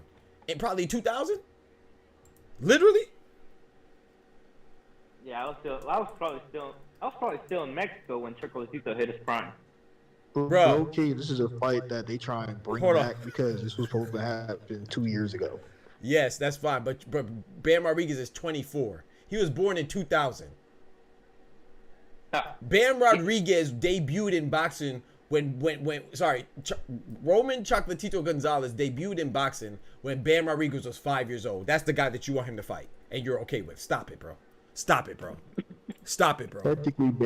Technically, Bam was still 4. Come on, bro. Come on, bro. That nigga was still 4. You feel me? He wasn't even 5. Exactly. He wasn't even 5. He was 4. Nah. He was 4. Nah, That nigga was 4. No, Chocolatito, when he made his pro boxing debut, Bam Rodriguez was 4 years old, bro. He wasn't even 5 yet. This is the guy that you're okay in the fight. Come on, bro. Stop it, bro. Come on. Man's is capping now. He's like Roman old because he fought a shit ton of fights, but not because of his age. No, you're completely wrong. You follow the lower weight. 33 is ancient. Bro, he's not even 33 though. He's 38? 37. He's 37. Hold on, who was saying this? Manson, right? Manson's trolling, bro. He got to be trolling, bro. He gotta No. be. He got to be trolling, bro. And even if you say he's old because he fought a shit ton of fights, what's worse, being older with a lower fights or having a lot? Like Canelo's one of the oldest fighters in the game, bro. Not because he's 33, but because he has 60 fights. That's rare. In this day and age, right now, you know what I'm saying? Who else has 60 fights? I don't know. Last person I could think, the last great that had 60 fights I could think of is Vladimir Klitschko. I could be tripping, but like I know Derek Chisora has 48, Deontay Wilder's 48. We just said Chocolatito Gonzalez has 56. Where did this Roman Gonzalez smoke come from?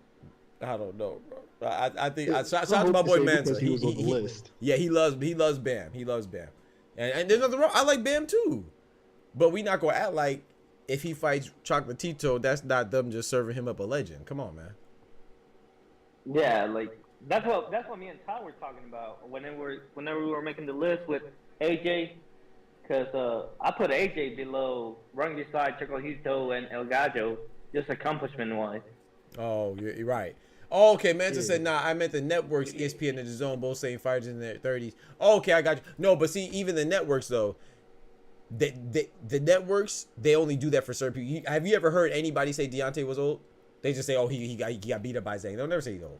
No, never. But Doc, just the same network that's trying to serve his ass up. You're right. They've been trying Exactly. actively for the last 2 years. Exactly. That part. Talk to him. That part right there.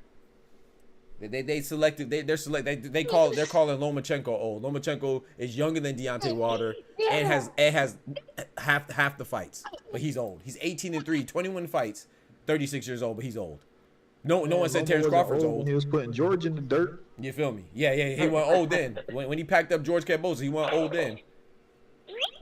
Come on, bro. He did something that younger fighters couldn't do. Come on, bro. They're selective with who they say is old and who they want you to feel sorry for, who they want you to think is trash and washed up and ain't fight nobody or fought everybody. They're very selective. Like I said, I never heard anybody call Gary Allen Russell Jr. a Hall of Famer until they were talking about Lomachenko trying to kick him as a Hall of Famer. Not saying that Gary Allen Russell Jr. is not a Hall of Famer. I'm not saying that. I'm just saying I never heard anybody advocate for him being a Hall of Fame until he was mentioned at HOF. They were saying he was on pace, right. but he never said he was. That's the first time I've ever heard it, Ty. And they were talking about trying to boost up Lomachenko's resume. I've never heard that before. But yeah, shout out to Gary. Like I said, I'm not saying he's not. I just don't think that's a coincidence. That's the first time I hear it. Yeah, no disrespect to the Russells. Right. Before I get text from his fucking sister. No. That's crazy. Shout out to the Russells, man. They're America's fighting family, man. I think they need more love. Just like the Smiths, you know what I'm saying? In England, Colin Smith, Liam Smith, all the Smiths. We got all the Gary Russells. Shout out to them. She low key be at every fight. The Russell sister? Yeah. This man Ty about to get beat up. This man Ty wants somebody fiance. He want a sister. This man Ty, bro. Them little niggas know me. I can't hang out with Ty, bro. 5'5". I can't hang out with Ty, bro. Ty gonna get us jumped. I ain't even gonna know who swung on me. They just come, just pop, pop. They not gonna chase me down the block like they did Meek. That's crazy. No, they chased after the fight. They chased Meek down the block. Oh no. Oh shit was sweet in DC. Yeah. I saw at the fight when he was talking that try. I know they chased him up the block. That's crazy. Chased him up and down the block. That's tough. Yeah, when the tallest dude in your family 5'7". You feel me? I'm not going. Chillax. I'm telling you. And that's the HBO little was on brother. talking Tito and Triple G Nuts said for 10 years. I'm telling you, Dub. And I like Triple G. You know what I'm saying? That's my guy too. But you know. No Diddy. It's crazy. Nah. Hey, But Karen like, walking out, Ty. I don't know if you know that. Huh? I said Karen walking out right now. Man, fuck that nigga. That's crazy. But what's the who asked me about what Boost needs to do per in my opinion. I just think Boost has to look good because since he already beat him, but it's kind of hard for him to raise his profile in this fight. You know, IBF kind of put him in a tough position because he already beat this guy. But I still like the win because Karen is his mandatory. It's not like Boost just decided to fight a rematch for no reason. You know what I'm saying? So this isn't Boost's fault. All Boost has to do is really handle business. But I would like for him to stop him. I think. So I take that back. I said he has. I don't think he has to stop. Oh, this shit rocking in. But I think it'll All be right, nice. guys, I'm out. All right, Ty. I think it would be nice if he stopped him. I ain't gonna say he has to. But I think he has to look very good either way, whether it's a stoppage or him just washing him. He gotta look good, very good. But I feel like Sorry watched him last fight. You know what I mean? Yeah, I agree. So, like he's just gonna stay where he's at. I think in order for him to raise his stock, he gotta stop either him. drop him twice or stop him. Yeah, I see. Yeah, Like, in order to raise this, I agree. In order to raise, yeah, I agree. If he stops him, if he stops him or KOs him, then it'll definitely shoot up. But if he keeps dropping him every now and then, just don't want to put him out, that'll raise it too. What if he loses? Well, if he loses, that's his own damn fault. Sound like Raymond Ford getting all mad about him not being able to cut out the ring. Right. It's not the other fighters. Yep. It's not the other fighter's job to stay there and fight with you. Nope. It's Drizzle in the building. It's your homecoming. You go chase him. Yep. Well, that's what he did, but cut out the ring. Yep. Got G Herbo come. Who did G Herbo come out last time with the bedazzled pants on? Man, G Herbo coming out again, man. At least he ain't got the pants straight from Claire's with the gemstones on it this time. Boost don't need to do shit but put on the show. Well, that's exactly what they just said, Smoochie. I know that's your boo, but that's how you would put on the show is by looking good. I know that's a sensitive spot for you, but that's how he would put on the show. That's the same. It was Boots again. It was Boots. Oh, okay. Okay, No, so that's his partner like now. That's dope. It's not like I say he looked bad last fight. It's not like I say he's ass. That's the thing. Right. Put up a show. Right. I'm doing tag here. Right. Yeah, Keyshawn Davis cooked Limo said tacos like this man, Drizzle. What up, Drizzle? Oh, sleep. Boost needs to, yeah, I think he needs to cut off the ring. That'd be nice. Because I think that, like I said, I think last time, I don't think that it was, like I said, I don't think he looked bad at all. I just think he did good. But because it's a rematch, he's going to have to, you know what I'm saying? People are going to expect more of him, you know? And it's a homecoming, so people are going to expect more. And naturally so, but I don't think him not cutting off the ring last time was indicative of him not being able to. I think he did it because he was headhunting and probably just a little frustrated that the guy wasn't engaging. But at the same time, too, I don't think Karen has to engage either. You know, you got to fight your fight. Like the same guy with Gonzalez. Ray Ford just has to cut off the ring. You got to do what you can control. You can't control what the other guy's going to do, but you control how you respond and how you dictate the pace and the thing. I thought Bozy had the leather head cap on, sipping Tim Walsh and my. That's crazy. Sipping Tim Walsh and smoking Kamala shit. Who's got that beard all at market? Oh my gosh. Hey, you know, talking about Ray Ford, how do you think he fares up with, you know, a Keyshawn, a Robson, a Navarrete, a Valdez? I think that style of like waiting for the KO is not gonna help him. It's not gonna. I think he beats Valdez. I would lean towards Navarrete. I think he would struggle against Navarrete, unless he hurts Navarrete. But it's just Navarrete is so awkward. You know, he moves to the side while punching. Yeah. Like it's not like he backs up. He moves to the side and then leaps forward. Yeah. So yeah, I think Navarrete, in my opinion, I don't know. Maybe I could be wrong, but just from what I've seen tonight, which is what it was his debut at 130 as well.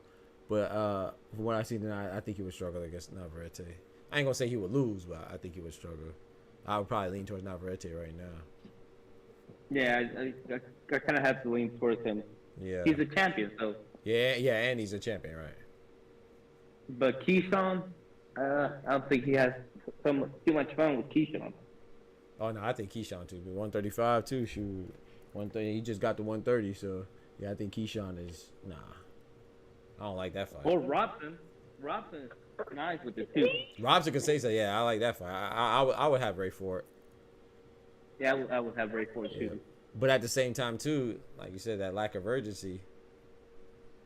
Yeah, look, like I said, arrogance in showboating because you know he was playing with him. Yep. When Fellas was engaging, he was making all these faces, all these that, and talking to the crowd and stuff. Yep. Yeah, just carried him, and it's just like, okay, to the guys that were saying that Gonzalez was running, he ran a track and all this and that. Well, where was Ray? Because he only ran for 2 rounds. Yeah. All the other rounds, he could have put him out. So it's truly Ray Ford's fault that he didn't put him out. Yeah, I agree with that. But I'm not saying that he was doing some arrogant things in there, but I'm saying I don't think, like, I thought I saw the same thing that I saw in the Nick Ball fight with the lack of urgency. Even with the Odebek Komatov fight, to me he was getting hurt, so that was more of him fighting against the ropes and trying to keep him off him. So, but I just feel like with seeing that tonight, I think I'm pretty much convinced that he just has an urgency issue or lack of urgency. I don't know if he knows when to step on the gas. But I mean, I don't know. That's just what I'm reading. I could be wrong about that as well. Yeah, I agree with you. I think you described it right. I just couldn't put, like, you know, right. I couldn't match the words to what I was trying to think. Okay, but I think you said it perfectly. Okay, it's like I appreciate it. He tries to wait for the knockout. Yeah. Not only does he tries to wait for the knockout, he tries to look good while knocking somebody out. Yeah, I agree. Yep. I think that's what's going to cost him the big fight. Yeah. If he don't change. Yeah. And the good thing that those are fixable things, you know, at least it's not something. Yeah, that, those like, are fixable. Yeah. Now, cutting out the ring, that's worrying to me. Yeah. Especially at this stage, too. At this stage, And being a where champion he's at already. right now. Yeah. moving Former up in champion. weight, and you don't even know how to cut off the ring. 'Cause he tried and he just couldn't do it. Yep. That's why he got so mad. Yeah, that's why he got frustrated. Yep. So hopefully he could work on that, and hopefully he sees that. Not even him, just like his trainers and everything. First one he got saved by the bell. You think he got saved by the bell, Kendrick? Against I don't know. oh, you talking about Gonzalez? Oh, I think you talking about Ray Ford. I think you say Ray Ford got saved against Odenbeck. What's that? But that's the thing. He only turned up at the end of the round. Yeah, at the end of the facts, I thought he was kind of waiting too long. Like I said, I just think it's an urgency issue, but I think he just like it's good to let the fights come to you, but you gotta also know when to go forward and when to pull back and when to coast and when to apply that pressure, step on that gas. And I think that to me that's his only real flaw. And I saw it in the Nick Ball fight because I was like, man, he didn't fight with no urgency. That's why I said I understand why Nick Ball won because it's lack of activity. But now I seen it again. I see that's just what he does. That's kind of like y'all know, like everybody in the chat knows. Like yeah, he looks nice, but then he looks good when he's engaging. What happens to the rest of the round? To the other minute? Right. That's what loosens the round. Agreed. Against Nick Ball, that's what That's what lost him the fight. Yep. Agreed. All right, man. I'm about to hop off so you can call this fight. My guy, I appreciate you coming through, man. Thank you. No problem. No problem. Yes, sir, man. Yes, sir. I don't want you to do them 5 second blinks between rounds. And... Right, yeah, exactly. My jump be behind, bro. My jump be slow, bro. All right, bro. All right, man. Yes, sir. He said that's P's uncle. Who's my uncle, bro? That's crazy, bro. I said the time has come. Dude gotta change that court. Yo, massa, bro. Leave him what? Oh, you talking about Diamante?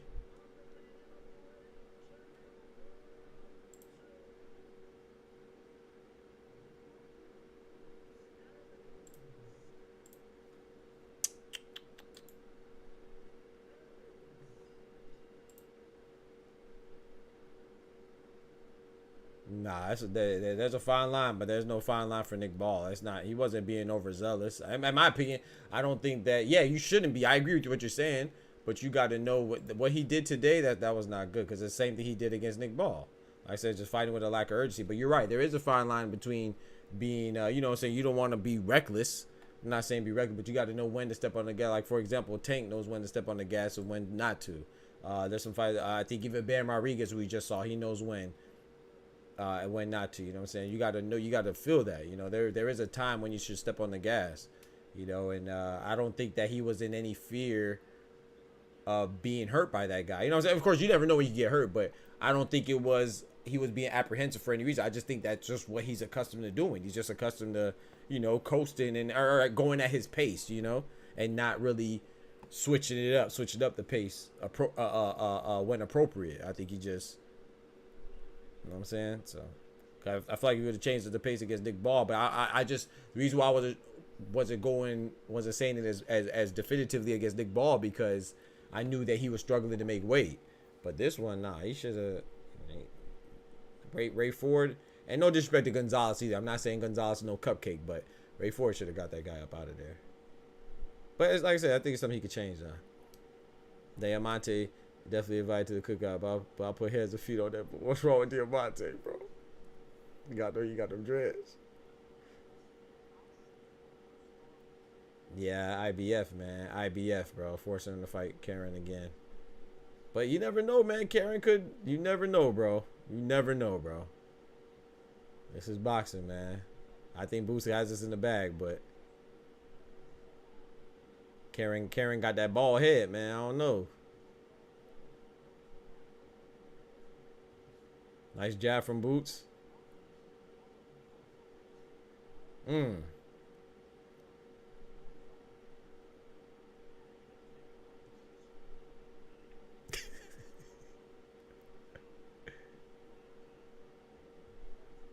shit funny, bro. Ooh, that was a nice right hand from Karen. Cotton. You got Ennis winning. Czar in the building. What's good, brethren? You been on that Call of Duty, bro? I ain't run Call of Duty with you in a minute, bro. Nice jab from Boots as Karen was coming in. Yo, Karen throwing some sharp punches now.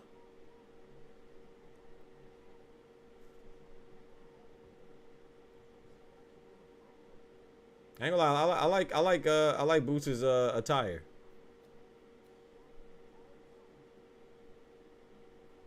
That purple, the purple and I think it's like a goldish.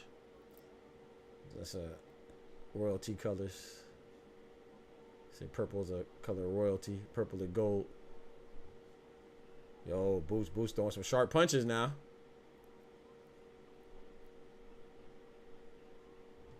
Ooh. I think that was I don't know. I think he landed a good shot, but I think that was a foot tie up too, right? Hold on now. That was a good shot, but was that a foot tie up or was that a pure shot that knocked him off balance? Hold on now. Cause I think the feet crossed up a little bit too at the same time the shot landed. Or am I tripping? Boy. I'm telling you, bro, you can see Karen throwing some fire, man. Boots throwing some fire too now. Ooh.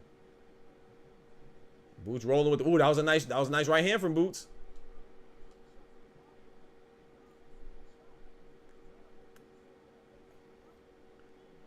As soon as he said, oh no, Kendrick said, oh. Dub said, oh. Hey, yo, hold on now. Hold on now. Nah, Boo, sit down, bro. Sit down. All right. Young fighters love doing that. Boo's throwing hard as fuck, but he need to get back to technique. I agree. But I will say, look, is that Carter Ben in the background with the red New York fitted? I will say this, though. Hey, he throwing sharp punches, though, I think. You know, so I think his technique is there, but he's just trying to, I think he's trying to get him out of there. I just think in the first, I think he's going to bounce back. But I think that first round, he kind of falling into that trap of, you know, of trying to, oh, no, that was just a good shot. Oh, that was just a good shot. There was no foot. There was no cross up of the feet right there. That was just a great shot. Oh, boy. That was just a great, I thought it was a good shot in the cross up of the feet. That was just a great shot.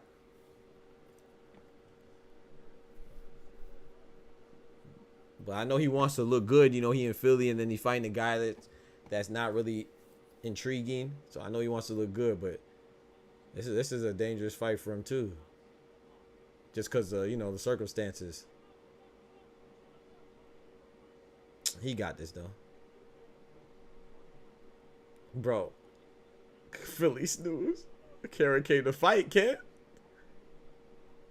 That's what they wanted too, right? That's what Bozy was saying. He said, oh, I want the guy to fight. Boots was saying, I want the guy to come to fight.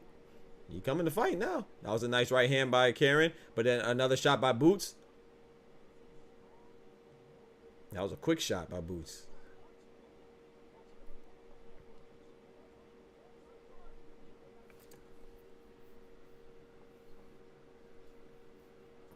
He just be bringing out everybody. Okay. Nice exchange right there. I think Boots got the better of that exchange.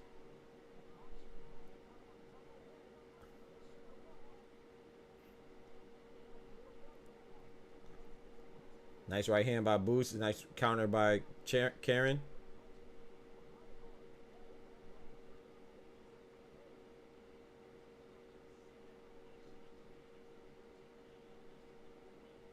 They both in the middle of the referee. Ooh! A nice jump in left hook by Karen. Where'd that come from?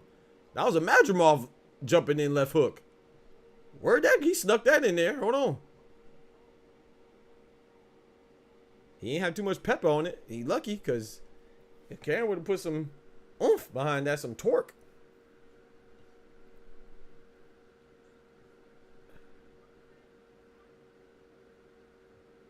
Kendrick, hey, I don't like it either, but you gotta learn. Nice jab from Karen. Boots walking right back to him. That's a good sign. It doesn't seem like he's getting too hurt from the shots, but he is, like Kendrick said, he is Karen is landing some shots, bro. Yo. Nice jab from Boots. And I was watching an interview earlier today, too, with Karen. And Karen was talking about how good Boots is. So shout out to Karen. You know what I'm saying? He was giving Boots his props. He said that he's the best in the division. Maybe trying to talk him up so when he dethrone the best, then he the best. Ooh, hold on. Karen said, "What's up?" Boots was backing up. Boots got his back against Rowe, tried to set him up for a shot. And Karen said, "I came to fight tonight." Motherfuckers make me spill my drink. Hey, don't beat up nobody, bro. Don't bring nobody, bro. You ain't gonna get paid for the sparring tonight, bro. Don't beat up nobody in the crowd, Ty. Karen still the pack. Hey, man, I'm still gonna watch the fight next week. The Tyson versus Jake Paul. Somebody check the air at Boots Hotel room. Oh, he on that, was it O'Hara Davies? Check the air, check the lights. Nah, Boots alright. He doing it. He alright. It's just carrying a live dog. He's smart. Boots tried to trap him at the end of that round. He didn't fall for it. Nah, I think Boots alright, man. I will say this though. Chat. Look at that jab right there in the slow-mo. He just missed that left hook. Yeah, Boots is Kendrick is right, bro. Boots is playing with danger. Playing with fire. He keep putting that hand low, bro. Kendrick is absolutely right about that, man. Boots, I hope he picks his hand up. Because if Karen lands with that left hook just landed again from Karen. I don't think it landed flush. It grazed him. He moved with it, but nice jab from Karen. Boots is showing the hands with the defense. Oh my gosh, 3-punch combination from Karen. That nice 2-punch retaliation from Boots. 1-2 from Boots lands. Karen trying to flex that neck. Boots got to pop him again.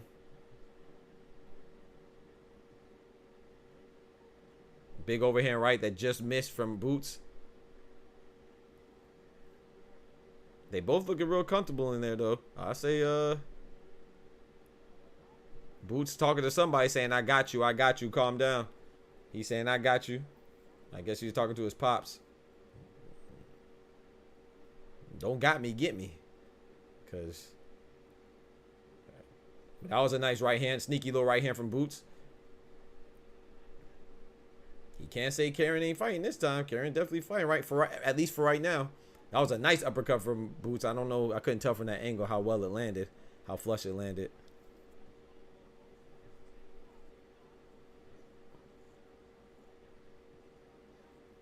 You got to respect these fighters, man. The fighters that are in front of you, because you can't be overlooking anybody. You never know what they might have.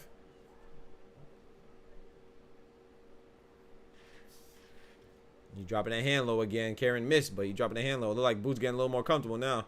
He threw a jab, and Karen tried to retaliate, and he missed.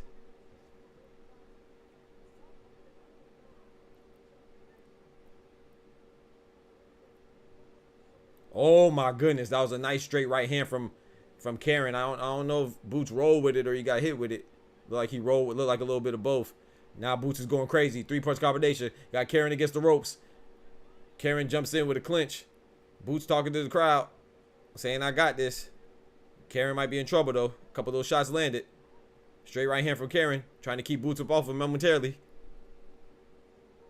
Boots coming forward, right back at it. Nice jab. A phantom jab right there. Didn't hit nothing. Another little jab caught. Got Karen coming in with the ball head. Oh boy. Oh boy. Big left hand from Boots. Ooh, nice right uppercut from Boots. Boots countering right now. At will.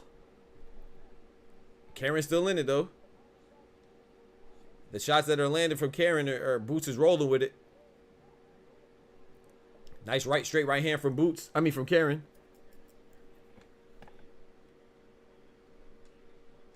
Ten seconds left of the third round. Going into the fourth. Nice check hook from Boots, but their feet kind of crossed up and he lost balance towards the end of the round. Hey. Come on, man. His defense is trash. Orthodox should have came out southpaw. Let's go in and beat that ass. It's a good fight. I like it. Karen throw the jab, set it up. Yeah, Karen got to throw the jab. You got to throw the jab a little more, but it seems like Boots is getting a little more comfortable in countering, though. So I can understand why he's a little hesitant with the jab. A little hesitant throwing, period, because it seemed like in that round, Boots was timing him a little bit better.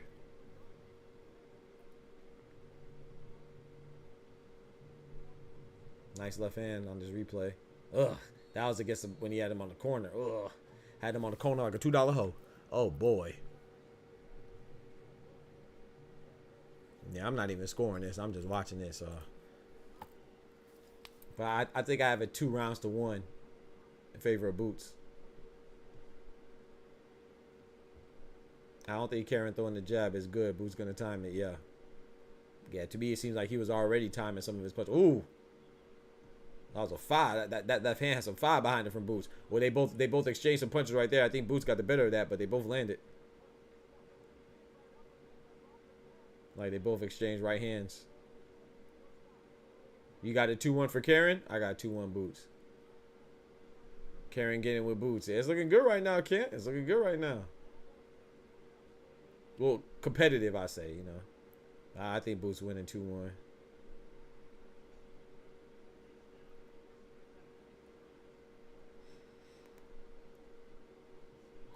Nice jab as Karen was coming in. Boots seems like he's allowing himself to get pinned on the corner.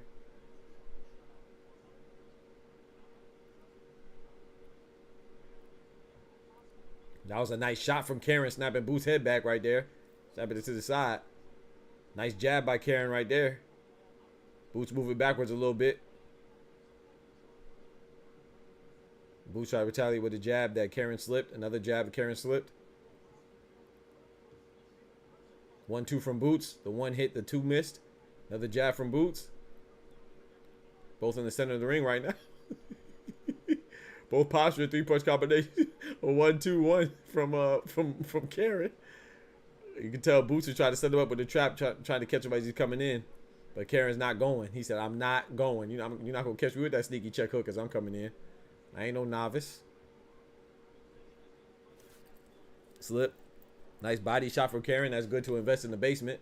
Got to go downstairs. Can't just headhunt all day. Nice jab from Boots. Karen circled off the ropes.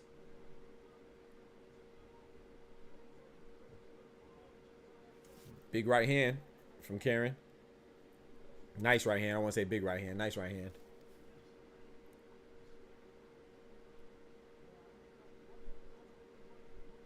Nice slip from Boots. Slip the left hook come from Karen. Referee breaking him up. Karen walking right back to Boots, man. Jumping in with a left hook looking like Israel Madrimov. It was a slow left hook, but it caught Boots. And then Boots retaliated with a little uppercut. Now the referee warning them, telling them to watch their heads.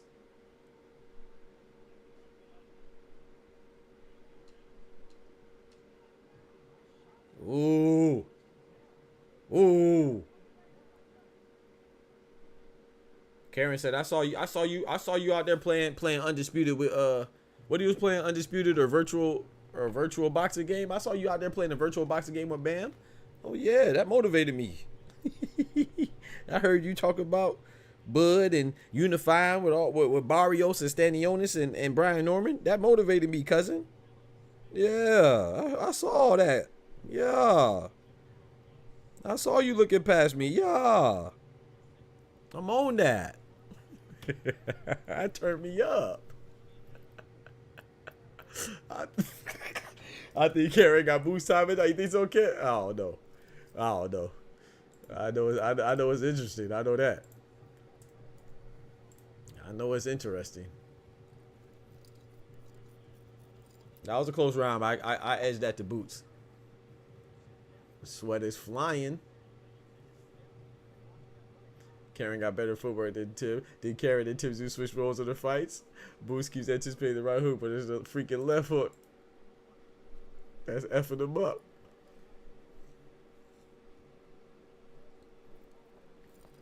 My neck.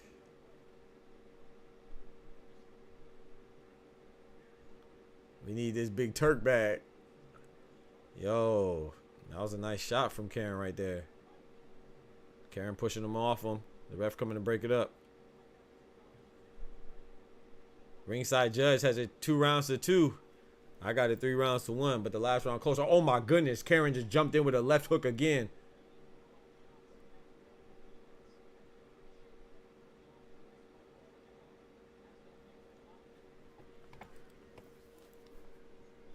CHUKHADZHIAN. Oh my, oh! But they both landed some two nice shots. Oh my goodness, they both landed 2 nice shots of that exchange right there. Karen and Boots. Karen CHUKHADZHIAN. Smoochie has a 2-2 just like Chris Mannix. Yeah, that last round was close, but I edged it to Boots. But that for me, round 4 could have been a swing round. I edged it for Boots. Next round, buy another Cadillac. Hey, got that caddy. Oh my gosh, that was a nice jab from Karen, and he ducked the retaliating right hook from Boots. Look like Boots trying to switch it up and fight a little closer now. I don't know if that's working out though. Oh, that was a nice 2-piece, 3-piece combination from Boots. Karen felt that one. You see him fall back. Now he falling back now. Oh boy. Oh boy, big left hand for Boots. Boots going into the stomach. Hold on. Boots going downstairs on Karen. Karen pushed him up off him. Boots momentarily lost balance. Boots with a big left hook. Knocking Karen off balance. Karen's back against the ropes. Oh my gosh. Body head like Roy Jones. Oh my gosh. Big right hand uppercut. Karen had to take a knee. Oh boy. Oh, we turning up. We turning up. That 5 coming out right now. Oh boy. Oh boy. He dropping bombs on him. Is Karen gonna make it out this round? Is Karen gonna make it out this round? We gonna see. Boots turning up the heat. Karen fighting back a little bit. Nice left hook, knocking Boots off balance. It looked like Boots was trying to throw something too, so he kind of hit him at the same time. So it knocked his balance off. I don't think it was mostly an instability thing, not really a danger thing. You need him on his pockets again. 15 seconds left in the 5th round. We wind it down in the 5th round. Southpaw is what he needed. Hey, talk to him.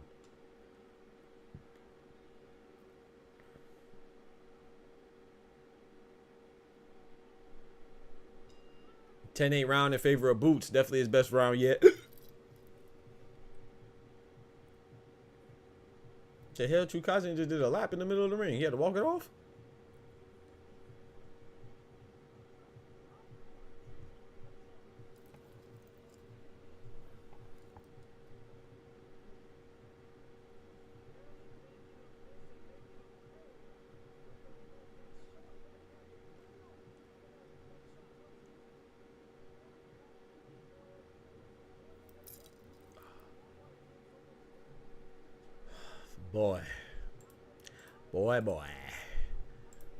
Boy. He put those shots together like, ugh. He made him take the Kodo knee. He made him take that Margarito Kodo knee. Oh. Hold on, I shouldn't say that. My fault. I shouldn't say that. My bad. He should have wrapped up. Man, yeah. That 5 coming towards you, man. That's kind of tough. I will say, man. That clinching is an art form, man. I think people disregard that, man. You out there trying to clinch for the first time. You don't know how to clinch, man. If somebody throwing fire at you, boy, you're going to be in trouble. A lot of these fighters have precision with their punches.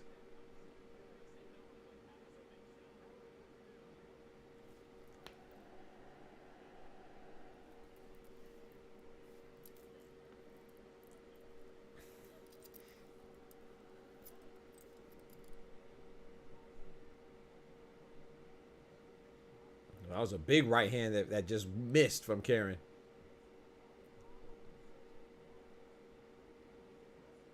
Got a zit tit on his head. Kendrick smiling. I mean, not Kendrick, my bad. Boots is smiling. I was reading the chat. Commentators done what they said, clone. They talk about Boots didn't make him take a knee. They said Curry took a knee on his... Like, why would you take a knee if you weren't getting punched on? Like, yeah, you take a knee voluntarily, but if you get knocked down, that means they punched you down. If you take a knee, you're literally going down by your own, whatever, bro. People, you're going down because you get punched on. You don't want no more pressure. So every time you take a knee, yeah, you took a knee. But yeah, commentators are weird, bro. You didn't take a knee for fun.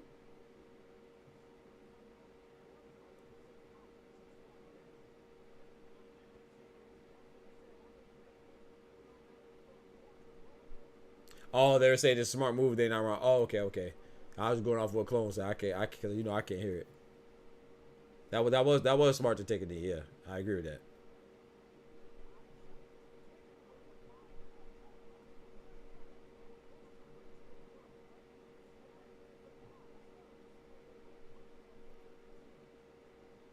$40 seconds left of this 6th round.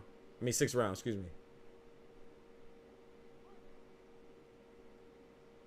Exactly. You take a knee so you don't get stopped. Exactly. But they shouldn't. I'm not. I can't hear it. I was going off what Clone said. It was like Karen smart as hell. Type shit. It was smart. Ooh, big right hand. That is smart to take a knee though. In that situation, because I think he probably would have got stopped. Or he would have got at least dropped.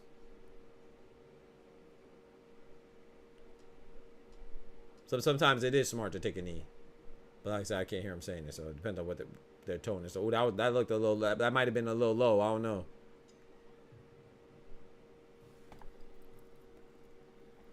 But I feel you though, Clone. They be selling though. Who are the commentators anyway? It's DAZN, so it's what? Sergio Mora, Chris Mannix, and who else? It's 2 of them or 3 of them? It's DAZN. I know it's Sergio Mora for sure. And Chris Mannix, we just saw the ringside scorecards.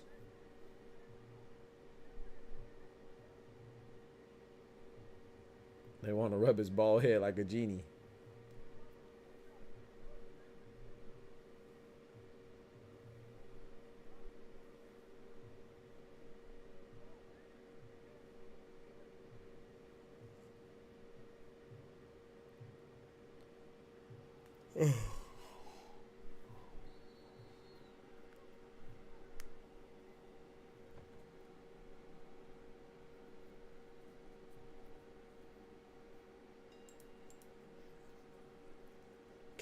Karen trying to survive. Nah, he don't have to fight him anymore. Yeah. It's going 12 octane. Do you think so? It might. I don't know. Close in the comments. Sergio Mora is he's Hispanic. Chris Mannix is a white guy. I don't know the other person. I like I said, I just know it's DAZN, so I know it's those 2 for sure. Where you at, Ty? Where you at, bro? Put your hand up, bro. Nice 3-punch combination. Man just said Karen ain't got the fight in him anymore. I don't know, man. I think he trying to muster up something. Dang, the referee grabbed the hell out of him. You got on a green hat, Ty? You got on a lime green hat? Oh, glad.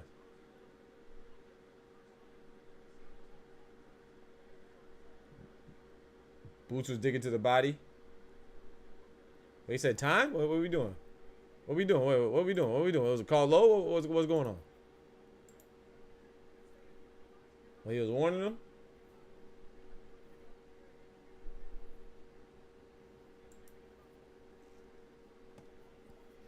Bozy on Boots ass and like, gosh dang, never seen him this hard on Boots. Yeah, because Bozy was saying, man, we need. Oh my gosh, nice shot from Karen. Yeah, Bozy was saying that, you know, Boots needs a great performance. Bozy was saying that all week, and you know. He was like, yeah, we need a great performance, and, you know, we need to be disciplined and cut off the ring and do what we got to do if he doesn't fight. Oh, that was a nice jump-in hook from Karen. And Boots responded nicely with a straight left hand. Oh, my gosh, left hook. Oh, left uppercut, left hook, left uppercut, left hook. On the inside. Come. On the kick drum. It was low blow? All right, appreciate it.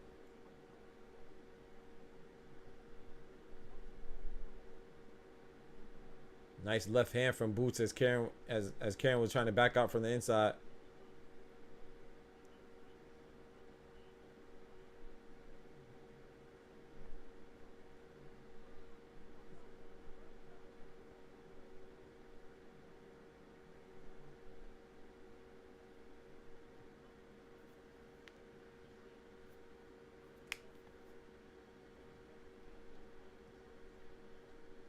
That was a good little exchange. They both was blocking. Both throwing some shots and blocking and catching the, you know what I'm saying? Catching the hands. That was a nice little exchange right there, like an anime.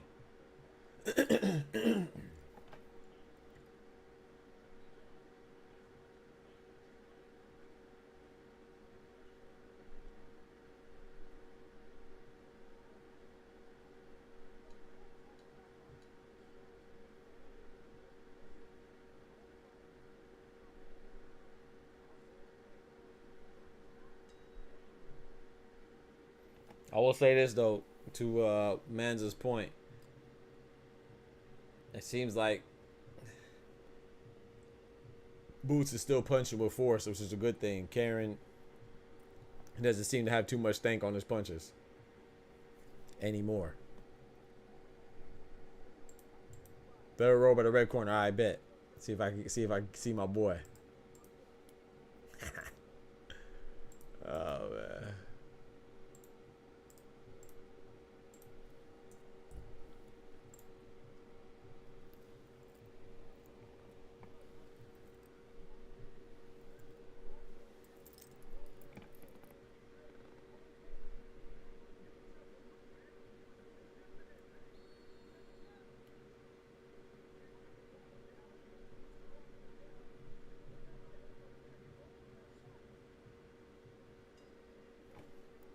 Said this the same Boots, right? Yo, this man close.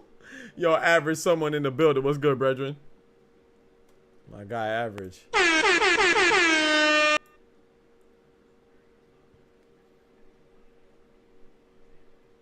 boy Ty at, man. You say you see Ty holding a full sign? I'm asleep.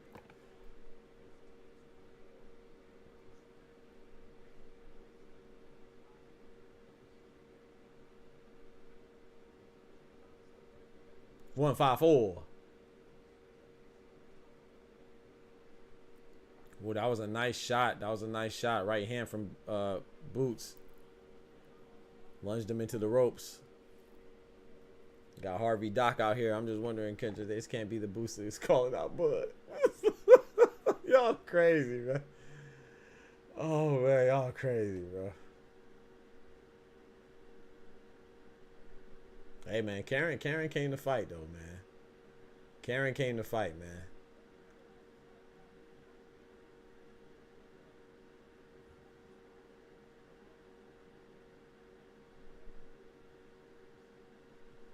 Oh, nice 1-2 from Boots. Oh, Karen's hurt. Karen's hurt. It's going to be a long minute and 30 seconds.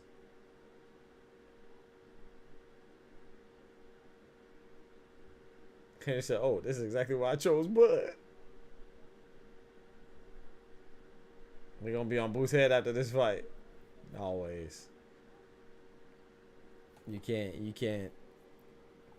If you beat somebody convincingly, it's because the person that you beat isn't good enough. And if you struggle against a guy, then, you know, you're not good enough because you're not supposed to struggle against them. People, you can't win, bro. If you win and by in destructive fashion, they're going to say, oh, the guy wasn't good enough. You know, he was too easy of an opponent.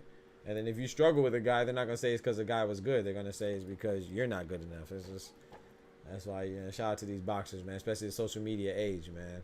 You can't do anything. You can't do anything right, bro.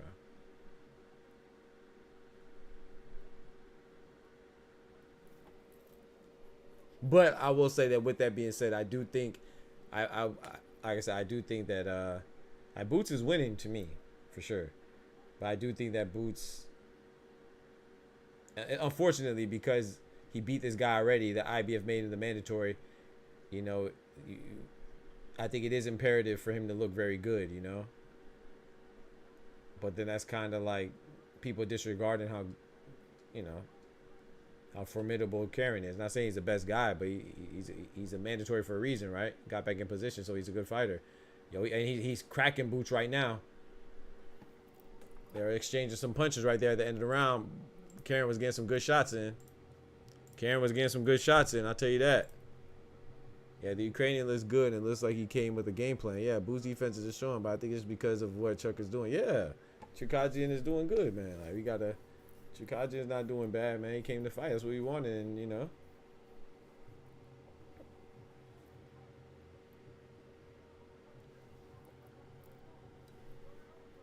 Boots is frustrated. Yeah, I agree. I agree. You can see it. Yeah, his name Karen. He over here getting. This man clone, bro. Let him take knees. He in Philly. Boots getting chewed up seriously. Rough night. Is Boots getting exposed? Nah, not exposed. Bro. Okay, so like this is what we gotta remember too, man. These are. Karen's not the best, but he's a good fighter, bro. He's ranked #1. You know what I'm saying? Top 10, and he's ranked #1. And we got to understand, too, this is Boots' second time seeing Karen. But this is Karen's second time seeing Boots as well. So, do we not give him and his team the respect that he would also adapt, just like Boots would adapt? So, we got to, you know what I'm saying? These fighters put in weeks of camps and months of camp as well. So, they probably were studying film. Not probably, they were studying film and looking at his fights and, you know. So, it's not just one. Of course, Boots is a star, so he's going to have more pressure, naturally. But, oh shoot, I ain't run the clock. Dang it.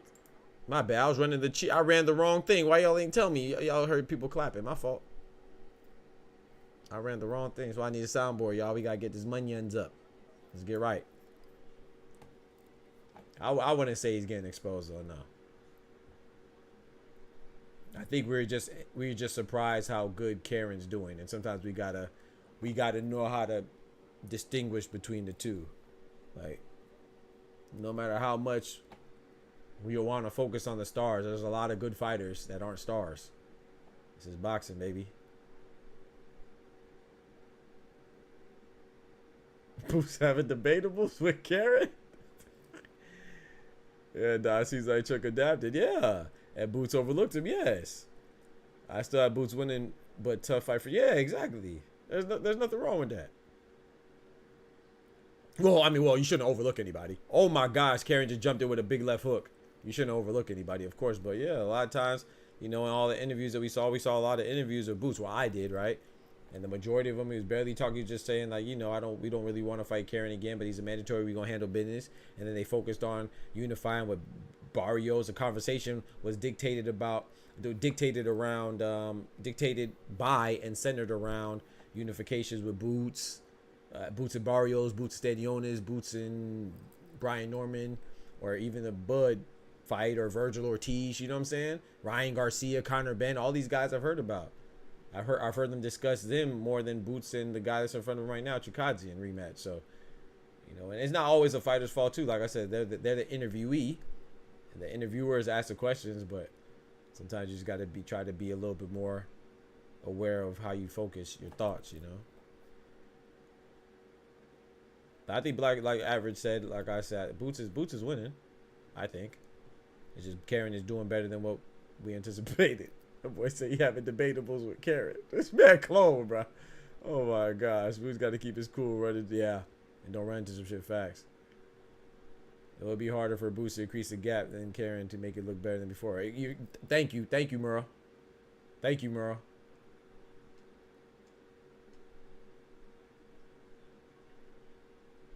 Yep, exactly, Ty. Thank you, Ty. Like the Oshaki Foster and Robson Kasesau.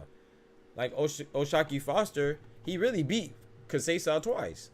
But he actually beat him better in the fight that he lost. But he came out in the second fight trying to do something else because he wanted to be more convincing to the judges and to the crowd and everything. But it actually was a closer fight the second fight than the one that he won. The same with this one. This is a closer fight than the first fight. But this is more interesting. Right? It's more interesting. But it's closer because I think Boots is trying to focus on stopping him, which is what we want, right? Karen shook off Boots with the elbow like it's easy work. Makes you respect Rodriguez more. He didn't play with his opponents. He could destroy. Yeah. Yeah, but I would also say, too, you know, we already talked about, that was his first time seeing Pedro Guevara. And, you know, and let's be fair, too, Guevara, he was an interim champion, right? But he wasn't. Like I said, I don't know. I don't think he was coming like Karen's coming. I blame Bozy for his performance. Bozy letting the critics get to his head. Do y'all do what y'all did to get to this point? Yeah? Yeah? But what did Bozy say too, man? So he said that Boots didn't follow the game plan last time. He was headhunting. So I'll be honest. I don't know. Like the trainer, I think Bozy's a good trainer. I'm sure you do too. But you can only train. You know, you can only instruct. You can only tell him to do so much. It's up to the fighter to execute the game plan that y'all implemented. You know what I'm saying? Oh, they getting chippy in there. But yeah, you could probably point fingers at Bozy as well, maybe, but it doesn't look like Boots is incapable. It just looks like, to me, it just looks like he's trying to, put on a show and stuff like that, and force the issue, which I don't blame him.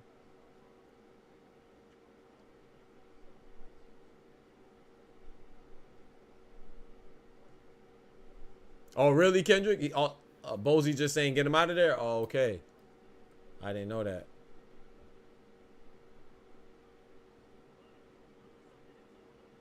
Okay, Boots turning up now. Turning up again. You may see another knee, chat. Nice body shot from Boots. Karen backing up now. Nice uppercut for Boots, but it just whiffed. That would have took his head off. Karen is holding on. Karen is trying to hold on. What's it called in stocks, chat? When you invest, is a hodl? He trying to hodl right now. Hold on for dear life. Karen hodling in the 10th round. He about to take a point? Don't take a point. Don't you take a point. Oh, Lord, he took a point. Oh, Lord, he took a point. He did warn him a lot. He warned him a lot. Dang, man, he took a point. All right. That's a bet. That's a bet. Karen has to fight with even more urgency now.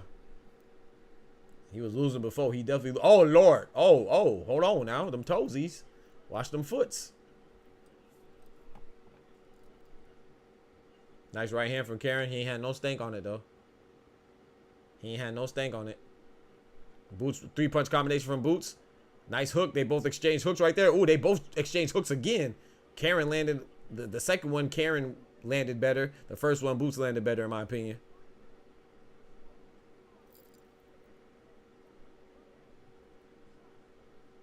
Left hook, right hook from Boots. Left hook, right hook from Karen. Body shot from Karen.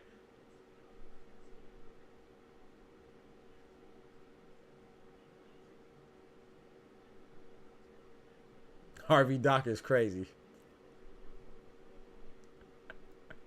They finna roast you again. Yeah, they finna be on Harvey Doc's head. You spelled it like Doc, like me. It's crazy. Don't do me like that, bro. You can see Boots get for like how he just sighed right there. You can see he getting frustrated.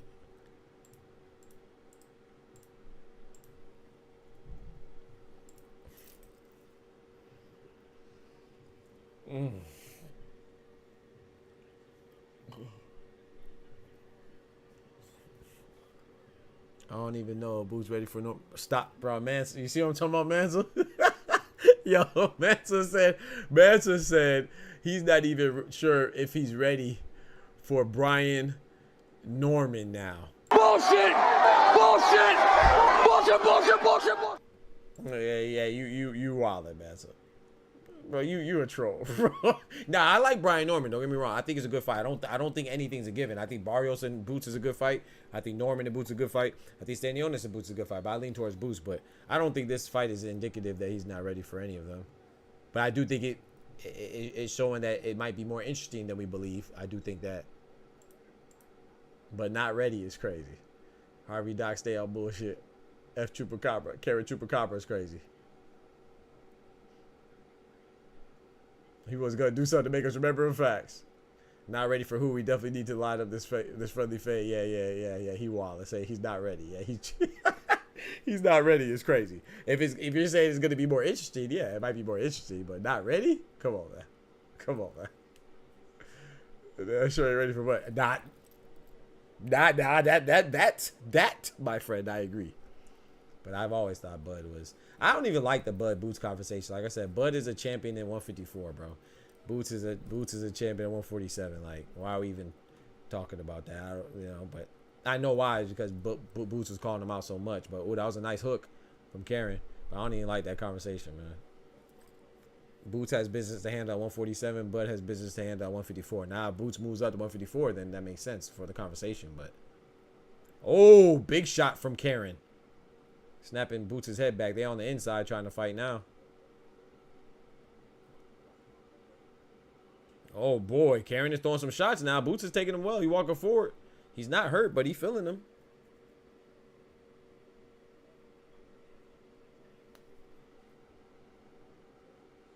I like how Karen just using that footwork to jump to the outside of his foot and jumped in with a left hook.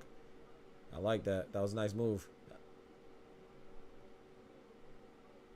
Yeah, can't facts. Frustrated because he can't get him out of there. I agree.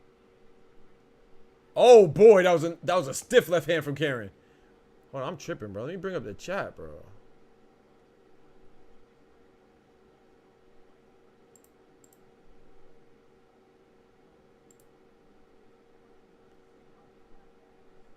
Cap question the building. Yeah, that's what Bud is saying. Canelo or nothing. Yeah, that's what a lot of people are saying. I don't know. We'll see. We'll see. Why did Boots run? Why did Karen run last fight? Sometimes you don't know, man. You gotta adapt, man. Maybe he trained. Maybe he trained differently. Maybe he prepared differently this fight.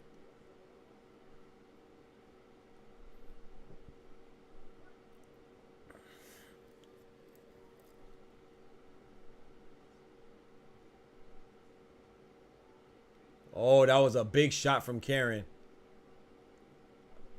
I will say this. We know Boots got a chin, though. Unless Karen just ain't got too much power.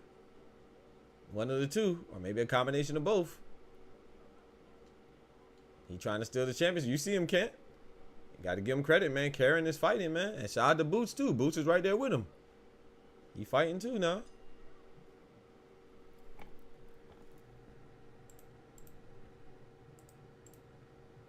Shout out to both of them, man.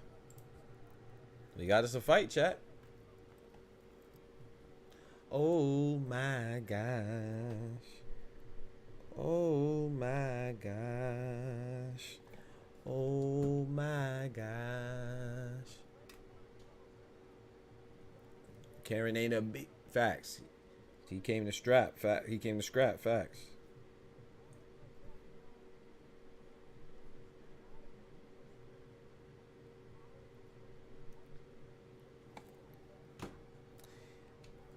Karen is not a B, but when Boots made him take that knee, he said, "Nigga, you's a bitch." You feel me? Chuck ain't winning in Philly, nah. Well, I mean, hold on, Average. Let's not act like this is a close fight now. There's a difference between a fighter doing better than what we thought and actually winning. He's not winning now. He's not winning, but he's doing good. You know, he's doing better than what we anticipated. Well, I know than I anticipated, but I don't think it's. I don't think a decision is gonna be no robbery now. He needs a knockout. Don't get it twisted. He definitely needs a knockout.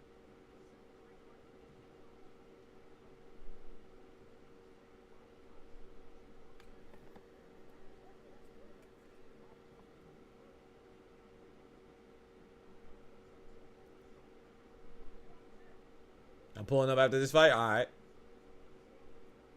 I ain't gonna be on too long after the fight though.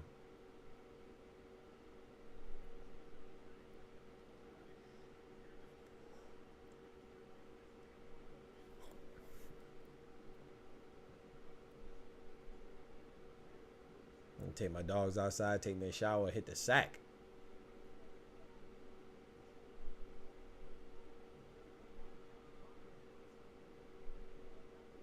Karen about to earn a trilogy is crazy. Oh boy. Bozy gave Boots a wrong talk. Tell him to head hunt and not sell the body. I do think he should throw some body shots. I'm pulling up as well. All right.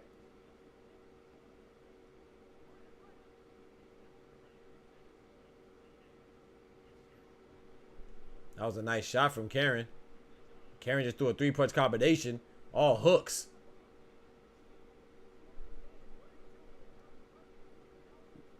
Matter of fact, y'all pull up and I'm gonna go take my dogs outside while y'all, you know what I'm saying, while y'all chop it up. He has to do it for y'all better stop acting like Boots ain't winning this fight. That tell me Bozy let the troll talks get to him. Maybe.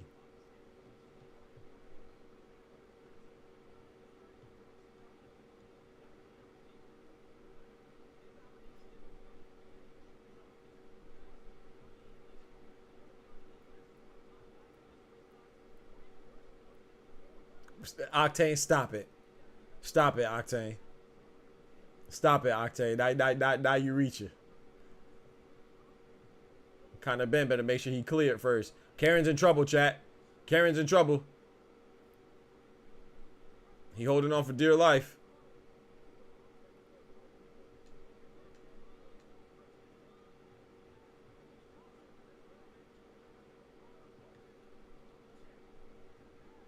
Yeah, facts, Ty. Yeah, you wildin'.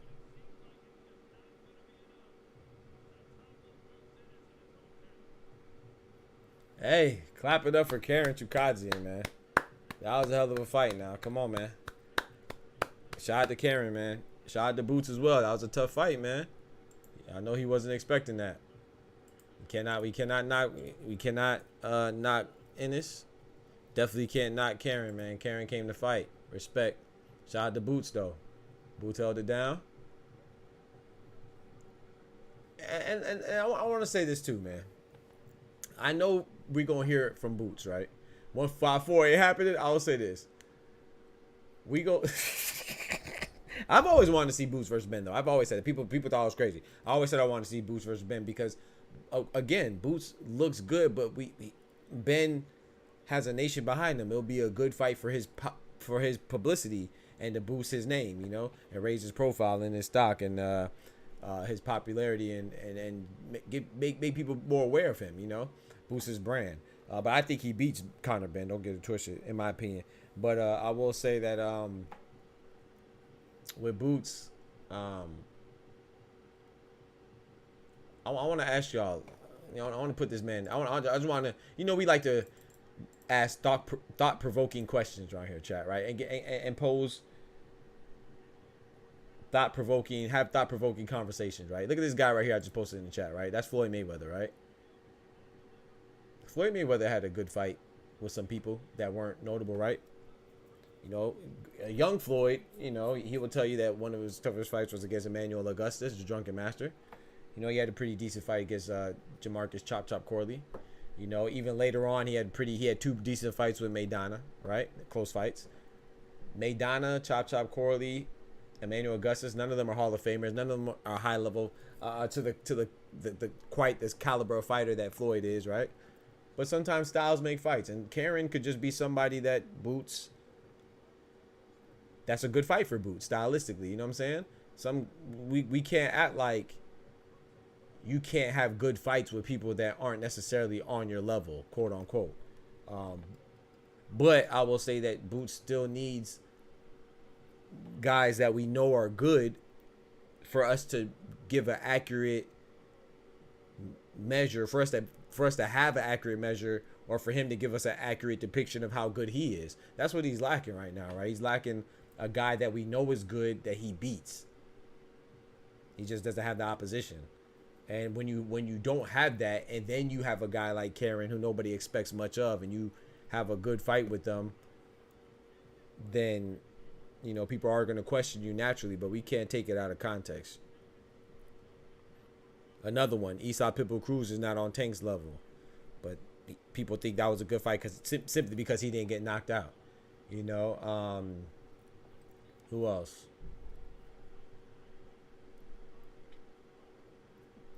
I don't know.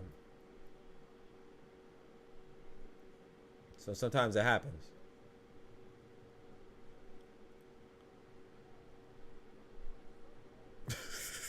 Boots got to fight Ben in England. Yeah, that'd be good. I mean, Matchroom, right? Yeah, I think that's where the fight should be, in England. Styles do make fights, but if any of the greats fight a guy twice, they usually get them out of there or they beat them badly. Well, that's not true. I just told you Floyd Mayweather and Maidana. Those were two good fights, right? I mean, I thought there were two good fights that Floyd clearly won, but they were decent fights. Floyd and Maidana. Let me give you another one. I'm trying to think. But you're right though. Yeah, usually yes, I agree with you, but not all the time. Not all the time.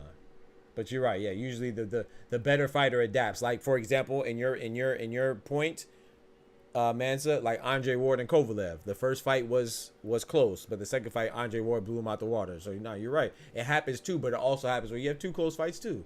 You know. So I don't think him not doing what we anticipated is indicative of Boots not being who we think he is. I don't want to say that. One judge had it. Yo. Telling you, yo. What's good, brethren? Let me pull you up on the screen. Yeah, we was talking about that in the back. Hey P, I gotta hold you to the fire, bro, because you trying to get soft. Nah, you was going soft on me. Pause. But hey yo. Yeah, nah, I had to pause that real quick. But No, did he? Because earlier in the stream before the fight, you talking about, oh, now you gotta get him out of here. That's the only thing I gotta see. Now you gotta wash him. Now you talking about, well, he's looking funny, blah blah. Like, nah, bro, nah. Keep that same energy. Okay. No, you're right. I gotta be held accountable. I did say that. I did. Nah, you're right. Nah, Kendrick is right. I did say that. I did. Nah, he's right. He's absolutely right. I did say he gotta look good.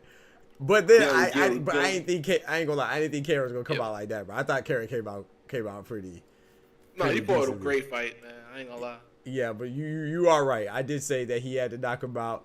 But I was saying that ain't no buts. You're right. Also too, I was saying that in order for him to raise his profile somewhat, more so than like But you're right. I did say that. Yeah. No, you're right about that. I did say he had to, because I don't think this is gonna help him. I think people are gonna. Yeah, they're gonna be all over saying, Terrence Bud Crawford, you calling out Bud? You think this guy could beat undisputed welterweight? He might struggle with Barrios. You hear them? They talk about Conor Ben. That's crazy, bro. Y'all disrespectful. Remember what he said? 2 fights and I'll be #1 pound for pound.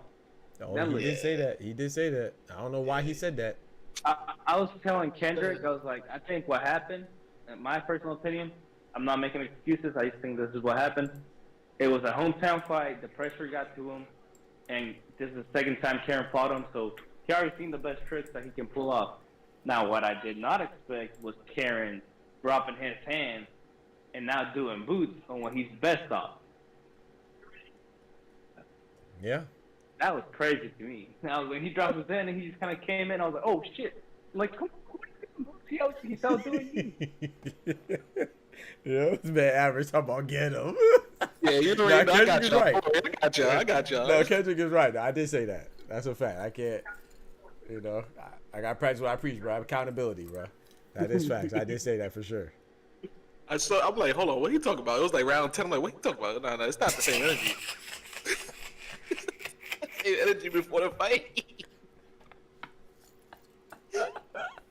Yeah, I mean, I ain't gonna make a video about it, but boy, there gonna be hella videos about Boots being exposed and him not doing this. Payday nerd, what's good? Exposed is like a tough word. Oh no, that's what they gonna say. Man. You know that's what they gonna say. I know that's what they gonna say, but you know, we on this side. I can't say exposed because I never thought he was that great. You feel me? At this point in his career, because like we always say, who has he beaten? In that fashion. Right. So I can't say he's exposed. He just seemed like more of what we kind of confirmed what we thought. Like he got more room to work. Like he's not at that top tier level yet. He's gonna be there. Hopefully, we still have that potential out there. But I don't know if he's there right now. Actually, he's not there right now because the adjustment he had to make, he kept going away from it, and it was pissing me off. With the southpaw joint. Bro, every time he go orthodox, he was getting pieced up. As soon as he went southpaw, he dropped him. And then he went away from it again. No, yeah, that's that. He trying to be Bud. That's the problem. Not only that. I mean, he's trying to be Bud. Hey, that's a good point. And Karen had his number since round 1, man. Stop taking it away. It was just the time. Like I got you, Ty. Boots like this is what we always say. If Boots jumps up in quality, is he gonna be able to perform the same way he performs? This just proves it. No, or not at this moment. Oh, like I said, I don't know, man. I gotta put the brakes a bit, man. Like I said, I think Karen. But it's like this is the Kendrick second time Lamar, seeing it's him, like man. He's got room to work on. Yeah, Ty's in the He's back. got room to work on. Yeah, And- thank you, Catch. Let me pull him up. Yeah, he has room to work. You're right, Oscar. Yep, go ahead, bro. You can pull up Ty. But it's just like the step up in quality. I mean, he beat Taryn once, but he didn't look bad. But he didn't look like, you know, doing the little dances, the slow mo, the Matrix kind of stuff. No, Yeah. I don't see him do that against Barrios. And nah, he needs to stay away from 154, honestly. Like Dub said. Too much going But that's the he's still a thing, though. great I fighter. never I really still heard think him he's the say, best you know what I'm saying? fighter. From what I've been hearing, I think that's us. You know, I think that's us collectively saying he, like, as fans, not us individually, but we're the ones saying 155. He said that he wants to be at 147 and chase undisputed. So I don't really think that, you know what I'm saying? I can't really knock him for not looking good for 154. I agree with that game plan. Even though he looked like he's a 154 pounder in the ring today. I ain't gonna lie. Oh yeah. But Karen came in there looking the same way, and Karen was, that was hard to watch. I'm not gonna lie. I didn't like it. Like, I'm not even the biggest Boots fan, but I don't like that. I didn't like how he looked out there. Like, That boy came to fight. Karen, Karen wasn't playing, Karen bro. came to fight, man. I don't like how Boots looked, though. It just... Bro, Todd, tell me not. Every time he went orthodox, he was getting pieced up. He went southpaw, he started cracking, homie. Every time he was orthodox, man, it was sweat flying. Yep. I couldn't tell if that was the muzzy oil or not. Oh my gosh, bro. This man said, Her just said Boots versus Orzo. Yeah, I said that earlier. I knew Her was gonna say that. That's what they've been talking about. I said you probably weren't in here, Dub, but I said that's the plan. They're waiting on Golden Boy to send back that signed contract. Yeah, we got to see it first before we get Signed, sealed, and excited. delivered. Yeah, I wanted to say that shit earlier, but that's snitching. Oh, it's signed? You said it is signed? On Boots' side, yes. They waiting on Oh, Golden Boy Boots. to, Yeah. send They back. went on Virgil. Of course. It's always signed on everybody's side besides Golden Boy. That's like it was a beta. It's all, yeah. Yeah, it's signed on Shakur's side. It's signed on Boots' side. It's signed on everybody's side except for Golden Boy's side. Always. Shit, that's why I got the invite to camp. I'm waiting on that big turk bag. Shit. Yeah. Okay. Yo, my guy Tay in the building. I think we might have been overrated Boots. Brian Norman cooks Boots. Nah, I don't say that. Some people were, though, I think. Yeah, but not on this side. We always say. Now, I want to say, like, I don't think this is indicative of knocking them down. I think we need to, it is a rematch on both sides now, so they're both going to get better naturally. But I don't think this helped his profile. But we always said, man, he needs the opposition. He looks like he's great, but he needs the opposition to prove it. That's how we prove it. Prove it in the ring, man. I'm glad Bam and 4 on the card. Yo, they crazy, bro. Fans are ruthless. Bro, they cooking this Evander damn is Boots, wild, man. Y'all though. chill out Boots, man. Chill out Boots, dude. man. Hey, I ain't gonna lie though, they gotta show this fight. Here's Schofield, Cole, Ray Ford, like the Karen performance. Like, learn how to clinch, man. Gotta learn how to clinch, man. Yo, Karen wasn't playing with that clinch. That boy said, "You hit me? Nah." I'm not going. Facts. That was a great. Yeah, he wasn't playing. Them dudes from overseas, they not too prideful to clinch. They don't care how it look. I'm telling you. American dudes, they sitting here like, nah, that's a bitch mentality. It's in the rules. You can do that. Yep. Dove says Boots trash. Trash horrible performance. I can't say this is trash performance, bro. He said backward. Nah, I couldn't hear the corner instructions. The corner was terrible. Yeah, the corner was absolutely terrible. Talk to him, Tay. You already know how to put him to sleep. You know my take. Shout out to Tay. Yeah, I got him up out of there. Hey, camera playing, boy. Just Carol coming from was the hip. playing, bro. He carried the whole. Where he from? Germany. He was putting Germany he on his from- back tonight. He's from Germany? No, I don't no, know. he's I don't from know. Ukraine. Ukraine. he's Ukrainian. Ukrainian, My fault. Yeah. Ukraine. Only reason why I said Germany because I remember I guess because I was thinking of the fight originally being in Germany until Oh yeah. yeah, that's what I was thinking of. My fault. Ooh, buddy. That's because I think he lived there. Yeah, Yeah, because nobody want to live in Ukraine right now. facts. He That's moved a there good- a couple years before the war. Facts. That's this was a Merle said racist. Ooh. Instructions from round 2 to 12. Get him out of there. I'm not Shit, paying that's attention. Oklahoma, I know that. facts, Dan. Yeah, I couldn't hear the instructions. So I take y'all I word for could have it. said that shit. Yeah, he got tightened Yeah. up. He I would gotta have been a tighten better up. coach. I would have told him, yo, Southpaw, let's go. Get him out of here. Nah, Yeah. no, Bosey was just like, you gotta let them hands go, man. You gotta let them hands go. Damn. You so gotta get him Bosey- out of there. Oh man, Bosey won. Oh, Yeah. that's not good. The Bosey only thing he advice to said that Boots was was good. fight. Throw punches. Throw punches, bro. Yo, not too much on Bozy. I'm Nah, we on his saying, head bro, I top. like He was worse Bosey, than man. Boots. Damn, Bosey advice to Boots was He fight. ain't had the right cap on. Yeah, maybe nah. that's what it was. He must have missed his 5 o'clock prayer or something, because that shit was bad. He ain't had no Henny Black or the Jack Daniels in the bag. Oh, Lord. Bro, y'all gotta chill on that, man, bro. That was He a ain't have good his fight, tip man. miles. Nah, I'm on Bosey head top, because that was a terrible performance by him. Yeah. More than Boots. Damn, Yeah, facts. No, yeah. damn. Nah, Bosey, But I wouldn't bro. say Boots is trash. He looked awful, though, compared to his last performance. I think this is, out of the last 3, this is the worst one. But can I tell you But- something, though? This was great for boxing. You know why? Why? Because now, Boots not the boogeyman like he was. Exactly. So Exactly. it's great for boxing. Now it's Brian 147. Norman. Brian Norman, the boogeyman. Nah, That's Brian. crazy. No, Well, boogie. oh, speaking of But- Brian Norman, Giovanni Santillan got a fight. You know who he fighting? Yo, Frederick Lawson. Y'all remember Frederick Lawson? nope. Nope. Virgil Ortiz's second to last fight. So not Bo Oh, Chu. okay. Yeah, not Bo Chu, but the one before that. The Oh, one I round. think I know what you talk about. Yeah, one round. Got him up out of there. Yeah, that's food. Oh, yeah. Very much Light food. pack. Light pack. See, I don't remember him because I only saw him for 30 seconds. Exactly. That's one of the fights where Tony Weeks was getting people on his head top about him stopping stuff prematurely, and the whole thing about him being allowed to fight even though he had a brain aneurysm or signs of aneurysm and all this stuff. I mean, he didn't even get hit in the head. He got hit in the body, didn't he? To be honest, I don't even remember. Like you said, it was too quick.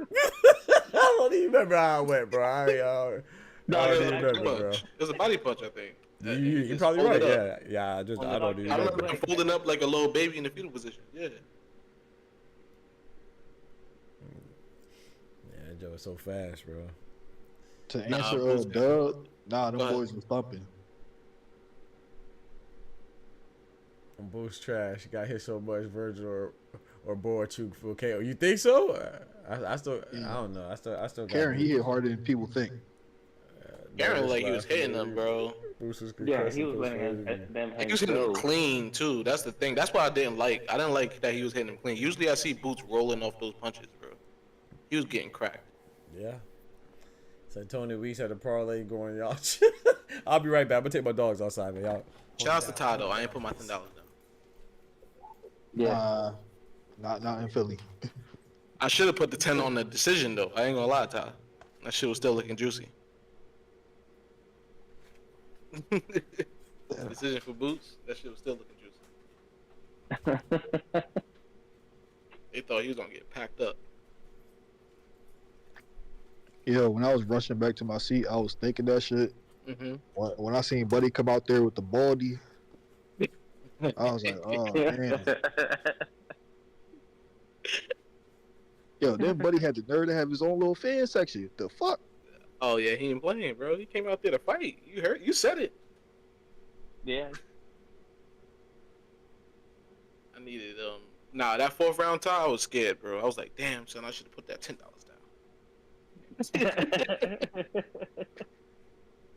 Because Boots wasn't switching to southpaw. Why he keep doing that, Todd? Tell me. You gotta let me know, man. Why they want to fight orthodox so bad? That's something they worked on in camp.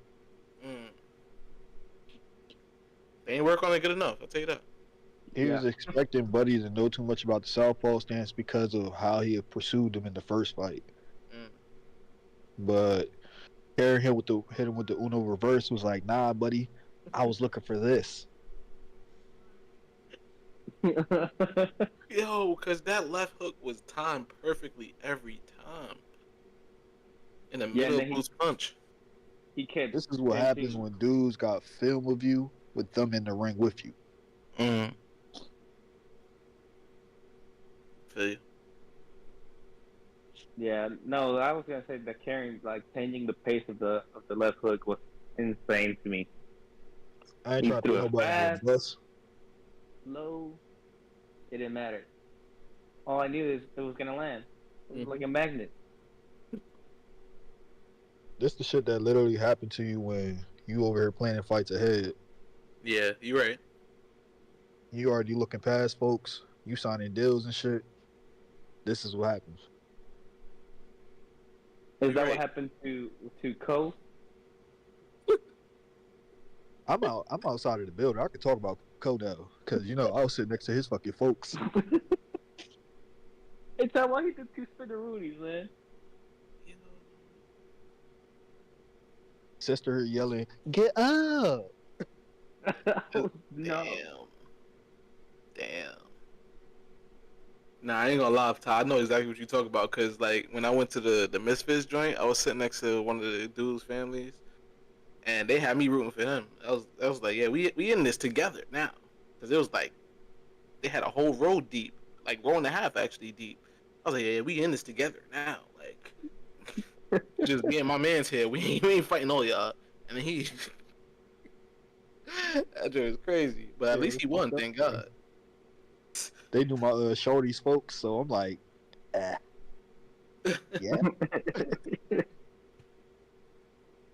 Oh man, so where does Boots go from here now? Like, where does he go? Does he get the free fight that he wants? Like, I think one of the other champions is licking their chops, ready to fight him now. I doubt it. You don't think so? Because look where those belts are at. Oh, Golden. But in Top Rank, right? PBC. PBC. Right? Oh, PBC. Yeah, PBC. Yeah, I look at it like this. Even though you technically wasn't on our roster, you was a Showtime guy, you turned your back on us. I wouldn't say turned their back, because didn't he not get picked up? No, he turned down the deal and went. Oh, okay. Okay. So you think? Well, you already said that they already signed it, right? They're just waiting for a Golden Boy. Yeah, he already locked in for the turkey card. Oh hell yeah! Now the alternate, I can't name the name. Gotcha. But do you know the weight? 54. Oh Lord. Oh, okay. Supposed to be a one-off. I got you. Like I said, I think he looked ready for 154 right now. He looked like a 154-pounder in there to me tonight. But depending on who you fight, they better not be no technical fighter. I'll tell you that. Damn, like just like that. I mean, he rehydrated to 55. Okay. As long as it's not a technical fight, I think he wins. I feel like he should have taken a little bit more water though. But he wanted to keep it safe because this is an IBF bout. I feel you. Yeah. You can't go over 157, right? Yeah, I'd have pressed it up to that line. Because come on. That's just something you don't play with. Yeah. But he weighed in 46 the other night. 55 today. Dub said Boots versus Barrios. He beat shit out of him. He re-breaks that nose. Ain't nobody at 47. That's the thing. Barrios, we already know Barrios don't got the chin to stand up. No, yeah. I just don't think he. Do you think he ever does like the slow mo, or like the, what he usually does in the ring I against mean, that's the those Stanionis. champions? Oh, he Stanionis did it still to got the feet. Stanionis? Stanionis still got the feet. Oh, Lord. Like out of the other champions, the only one that actually is a problem is B Norman, but he doesn't have the experience. Yeah. Dub said Majimov will knock Boots out. I mean, Majimov will be a problem for Boots. I ain't gonna lie. You naming a dude that beats almost the whole field minus 2 or 3 guys. Yeah, Majimov will be a problem for Boots for sure. Especially given what Karen did. And I think Majimov hits harder than Karen, so that'll be a problem. Yeah. What about good old Tim? Oh, he's packing Tim up. He's packing Tim up. I Tim thought that. Zoo I would have thought that before. Yeah. Tim don't got the footwork. I would have thought that before Tim even got knocked out. I would have thought Boots would be him. I already knew that because of his arms are short. Mm-hmm. His style just don't. Nah. Yeah, he can't go. You can't fight in the inside with Boots like that without angles. Like, Shit, it was folks that was saying that Tim Zoo's gonna beat Jamel. Fuck out of here. Yeah, I was one of them. yeah, about to say Oscar was on that hype train. yeah, that was my hype train. Hey, Tim was my guy, man, for a minute. Yo, if Canelo wasn't there with the bag, Tim Zoo would have been on his fucking pockets. Castaño was better than him.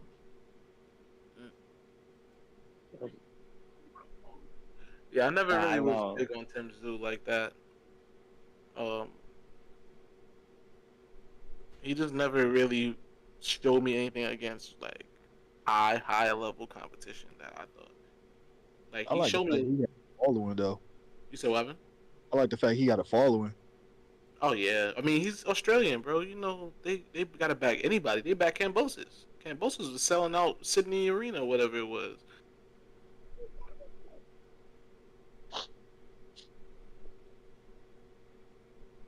Nah, I'm still on Tim. That's why I'm not talking. I out myself out. He said I'm still mourning. Yeah, I'm still mourning. I still can't believe that. I'm still upset about that. You don't see Bruce hurting no 154. He could hurt some 154 dudes for sure. Yeah, I think he beats Ramos, Lubin. Out of the champions, probably Pandora.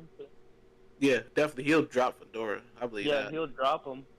In my opinion, as well. Like, There's only like 3 names I can say for sure he's not gonna hurt or knock out.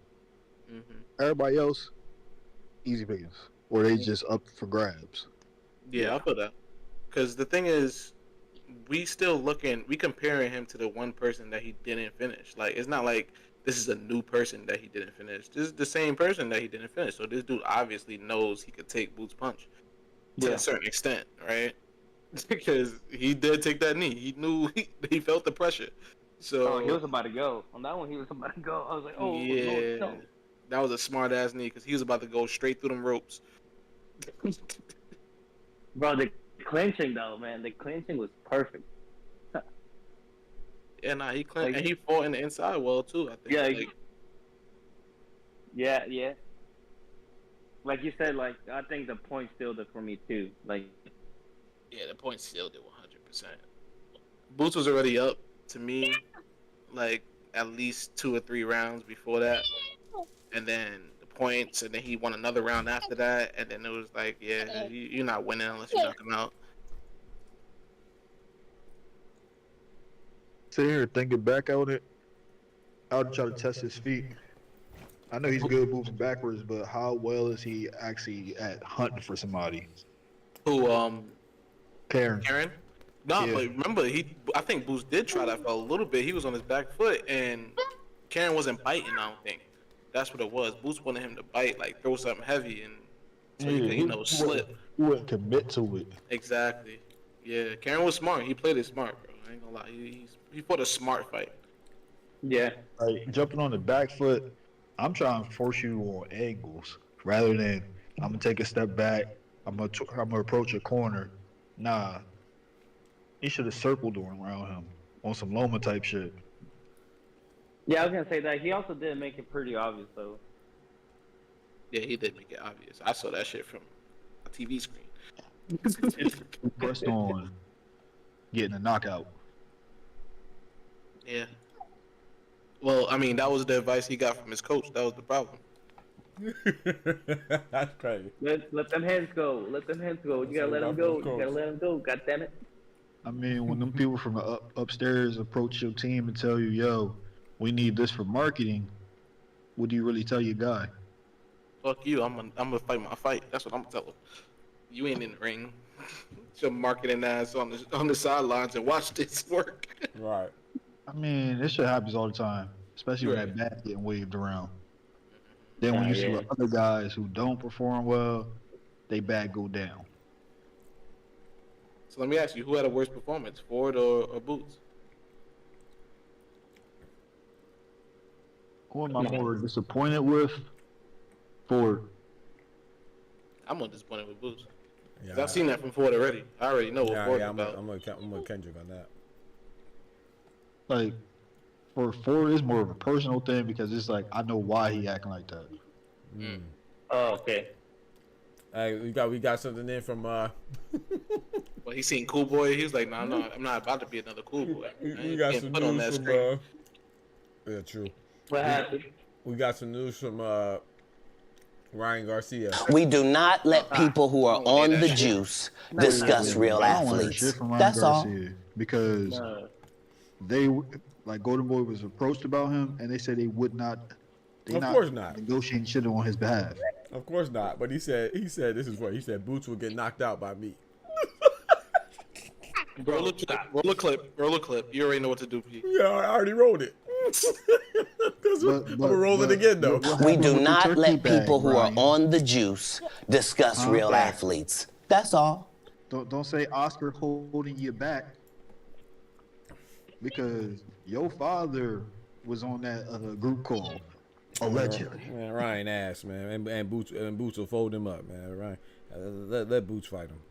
Ryan ass, but Hold that motherfucker up. He couldn't even take tank punch. How you gonna take Boots? Exactly. His dad said he'd rather set up the Ben fight.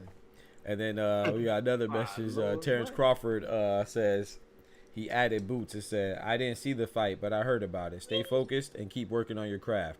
Every fight's not going to be the same. Never get too comfortable in this game if you're trying to get to the mecca of the sport. Stay on your mission because all it takes is one slip up." I mean, that's nice that Bud said that, but you know what part that stood out to me, man? When he said, "I did not see the fight." Bullshit! But no damn well he saw that goddamn fight. you know he saw that fight and was laughing, bro. Stop it. I don't believe him, bro. He saw the fight, bro. Stop it, bro. Nah, Bud a professional. See the thing, that's why I always tell you, Bud likes Boots, bro. Bud has no beef. He doesn't want to do it to Boots, bro. Yeah, he ain't got no So beef with Boots. he's like, nah, bro, you good. Do your thing. I want to see you be great in your own era. I want to see you shine. This thing is more of a media thing. Yeah. No, that's I agree. They had their conversation in California. Yeah, I agree with that, but at the same time, it's definitely the media, of course, yes. But at the same time, too, it's like a Benavidez thing with Boots. It's like you've been calling him out so long. It's like now, it's always going to go back to him now. So, yeah, I'm not saying it because he's always said he's been saying he wants Undisputed, he wants Barrios and all the other guys. Yes, of course, he's moved on, but he was going at it. So, you know what I'm saying, wanted so much. It's like Benavidez wanted Canelo so much. It's like, now that's with you now. So. Yeah, you right. Yeah. He put his foot in his mouth. He should Yeah, left right. it alone. His Benavidez is still actively pursuing that fight. Nah, hell no. You wait. So you think Benavidez is pursuing it more than Boots is pursuing Bud? Man, hell no. You wild. Benavidez went to a whole nother division. He ain't even. I mean, I think if anybody's been calling for the Bud more, entertaining that more, I think it's Boots. Well, remember he said still pursuing. Benavidez still wants to smoke. Benavidez. I think he down still right. He still wants it, but he made what can I say? He made 175. He's fighting Dave Morrell now. He went and tried to fight. Not try. Sorry, he's fighting Dave Morrell. He fought Vozdek. I think he still wants it. I mean, I think Boots still wants it as well. But like even when his last interview is like, oh, ask him why we're not fighting. Boots said that. Well, didn't Benavidez say that the only way he thinks that fight gets made is if he gets undisputed, and they fight for in a catch weight? Right. So, potato. Yeah, I think Benavidez is. I think that to me, yeah, just in my opinion, I think I think they both would take it, but I think that if anybody moved on faster, I think it was Benavidez. I mean, I don't know. I feel like if you don't want it anymore, you wouldn't respond with, ask him. Just say, I'm not even worried about that no more. No, But I mean, I guess it's way nitpicking. of- I guess it's nitpicking. I guess. I mean, that's when your publicist tells them to stop the interview and you do that over. Oh, that too. Well, I was going off of what the Ariel Helwani show, and then the other interview he had with it was either Boxing News or Boxing King Media. I can't remember which one. Might have been Boxing News. And you know, a lot of the English men are over here now because Matchroom. It's a Matchroom card, and you know. Was it second? No, it was either Boxing News or Boxing King Media. Boots in the tough spot. He ignored the fuck out of Conor Ben. And that's what I don't get, man. Like, I mean, I did in his defense though. I mean, well, like Bowsy said, I didn't hear Boots, but Bowsy said, yeah, we'll take that fight in a heartbeat now. That's what he said. He said Virgil Ortiz, Ryan Garcia, and he said Conor Ben. They asked him. He said, yeah, we'll do that fight in a heartbeat. I remember before Bowsy was like, man, nah, I ain't worried about Conor Ben, but I think that'd help boost his brand. Conor Ben already been proved to be pump faking. Oh, of course. I think all of them pump faking, except for maybe Virgil Ortiz. I'm hoping, but I think different when Eddie put that shit on the table, and we started busting down these M's and talking about who get what, and then you say, nah, that Eubank look nice over there. Yep. I ain't mad at him taking that Eubanks money though. And Conor Ben ain't. Yeah, that's the only one I think he's willing to fight for real. He said Ben and Garcia can't be trusted. Nope. Facts, Dub. They cannot be trusted. Boots in the tough spot.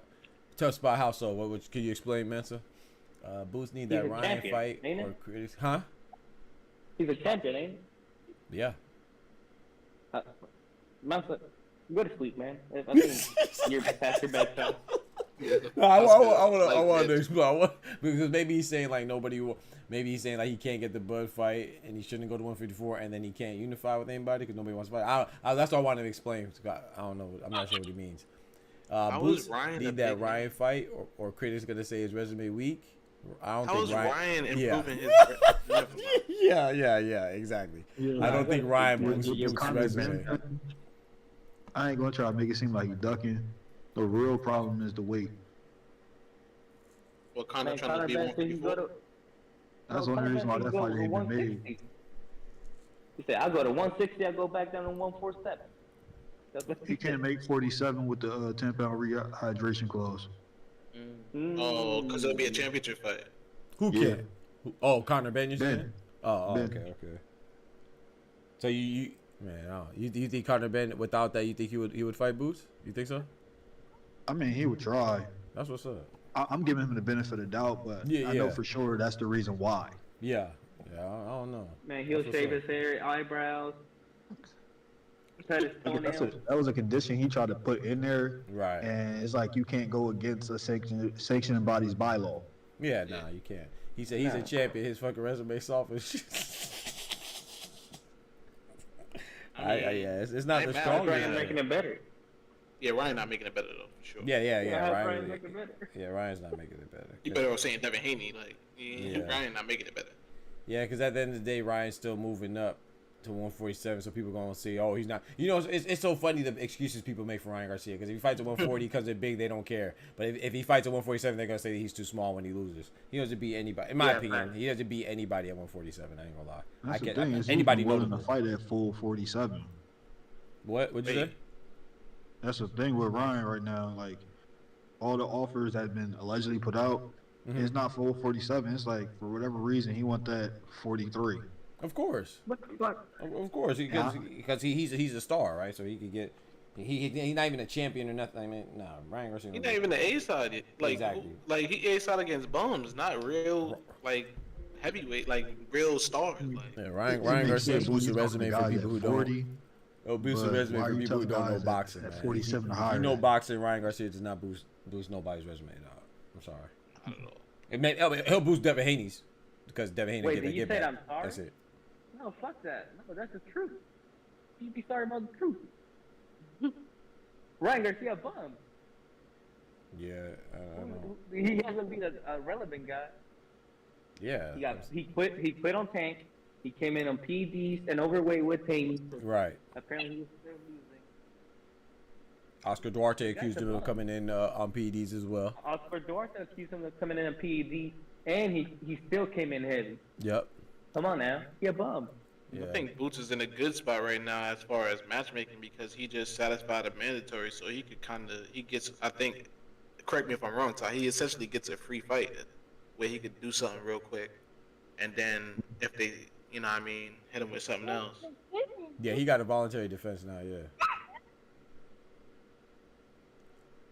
I mean, I agree with that, man. I was asking your explanation. I think the champions Barrios is PBC, Stanionis is PBC affiliated, and then but Brian Norman's top ranked. He can't go to 154 to fight the top contenders if he didn't do anything. I mean, I think he can, but yeah, no. So I agree. I just wanted you to explain. Cause I didn't want to assume anything. I agree with that, but I just don't think that's a tough spot. I agree with Kendrick. I think that's a good spot. I think he has options. So when you have options, it's always good. So I think it is but I agree it's a tough spot if you're talking about pleasing the fans, I guess, because if he doesn't get a unification, then fans are gonna be disappointed, and then this is a tough win. Fans are gonna be disappointed with that, and then if he goes to 154, I think everybody's tough there. It's a tough opposition there. Easy fights at 154. So, but correct me if I'm wrong, Pete. Mm-hmm. If he goes to 154, he can try to get it. He could petition for a championship fight. Am I right or wrong? With the IBF championship, right? For Bakram, yep. Yeah, I mean, I don't want him to do that. No. No, Bakram? Wait. No. Wait, what? For IBF? Nah. Yeah. You gotta knock off somebody that's top 5 rated first. Oh, so he has to get a step up. Yeah. The IBF don't let champions just jump up and do that. He gotta knock off somebody that's ranked already. Ranked in top 5? Yeah. Oh, okay. But knocking off Virgil would get you the WBC interim. That put you in play. Yeah, and like y'all were saying, that there's very few guys that see Boots having trouble with. Yeah. That'll get you Pandora, Arrow, or eventually Bud.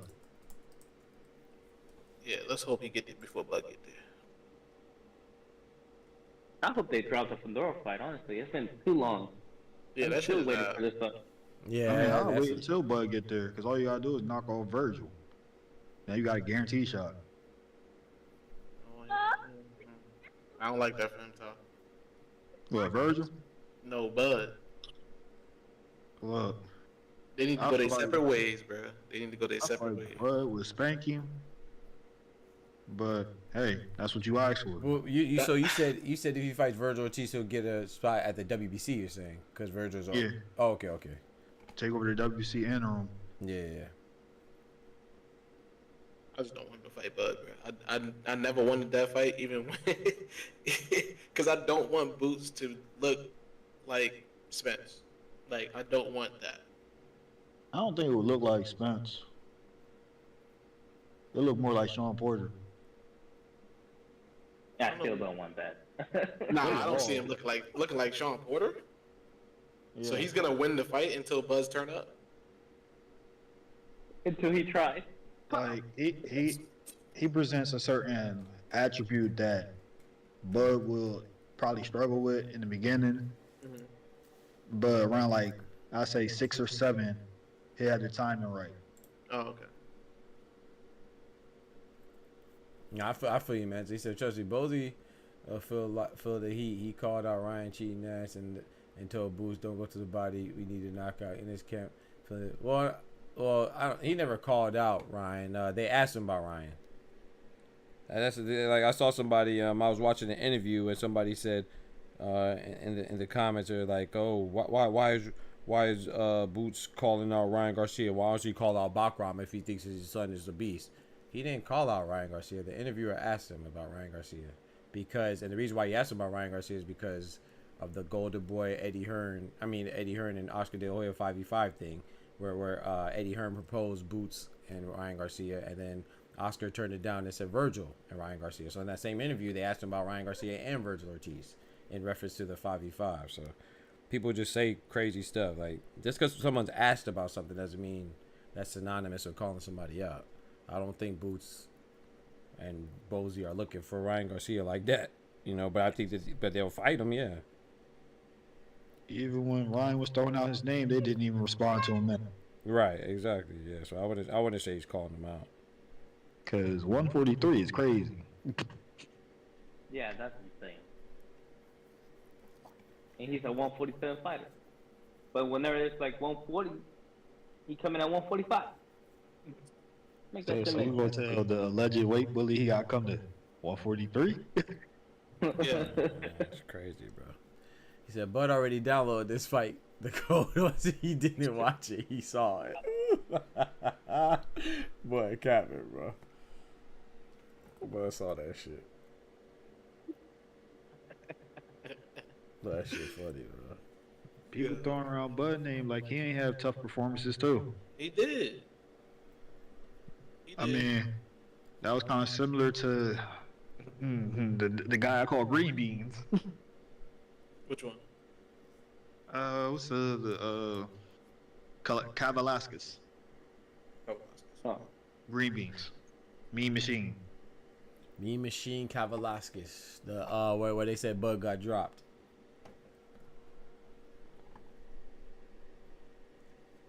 Even if he did, it wasn't called. Oh well. Right, exactly. Wasn't called. Hey Kendrick, I just thought about it real quick, and I don't know. I changed my thought. Like, whenever you ask who are you more disappointed with, I have to say Ray Ford, because at this stage of his career, he should know how to at least cut the ring. Poorly, but at least know how to cut it.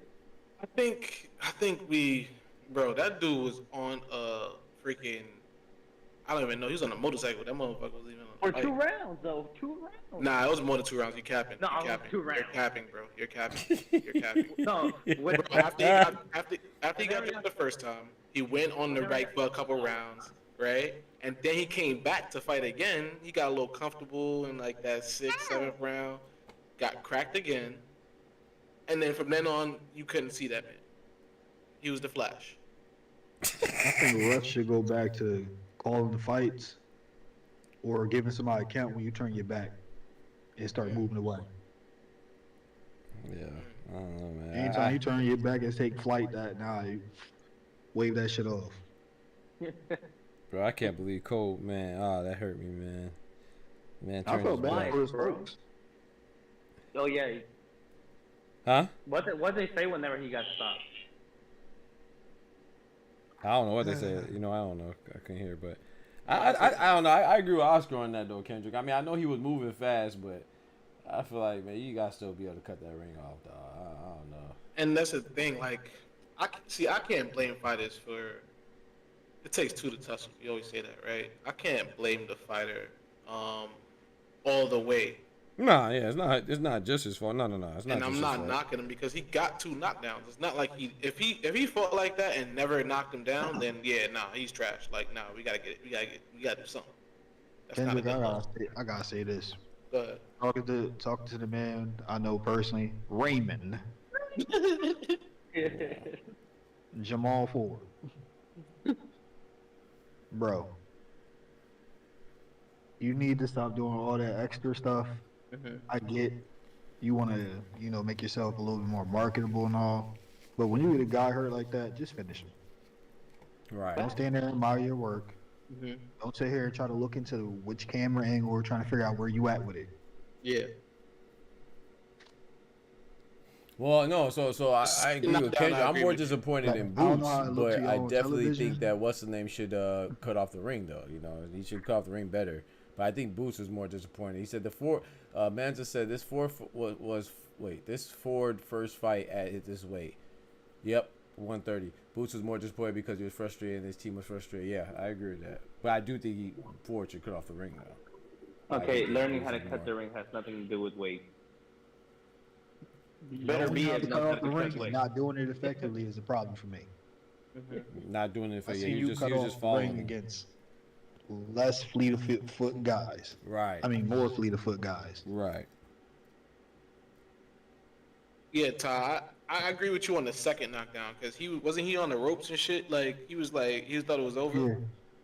Like I don't know how it looked to y'all, like on camera, like for television or whatever. But my man sits there and he looking around. Yep. Saluting mom and pops and shit. No. Smiling. Sticking his tongue out. Yo, what are you doing? It reminds me of Watsy. He had the chance to put him away. He didn't take it. Mm-hmm. Ford won the title. Which title? Talking about against Kumatov? The nationals. The regional. No, he's saying he won the title cutting off the ring. He's saying. I'm saying what title is he talking about? This title was a regional, yes, but he's talking about he won the title cutting the ring off. I don't know. And the comeback, yeah, he's talking about that 126 against Kumatov. I don't know if he chased him down. I don't even know. Remember, Kumatov was like, I don't know. He cut him. He was just faster. He looked like he hawked him down. Like. I feel like for him, his trainer made a mistake with even acknowledging to him that he was up or telling him he was winning. Ever since Ray was a kid, he worked good when he under pressure. You gotta tell that boy he losing. Hit him with this. Even if he not, just like what happened with Bud. Yo, you down? What? Yeah. But he was in the dirt. And like I said, it's not like he didn't turn up. He always turned up. It was just at the late of the round, like the end of the round. Yeah. And if he would have turned up just like 30 seconds earlier, he would have put that guy away. But he ran out of time every single round. So he never turned up in the middle of the round. In totality, the Bud thing, the Boots fight probably is more disappointing. But on a personal level, like I was saying, with Raymond, it's just like the immaturity outside and inside the ring was showing.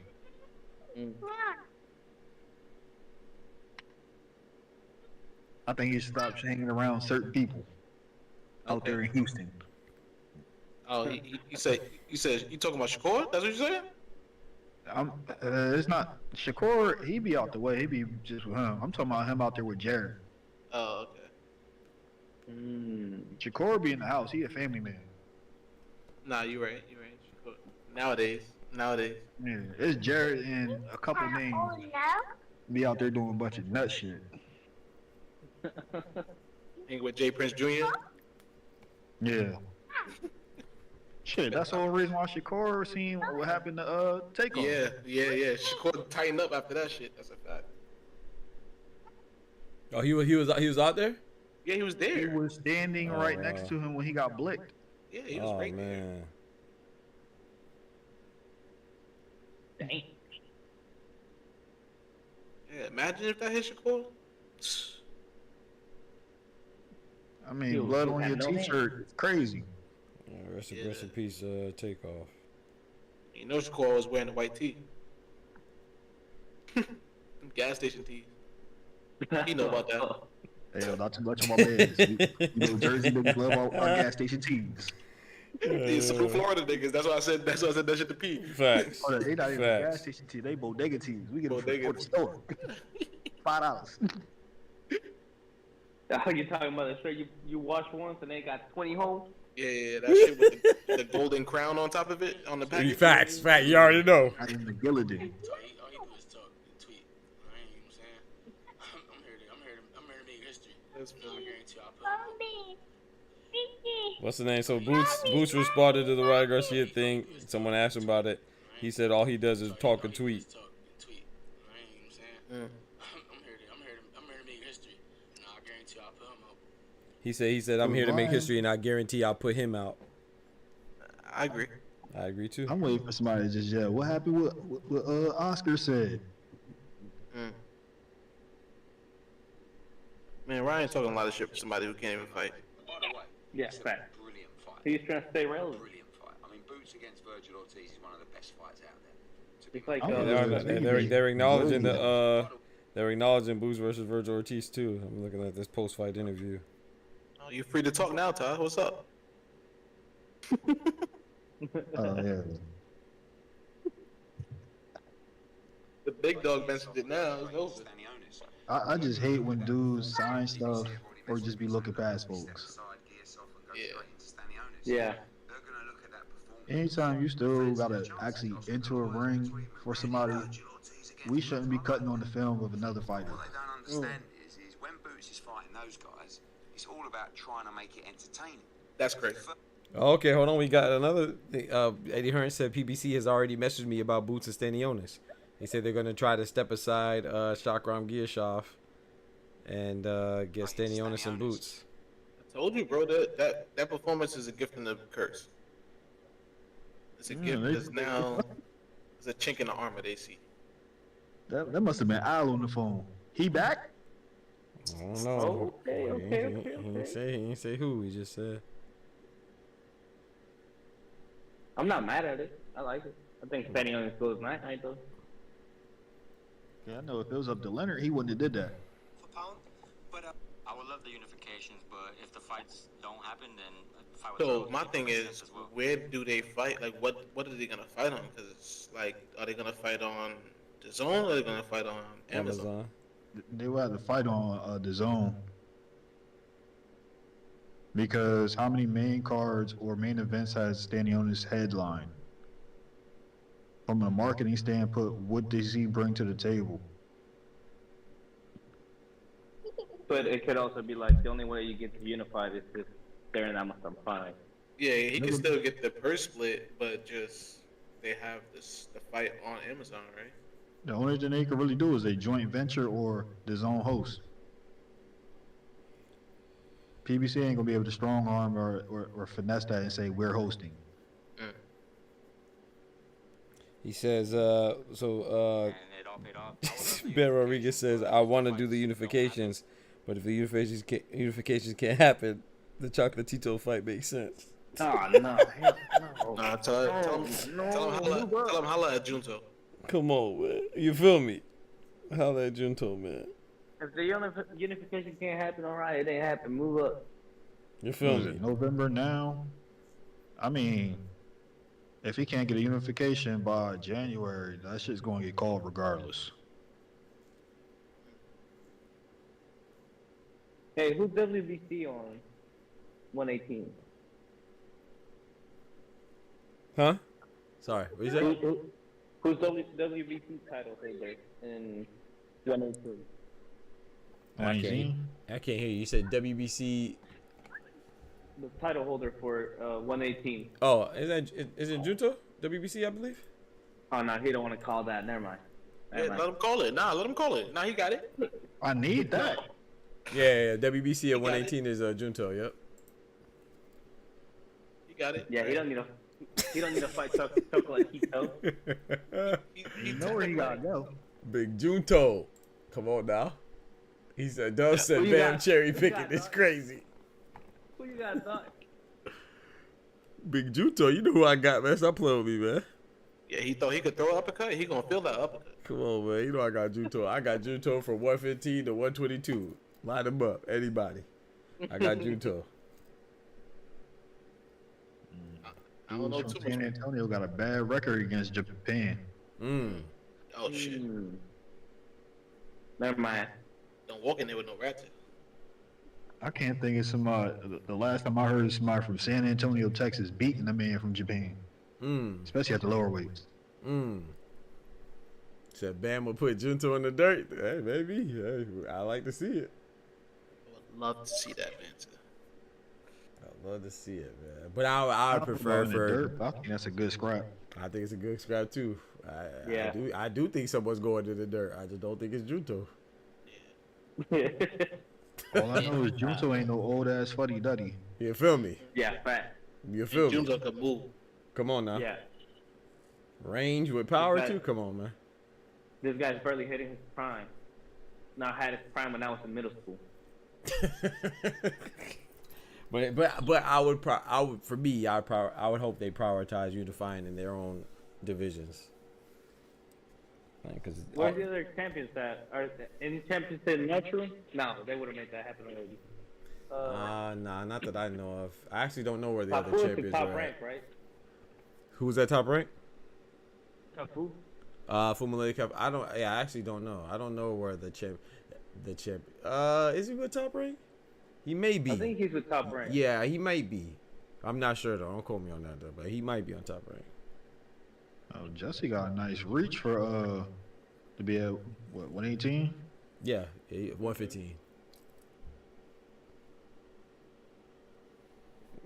Junto at 118. Bam at you said Jesse. You said Bam, right? Yeah, Bam at 115. Yeah, what was that? What 67? So that puts him in the range of somebody that's 5'7". When he 5'4". Mm-hmm. But guess who 5'8"? You feel me? All 5'4" for to be on the floor. Junto will put that boy to sleep, man. That's not playing with Junto, man. I think what Junto got with like 60, 68 or 69. Yeah, it says 68 and a half. Yeah. It's over. It's over. Yeah, that guy. And he know how to use that range. I hope Junto fights Bam. Then Junto can be in the pound for pound. And according to Eddie, Junto will be number 4. Got to. That would be crazy. Because Bam is number 4. That shit crazy to me. But I think Bam. Don't get me wrong, I'm not counting Bam out. Bam's a beast. I just think Junto's a beast. That's all. I just think You Junto's. say you got that same juice in the way on? Yeah, that's that samurai juice. You forget Japanese motherfuckers is real warriors? He said samurai juice, bro. Say sushi juice, bro. You think now you're in the way on something, Mansa?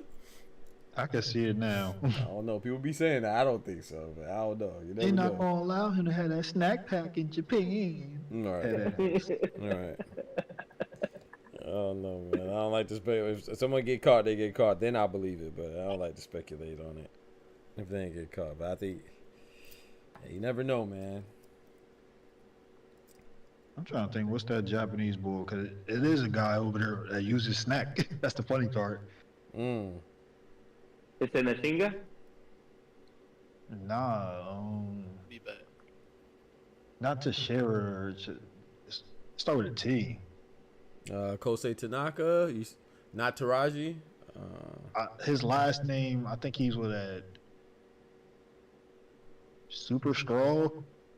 I'm not I think sure. I'm saying this right.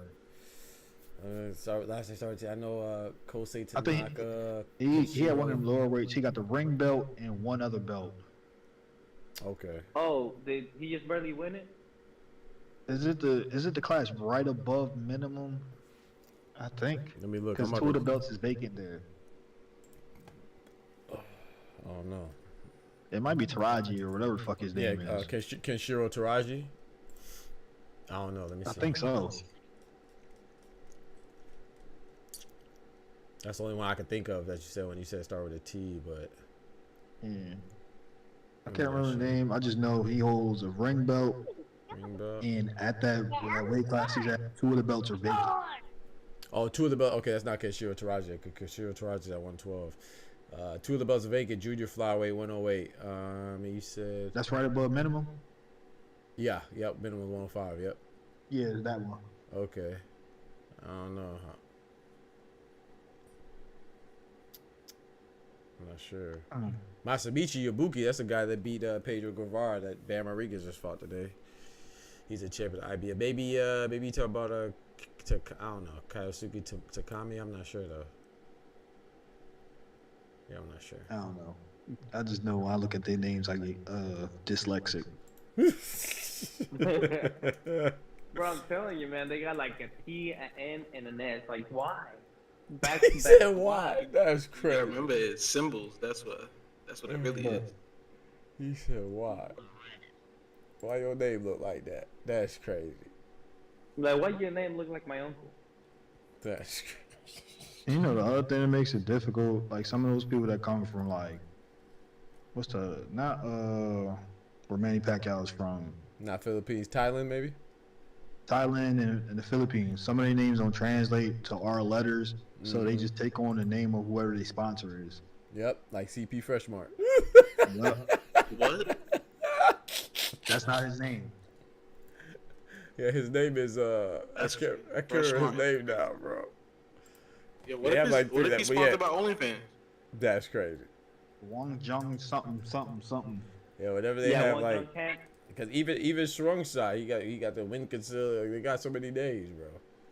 Knockout CP like, Freshmart. His name is Thamamoon Nyamchang. Yeah. And he goes by something else too. Strong Side is Kolestek. He has like 3 names. That. Yeah. And then One Jung Camp. I never knew his name, honestly. All I knew was this One Jung Camp. Yeah.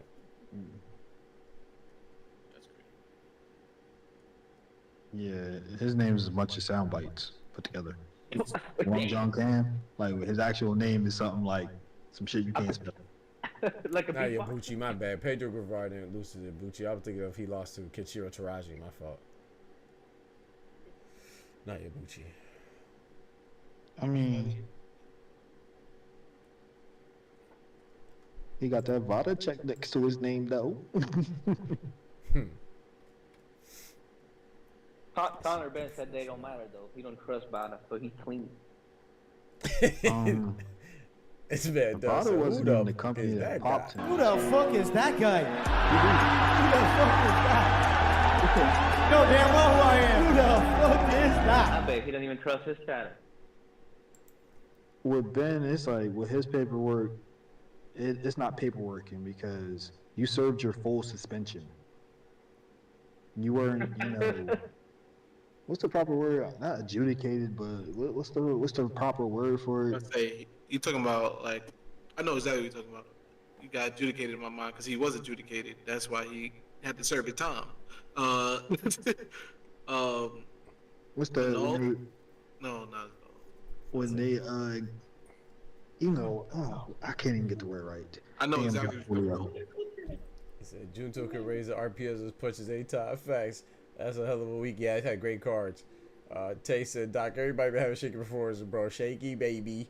Carter Beavers, Blair the Flair. Woo, Cobbs. What'd you say now? You said who got adjudicated? Exonerated. Yeah, That's what he wasn't exonerated. Bro, you served your full suspension. Who you talking about? Connor Ben. Oh. Who said he's exonerated? No, nobody. Like, Ben's trying to make it seem like, yo, I didn't cheat. Oh, right. Bro, you served your full suspension. Right. Via the time period you've been appealing. Stop it.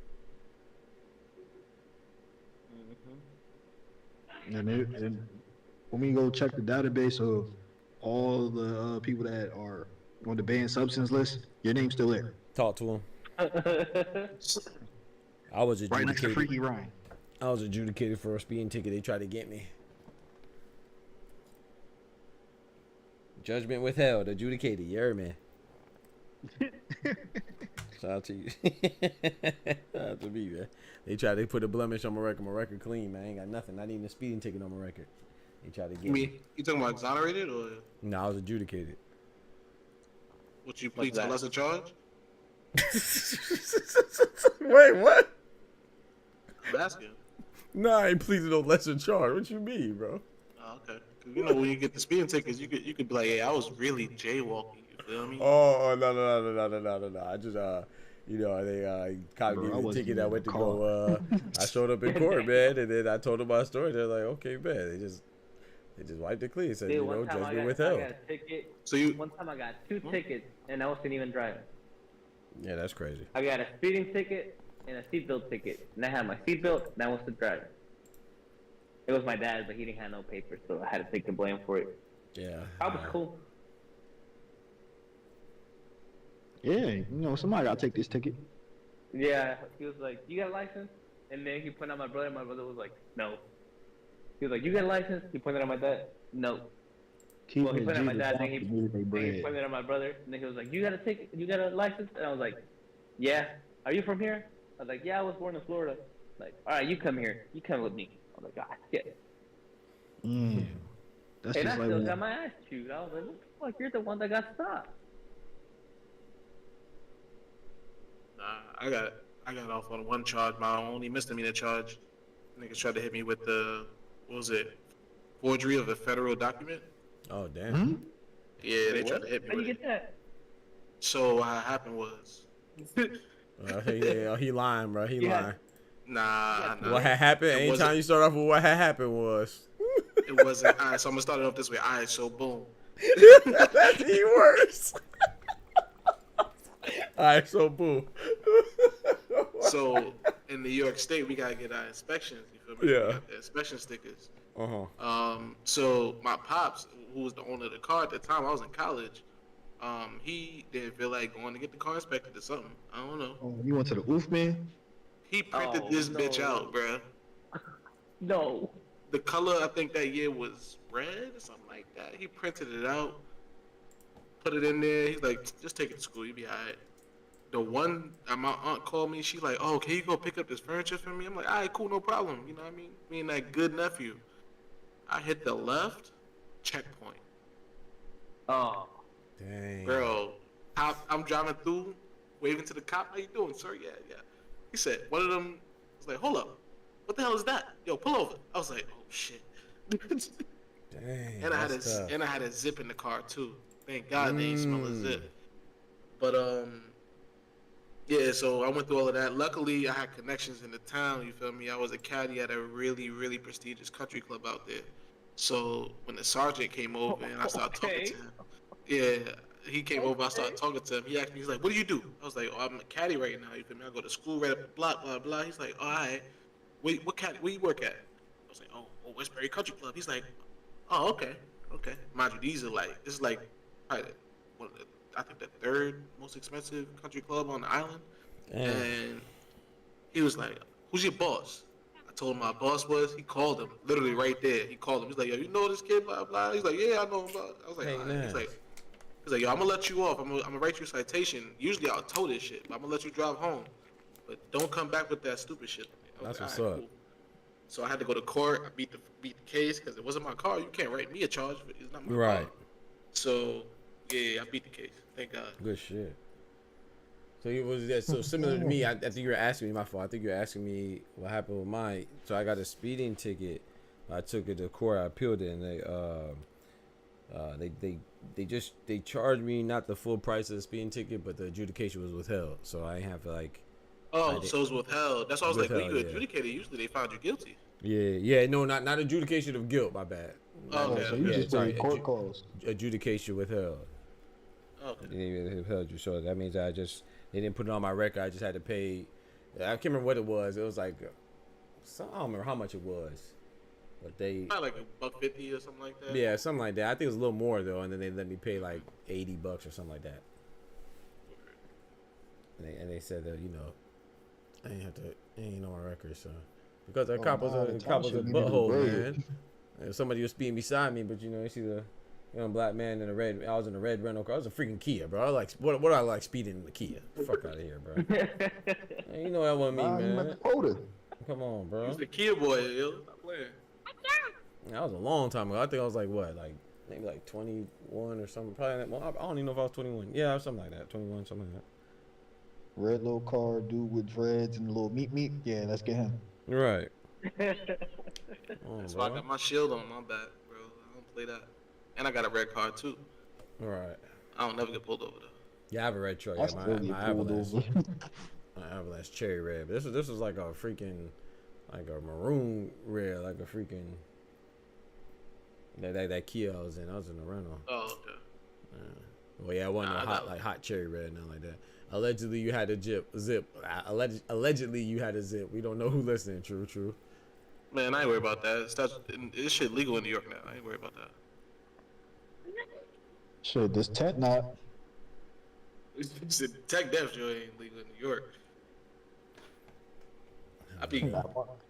I got pulled over with my strap early when I was in.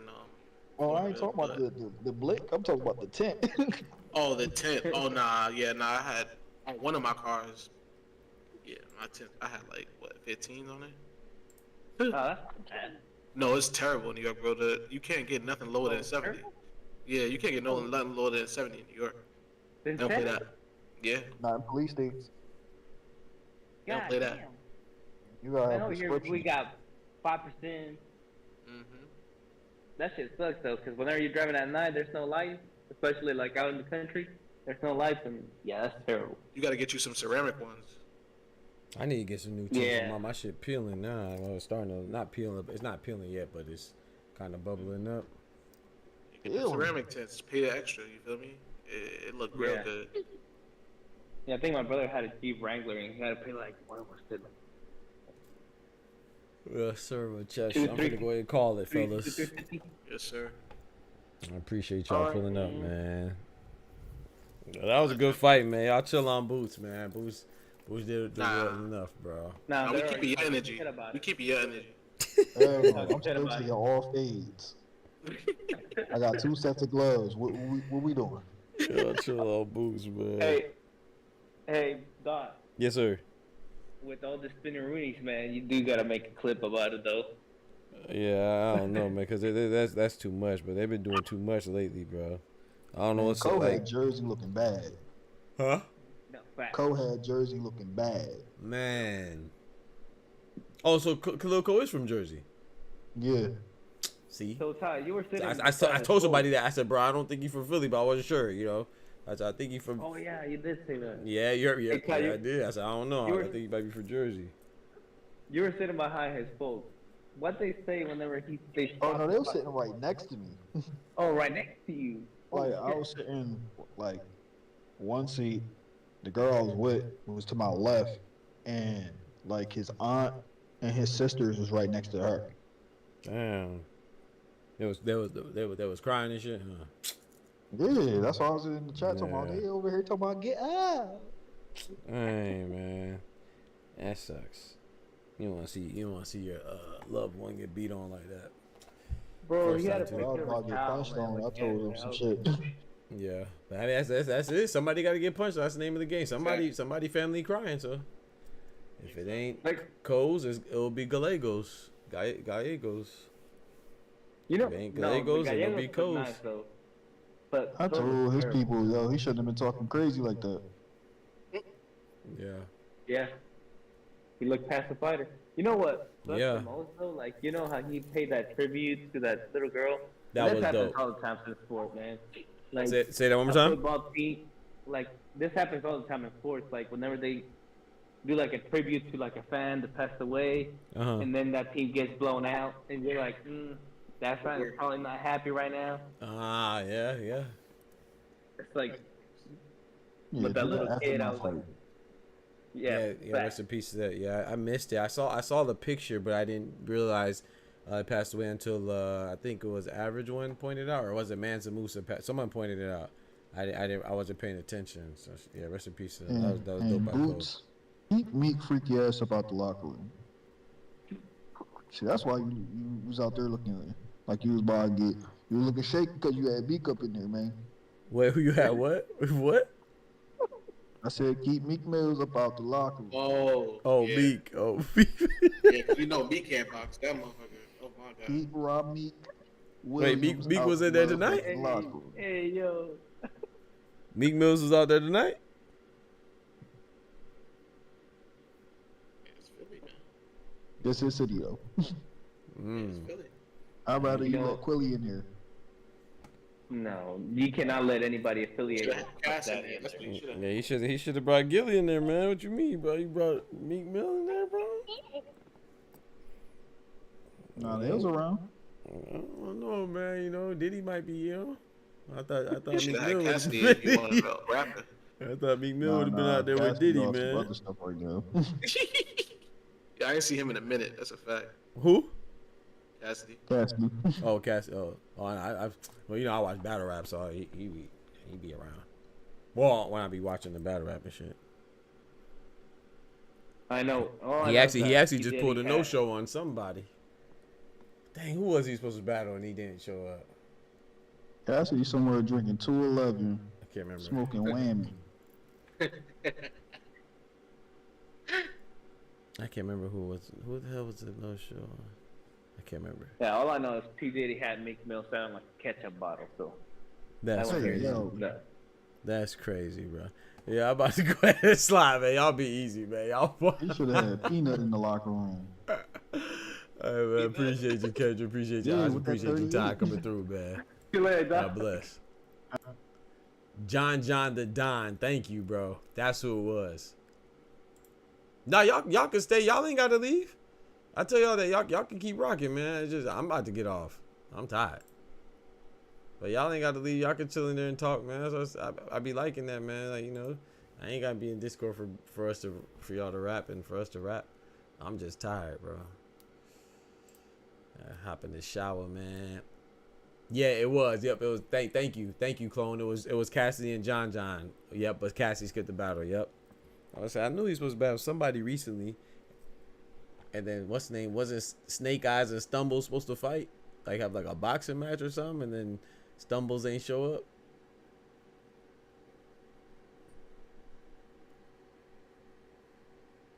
All right, Oscar, you about to sleep as well? All right, bro. But yeah, man, shout out to y'all for coming through, man. I thought it was a good night of boxing, man. Shout out to everybody that came through. Don't forget to smack that like button for your boy. Also, too, man, shout out to my boy Dub, Oscar, and Ty showing love in the super chats and stuff, man. If you enjoy the channel, don't forget to hit that like button. Also consider hitting that super chat, you know what I'm saying? Becoming a member, starting at $3 a month. Or hitting the cash app on your screen below, man. Appreciate y'all rocking. Yeah, Stumbles no showed. Yep.